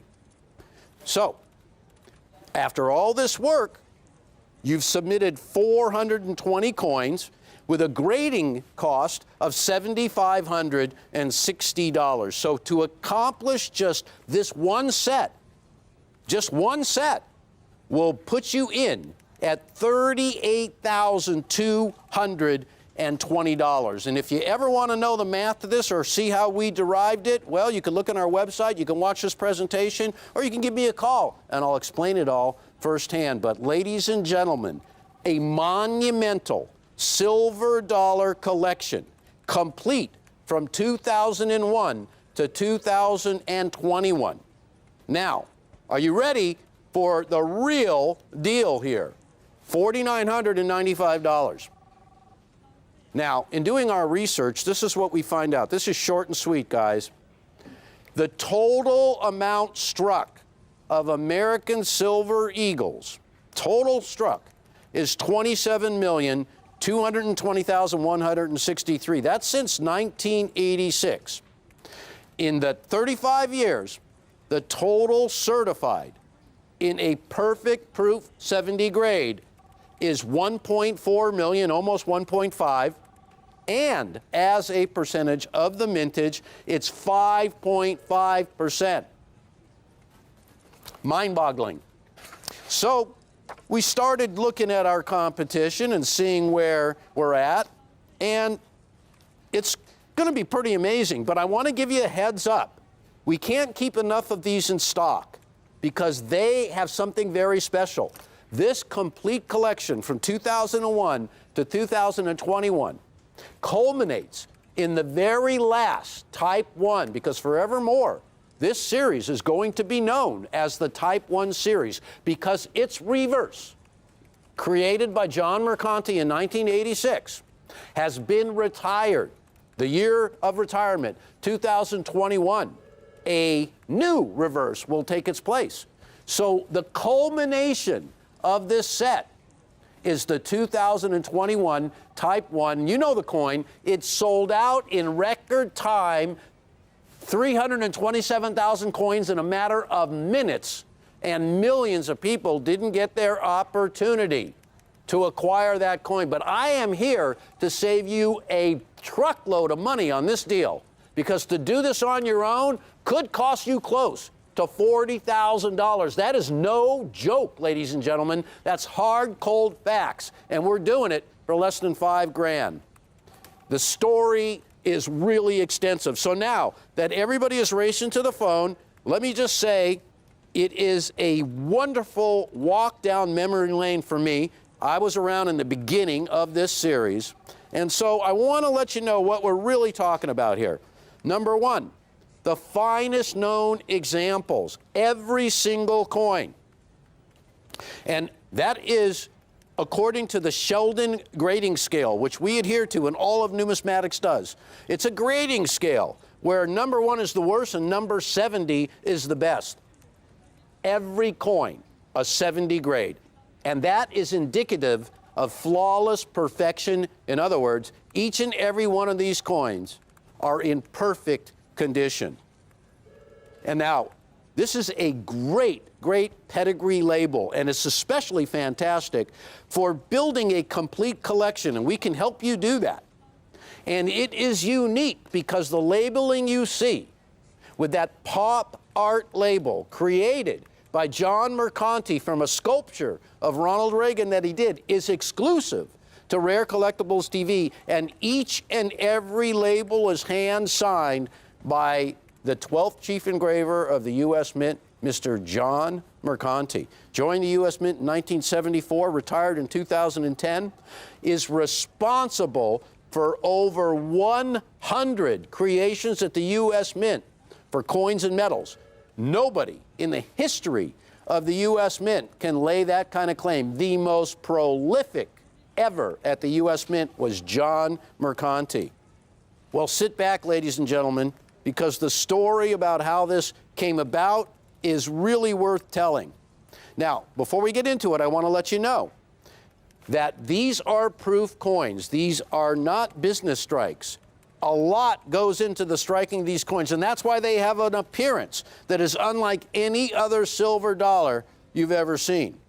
They undergo rigorous inspection and quality control, and still perfection is elusive at the U.S. Mint. Folks, this is where this information is so important, because you can see the total amount struck of the Proof Silver Eagles. You can see the total amount throughout the whole entire series that have been certified in perfect grade. That's by both grading services. And you can see the rate by which that happens at 5.5% of the mintage. So there's no time to waste when it comes to acquiring these great coins, because urgency in the collector market, the collector's demand to own this set, and that has created an extreme sense of urgency to acquire only 5.5% of these coins that will gain the grade of perfection. So now, we're going to stop for a minute because I want to show you what you're up against, because when you do the math on this set, ladies and gentlemen, it is absolutely hands down one of the greatest deals that Rare Collectibles TV has ever been able to offer our collectors. This is one of the greatest examples of the minter's art. Every coin an absolute perfect example. One of the greatest silver dollars ever struck because of the design. We'll get to that in a second. But let's just take a little bit of a look at what some of these great coins in this collection are bringing today. Take a look right here. We're going to start off in the beginning. That's a 2001 struck at the West Point Mint. And you can see right there at $400 nearly. Here's a 2002. Not our exclusive labeling, by the way. Not our pedigree. Nearly $380. Here's a 2005. Now, the one thing that is constant as the comparison here is the grade. Each one of these coins are perfect, as are ours. Here's one for almost $360. That's a 2005.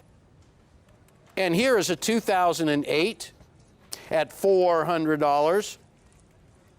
And we're going to go all the way to 2014.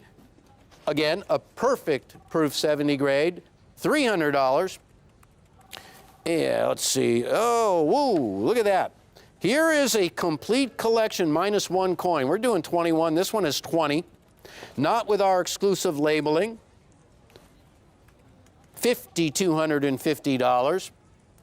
And the current year, the current Type 1, it's a very familiar looking label, at nearly $800. So ladies and gentlemen, I think it's clear that this will be a fleeting offer. This is a series of silver dollars that are released annually from the U.S. Mint in proof. When the coins are struck for the collector, everything slows down. The pressure on the coining press is increased by hundreds of tons. Each and every part, each and every step of the striking process involves perfection or attempt at perfection. Only happens 5.5% of the time. I cannot stress that enough. And that's why you see these great silver dollars selling right now for $795, $400, $300. It just goes on and on, ladies and gentlemen. $4,995. But if you'll allow me to continue, because I have written pages and pages of copious notes, and I want to be able to explain this great story because I lived it, and I think it's one of the most fascinating times in numismatics. Number one, the Morgan dollar. We love it, right? The Morgan dollar has about 100 issues between dates and mint marks. And yet, only 27 coins in the whole entire series, and I'm talking about between 1871 and 1921, were released by the Mint in proof. Only 27 issues. It wasn't an annual issue. The first silver dollar series, where a collector's version and the ultimate example of ultra cameo proofs are these right here, annually. Now, there is an exception to every rule, and the exception to this one was 2009, where there was simply not a coin struck. There wasn't enough silver that year to strike this collectible coin. The law states The demand for the business strikes must be fulfilled first before the collector's issues can be struck. And in 2009, they ran out of silver. So that should be a warning to everybody. This has happened periodically in the past, as recently as 2009. So we're offering the Type 1 series complete from 2001 to 2021, $4,995. And there's a lot more to the story, the design. And this story is really worth telling. It all starts with the Liberty Coin Act in 1985. Ronald Reagan signed into law the bill that authorized the Treasury to begin striking these silver dollars in 1986. And I think from the very beginning, when James Baker, the Secretary of the Treasury, selected Adolph A. Wyman's amazing design that was first seen on the Walking Liberty half dollars in 1916, it was chosen as the obverse for this silver dollar. That guaranteed its demand. That guaranteed its collectability, because this silver dollar that features the obverse is one of the greatest allegoricals of liberty in the history of numismatics, and it says so much. It conveys the feeling of strength and liberty that this country represents. And from the very beginning, and I'm talking about in 1916, one of the most revered designs in the history of numismatics. John Mercanti, who came along in 1974 at the U.S. Mint, eventually rose to be the chief engraver, is responsible not just for the heraldic eagle reverse, the Type 1, but also for updating that original obverse, because he had at his disposal at the U.S. Mint all the archival artwork from the original Wyman Walking Liberty half dollars, the dies, the plasters, everything. So he was able to create an amazing reverse that paid tribute to the early heraldic eagle reverses on U.S. silver dollars, and he updated the largest version of the Walking Liberty design the world had ever seen to convey all the design detail that Wyman originally had in mind for his Walking Liberty half dollar. Now, there's an exclusive pedigree on every one of these coins. Not only are the highest grades here, but there's also something special. This is our exclusive Reagan Mercanti labeling on 20 of the coins. And there's going to be a 21st, and I'm going to tell you all about that in a second. But I also want you to know that in this deal, you see that label right there, that pop art label taken from John Mercanti's sculpture of Ronald Reagan with his signature, is the impetus for these pop art illustrations that we have that are hand signed, that go with each and every one of these sets. And there's two of them. And I'll tell you about the second one in a second. But as important as those are, there's also something else really great. There's a history book here of this silver dollar. And this book is a must. And, you know, there are so many aspects to the Silver Eagle series that are contained in this book, written by Miles Standish. Now, Miles Standish is one of the most highly regarded coin graders the world has ever seen. And he has personally graded some of the United States' most rare issues, some of the most expensive.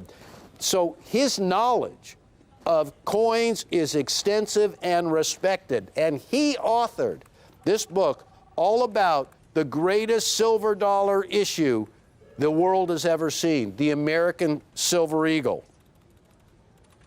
Now, this set marks the end of a series of silver dollars that has been issued for 35 years. We know them forevermore as the Type 1s, featuring that heraldic eagle reverse. But there's still something missing from this collection. And I'll tell you what that something is. The Series 2, beginning midway through 2021 with the retirement of Mercanti's heraldic eagle, a new Type 2 Silver Eagle has been issued, and it is now known as the Damstra Reverse. And it continues the annual release of the American silver dollar. It continues the tradition, and it's an amazing representation of America's national symbol. And at the U.S. Mint, the man who modeled Emily Damstra's design, who brought it to life on the coin, Michael Gaudioso, he is also featured on a pop art piece with his signature, and it tells all about these modelers, these designers, their contributions to the U.S. Mint, to the projects. And there it is right there. That Type 2 is also exclusive, the labeling, to Rare Collectibles TV, and that first issue is signed by Michael Gaudioso. And this coin as well is available in this collection in the highest grade, the finest known, in a perfect proof 70 grade. So ladies and gentlemen, not only does this set contain all of the final Type 1s, this set also contains the first of the Type 2s. Now, Emily Damstra is a world-renowned artist. She was chosen by the U.S. government from the Artistic Infusion program, from which she had submitted her design idea with dozens and dozens of other artists for this new reverse. Now, she beat out everybody.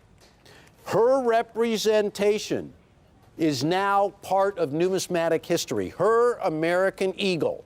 And I have to tell you guys, if this one came first, you would have been kicking and screaming to change it. It is Lincoln-esque. And by that I mean nobody has ever wanted to change the Lincoln design.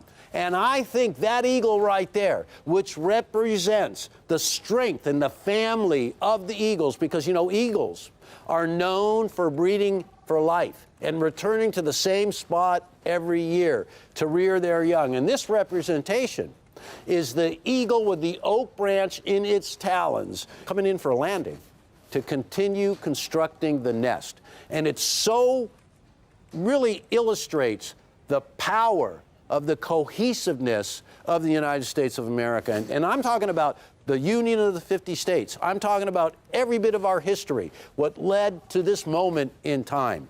And it's fitting that this silver dollar, which has the representation, one of the earliest allegoricals of liberty, should now feature the bald eagle in a representation that had never been seen before on a silver dollar. And ladies and gentlemen, obverse by Weinman, reverse by Damstra on the Type 2, and wow, probably for the next 25 years or so, that is going to maintain the tradition of the classic silver dollar. Now, guys, I'm just about out of time here, but one of the things I wanted to really illustrate to you all is the history of how we got here. It is really difficult for the U.S. Mint to strike a perfect coin. And I can tell you this, they would love every coin to grade in a proof 70. In no mint on the face of the earth is there more artistic talent, more technology, more personnel who understand how to strike coins than the United States Mint. And their efforts at perfection is a very, very small amount of the coins. So there's urgency in this collection of coins. Because, ladies and gentlemen, we're going all the way back to 2001. And these are West Point issues. And we are featuring the annual release of America's most popular silver dollar. And I should also tell you, it is unique in terms of the pedigree. Rare Collectibles TV is the only entity in the whole world that can feature the father of the American Eagle from artwork created by the creator of the reverse of the Type 1s, John Mercanti. So, ladies and gentlemen, this is the compilation the final result of the Type 1 series from 2001 to 2021, with the addition of the brand new silver dollar, the Type 2, and this is the very first one. So this collection, not 20, but 21. Don't forget the history book. If you want to learn all about each and every issue of this great silver dollar, this is the reference that you want to have. It's more than just a picture book, ladies and gentlemen. It has everything you need to know about these coins in great detail. Our pop art. Now, these pop art renditions that are hand-signed by the artists are taken from the inspiration of our exclusive labeling. So you get so much value here. Ladies and gentlemen, this is the value that we always talk about. Exclusivity in the labeling. An unbelievable price. Now, I got to tell you, if you would love to own a collection at $4,995 over the same collection at $38,220, you have come to the right place, because nothing is sacrificed here. Every coin in this set is a perfect proof 70, ultra cameo. And so these are the highest representation in grade, proof 70, absolute perfection, and in cameo designation, not just cameo, but ultra cameo. So in other words, the finest known from 2001 to 2021, and we're automatically starting you on the next journey to complete and collect the Type 2 series. Well, ladies and gentlemen, $4,995. Don't forget the toupee. Really important. You want to lock up this collection now.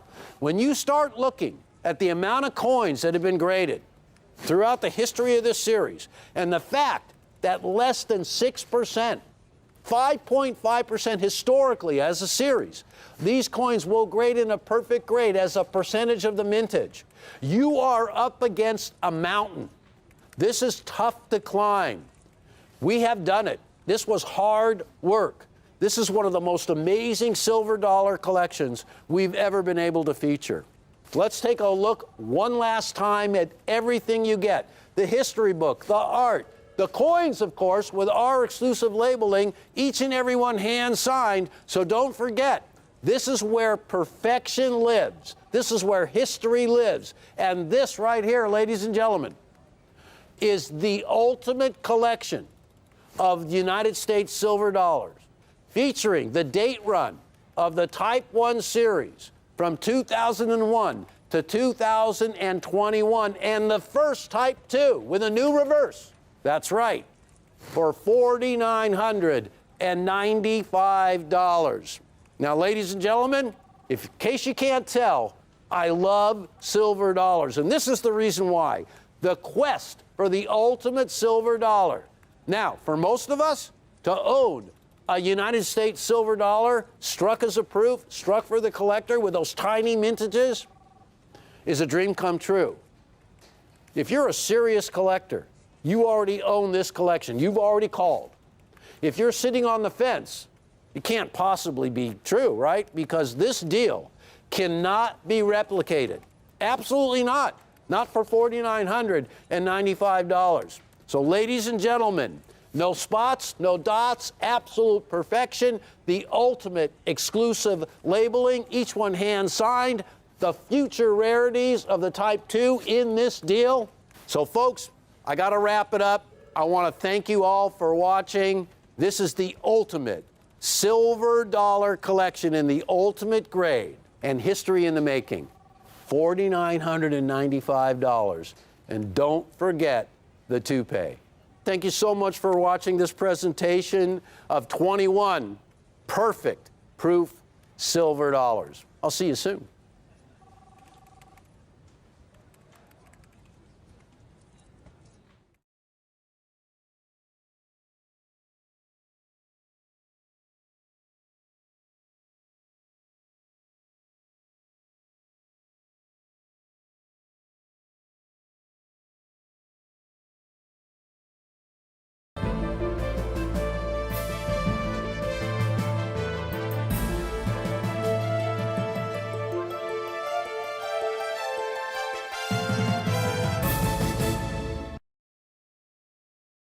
You're watching Rare Collectibles TV. I'm James Gerstel. Have you heard about a very special, and one of the last ones that are going to be issued, a very special silver dollar that was recently issued by the U.S. Mint?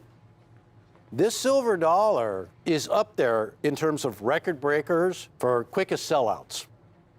And there's no wonder why, because this is the only silver dollar of its kind.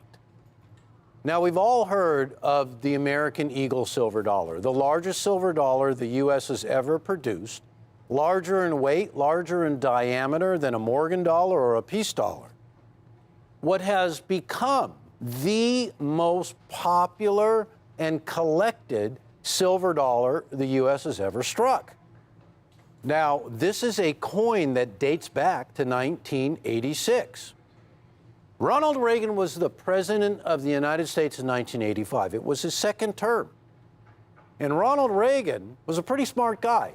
He knew that the United States of America was sitting on a huge strategic stockpile of silver. And he was really interested in selling this silver off so he could add the money back into the vault, into the coffers. He had thought of this idea of how to do it in his first term, but he couldn't get Congress to pass the bill.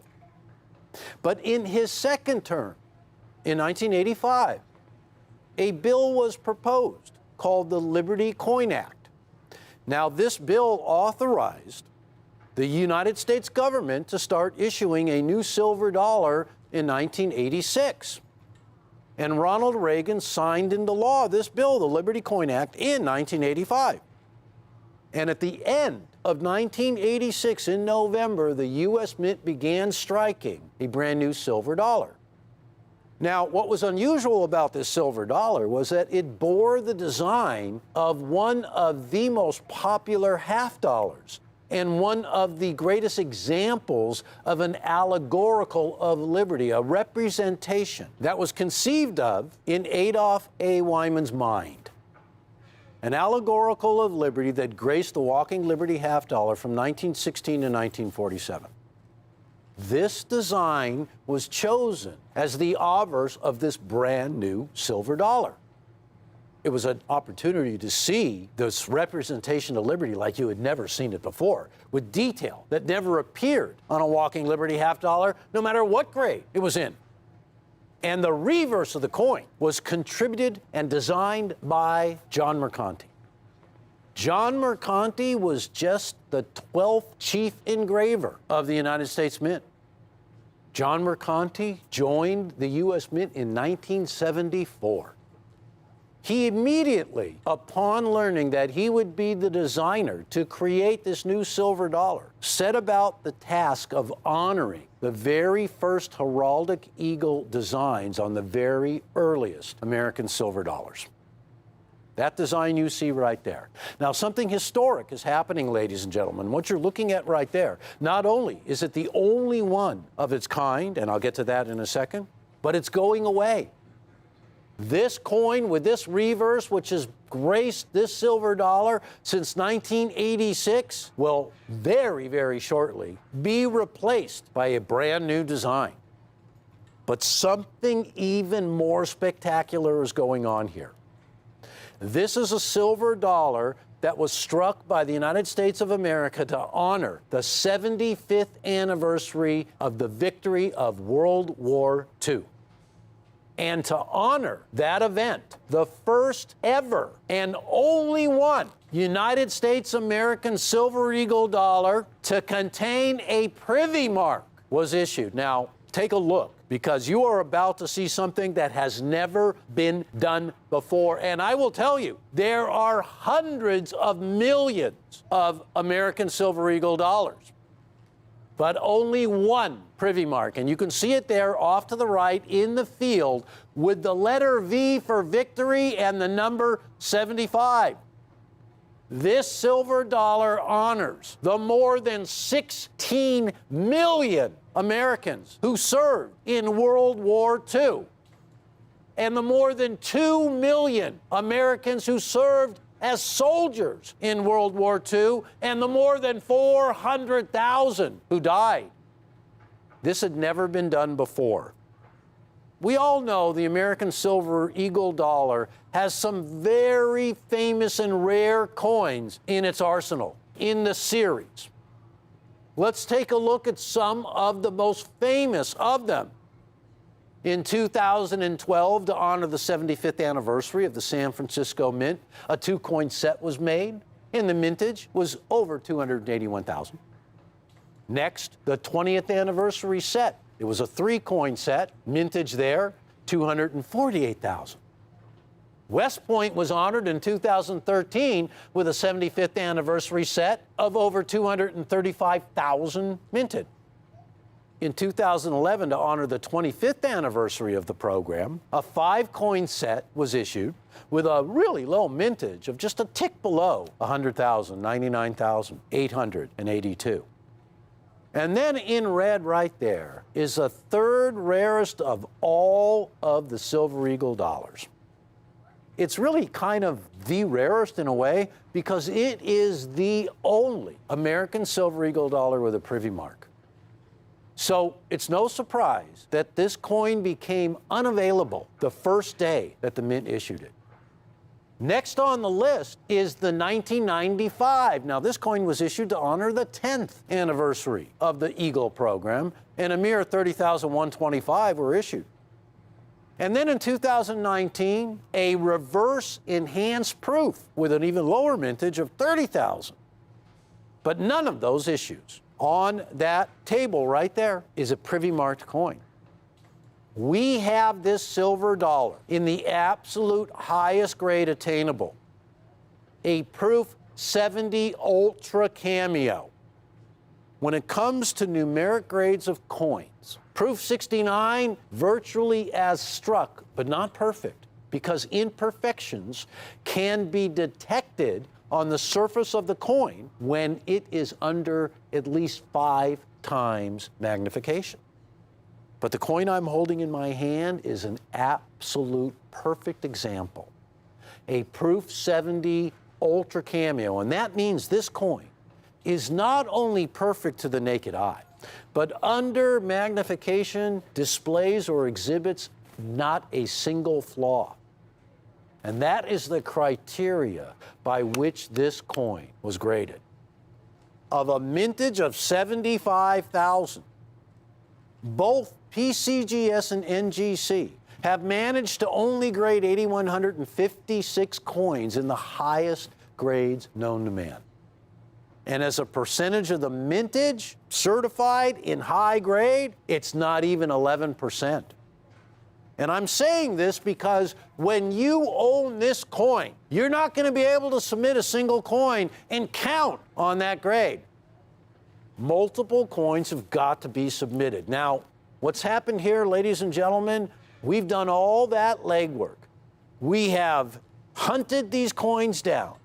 We have done every conceivable thing known to man to end up with a very small quantity of these coins in the highest grade with a victory label struck by the United States Mint at West Point with the one and only privy mark, the first and only time it's ever been done since 1986 on one of these silver dollars. Now, I mentioned all these other fantastic coins, and I want to show you what they're all about, but I also want to show you why right now it's the opportunity of a lifetime to own this coin.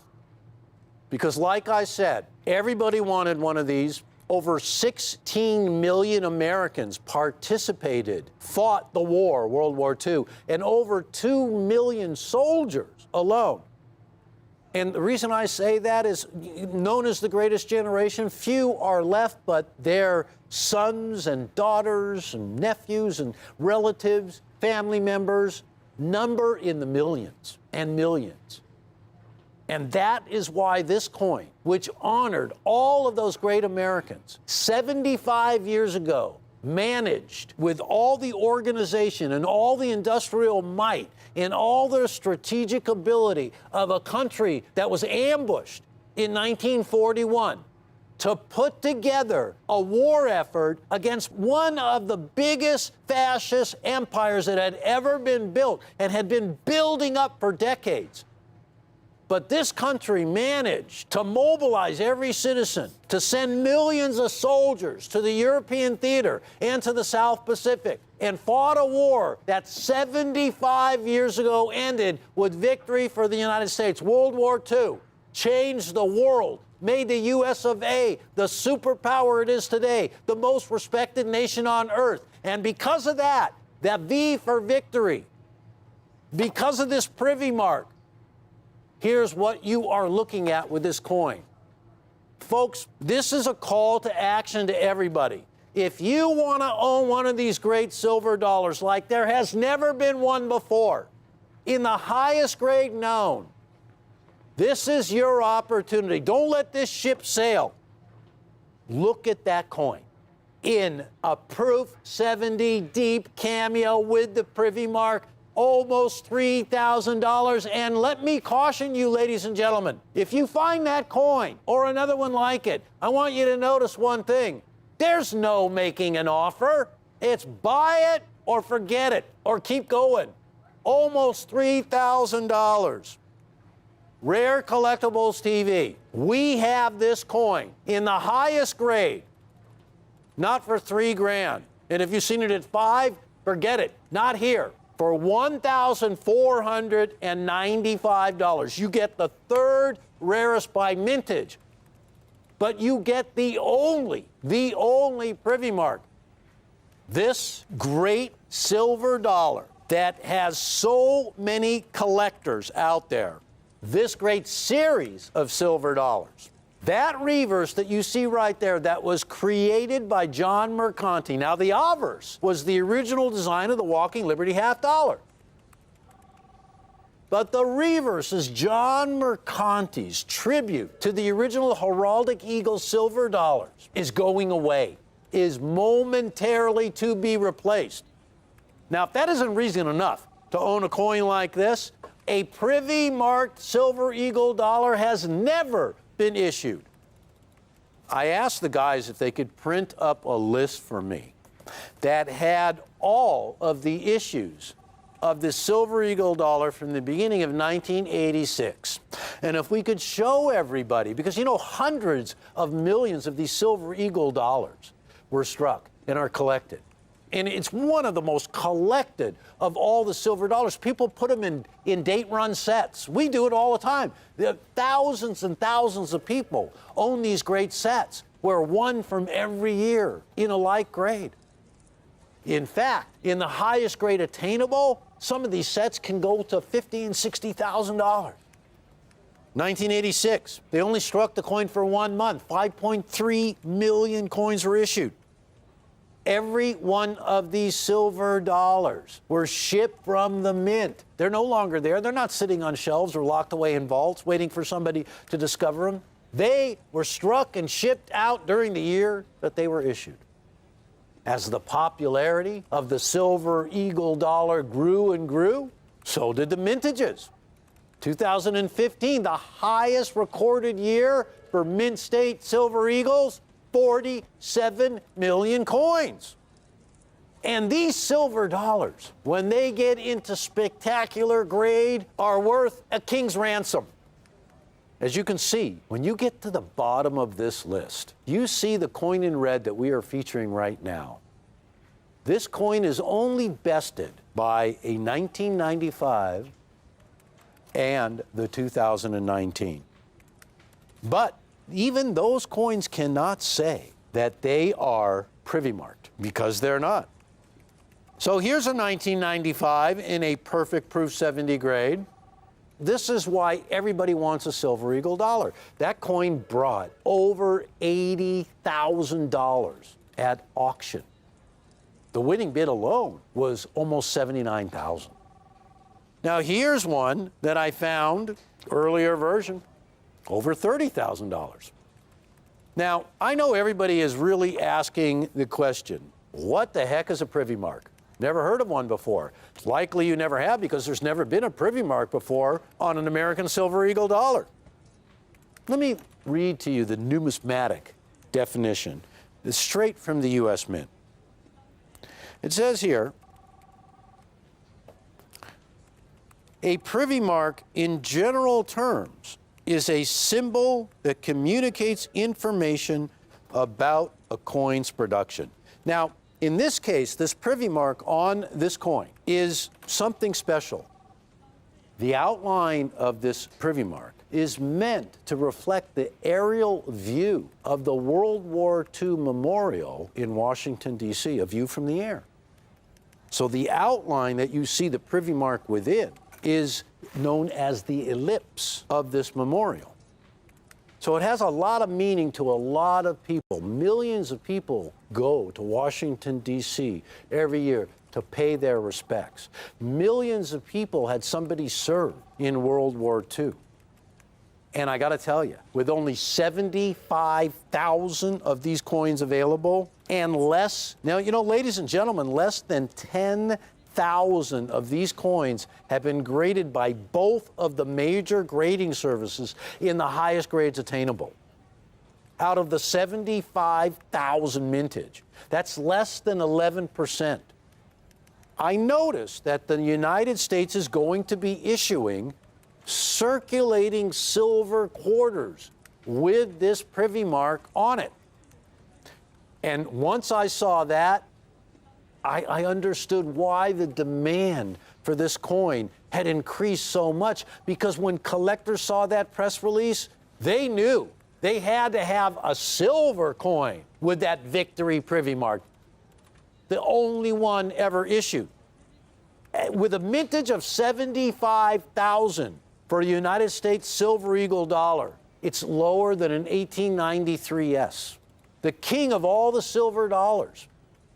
In 1893, the U.S. Mint struck a silver dollar with a mere 100,000 mintage.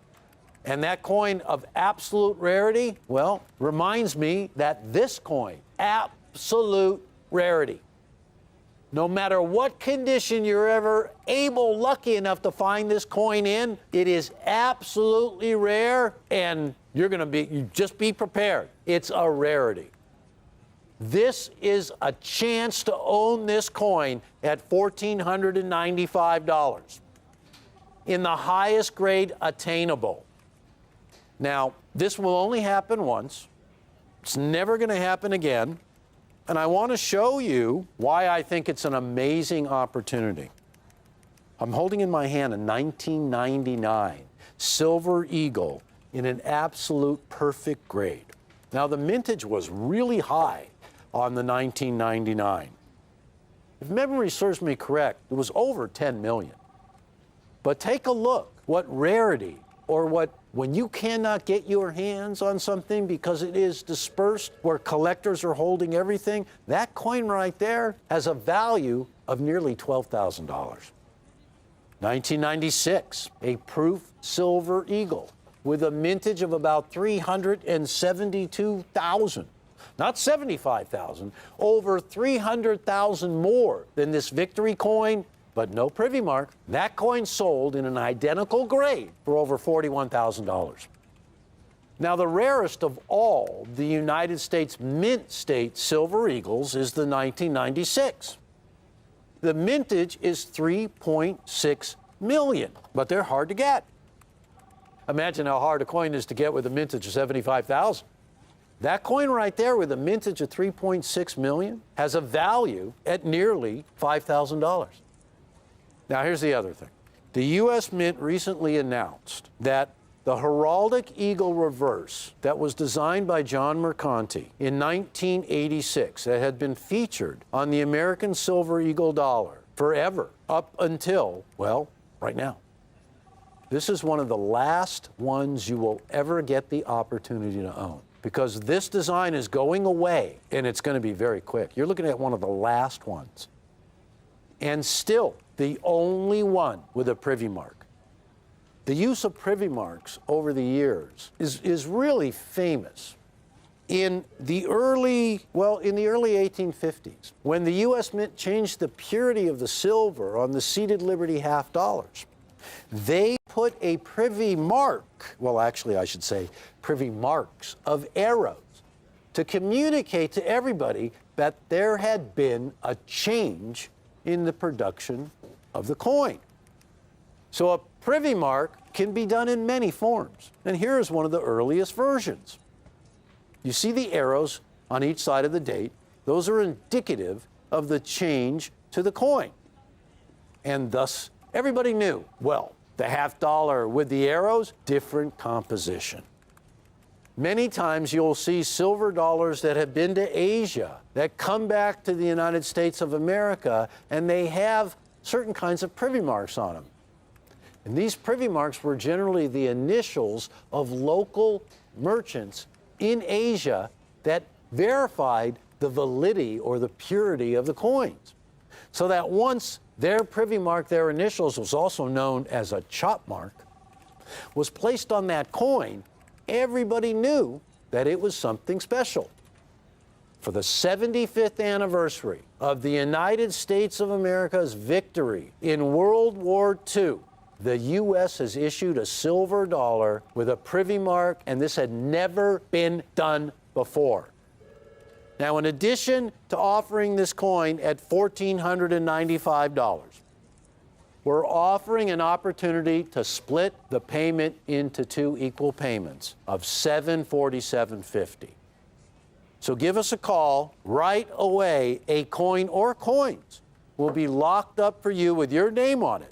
Because, ladies and gentlemen, there are not going to be enough of these coins to go around for everybody on the phone right now.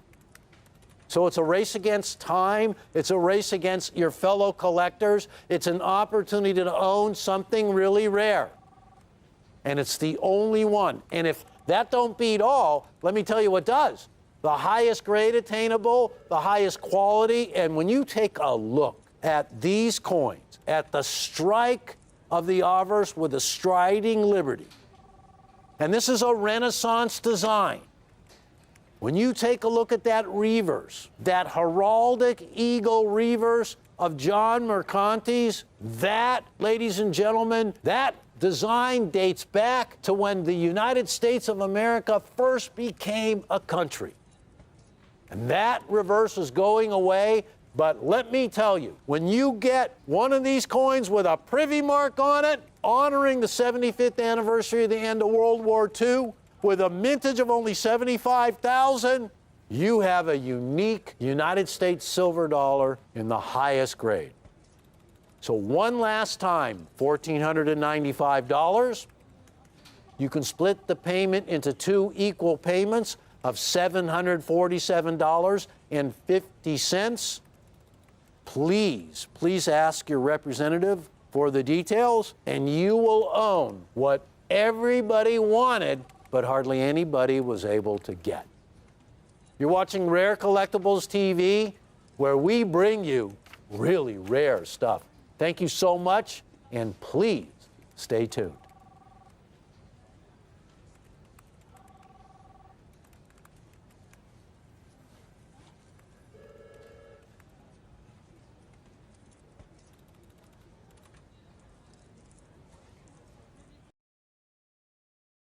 Sarah is smart.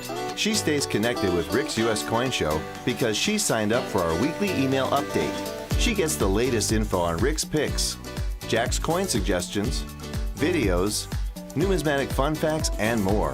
So go to rarecollectiblestv.com and sign up for our weekly email update. There's no obligation, and you can opt out at any time. Be smart. Be like Sarah. Go to rarecollectiblestv.com and sign up now. The following is a paid presentation furnished by Rare Collectibles TV, LLC.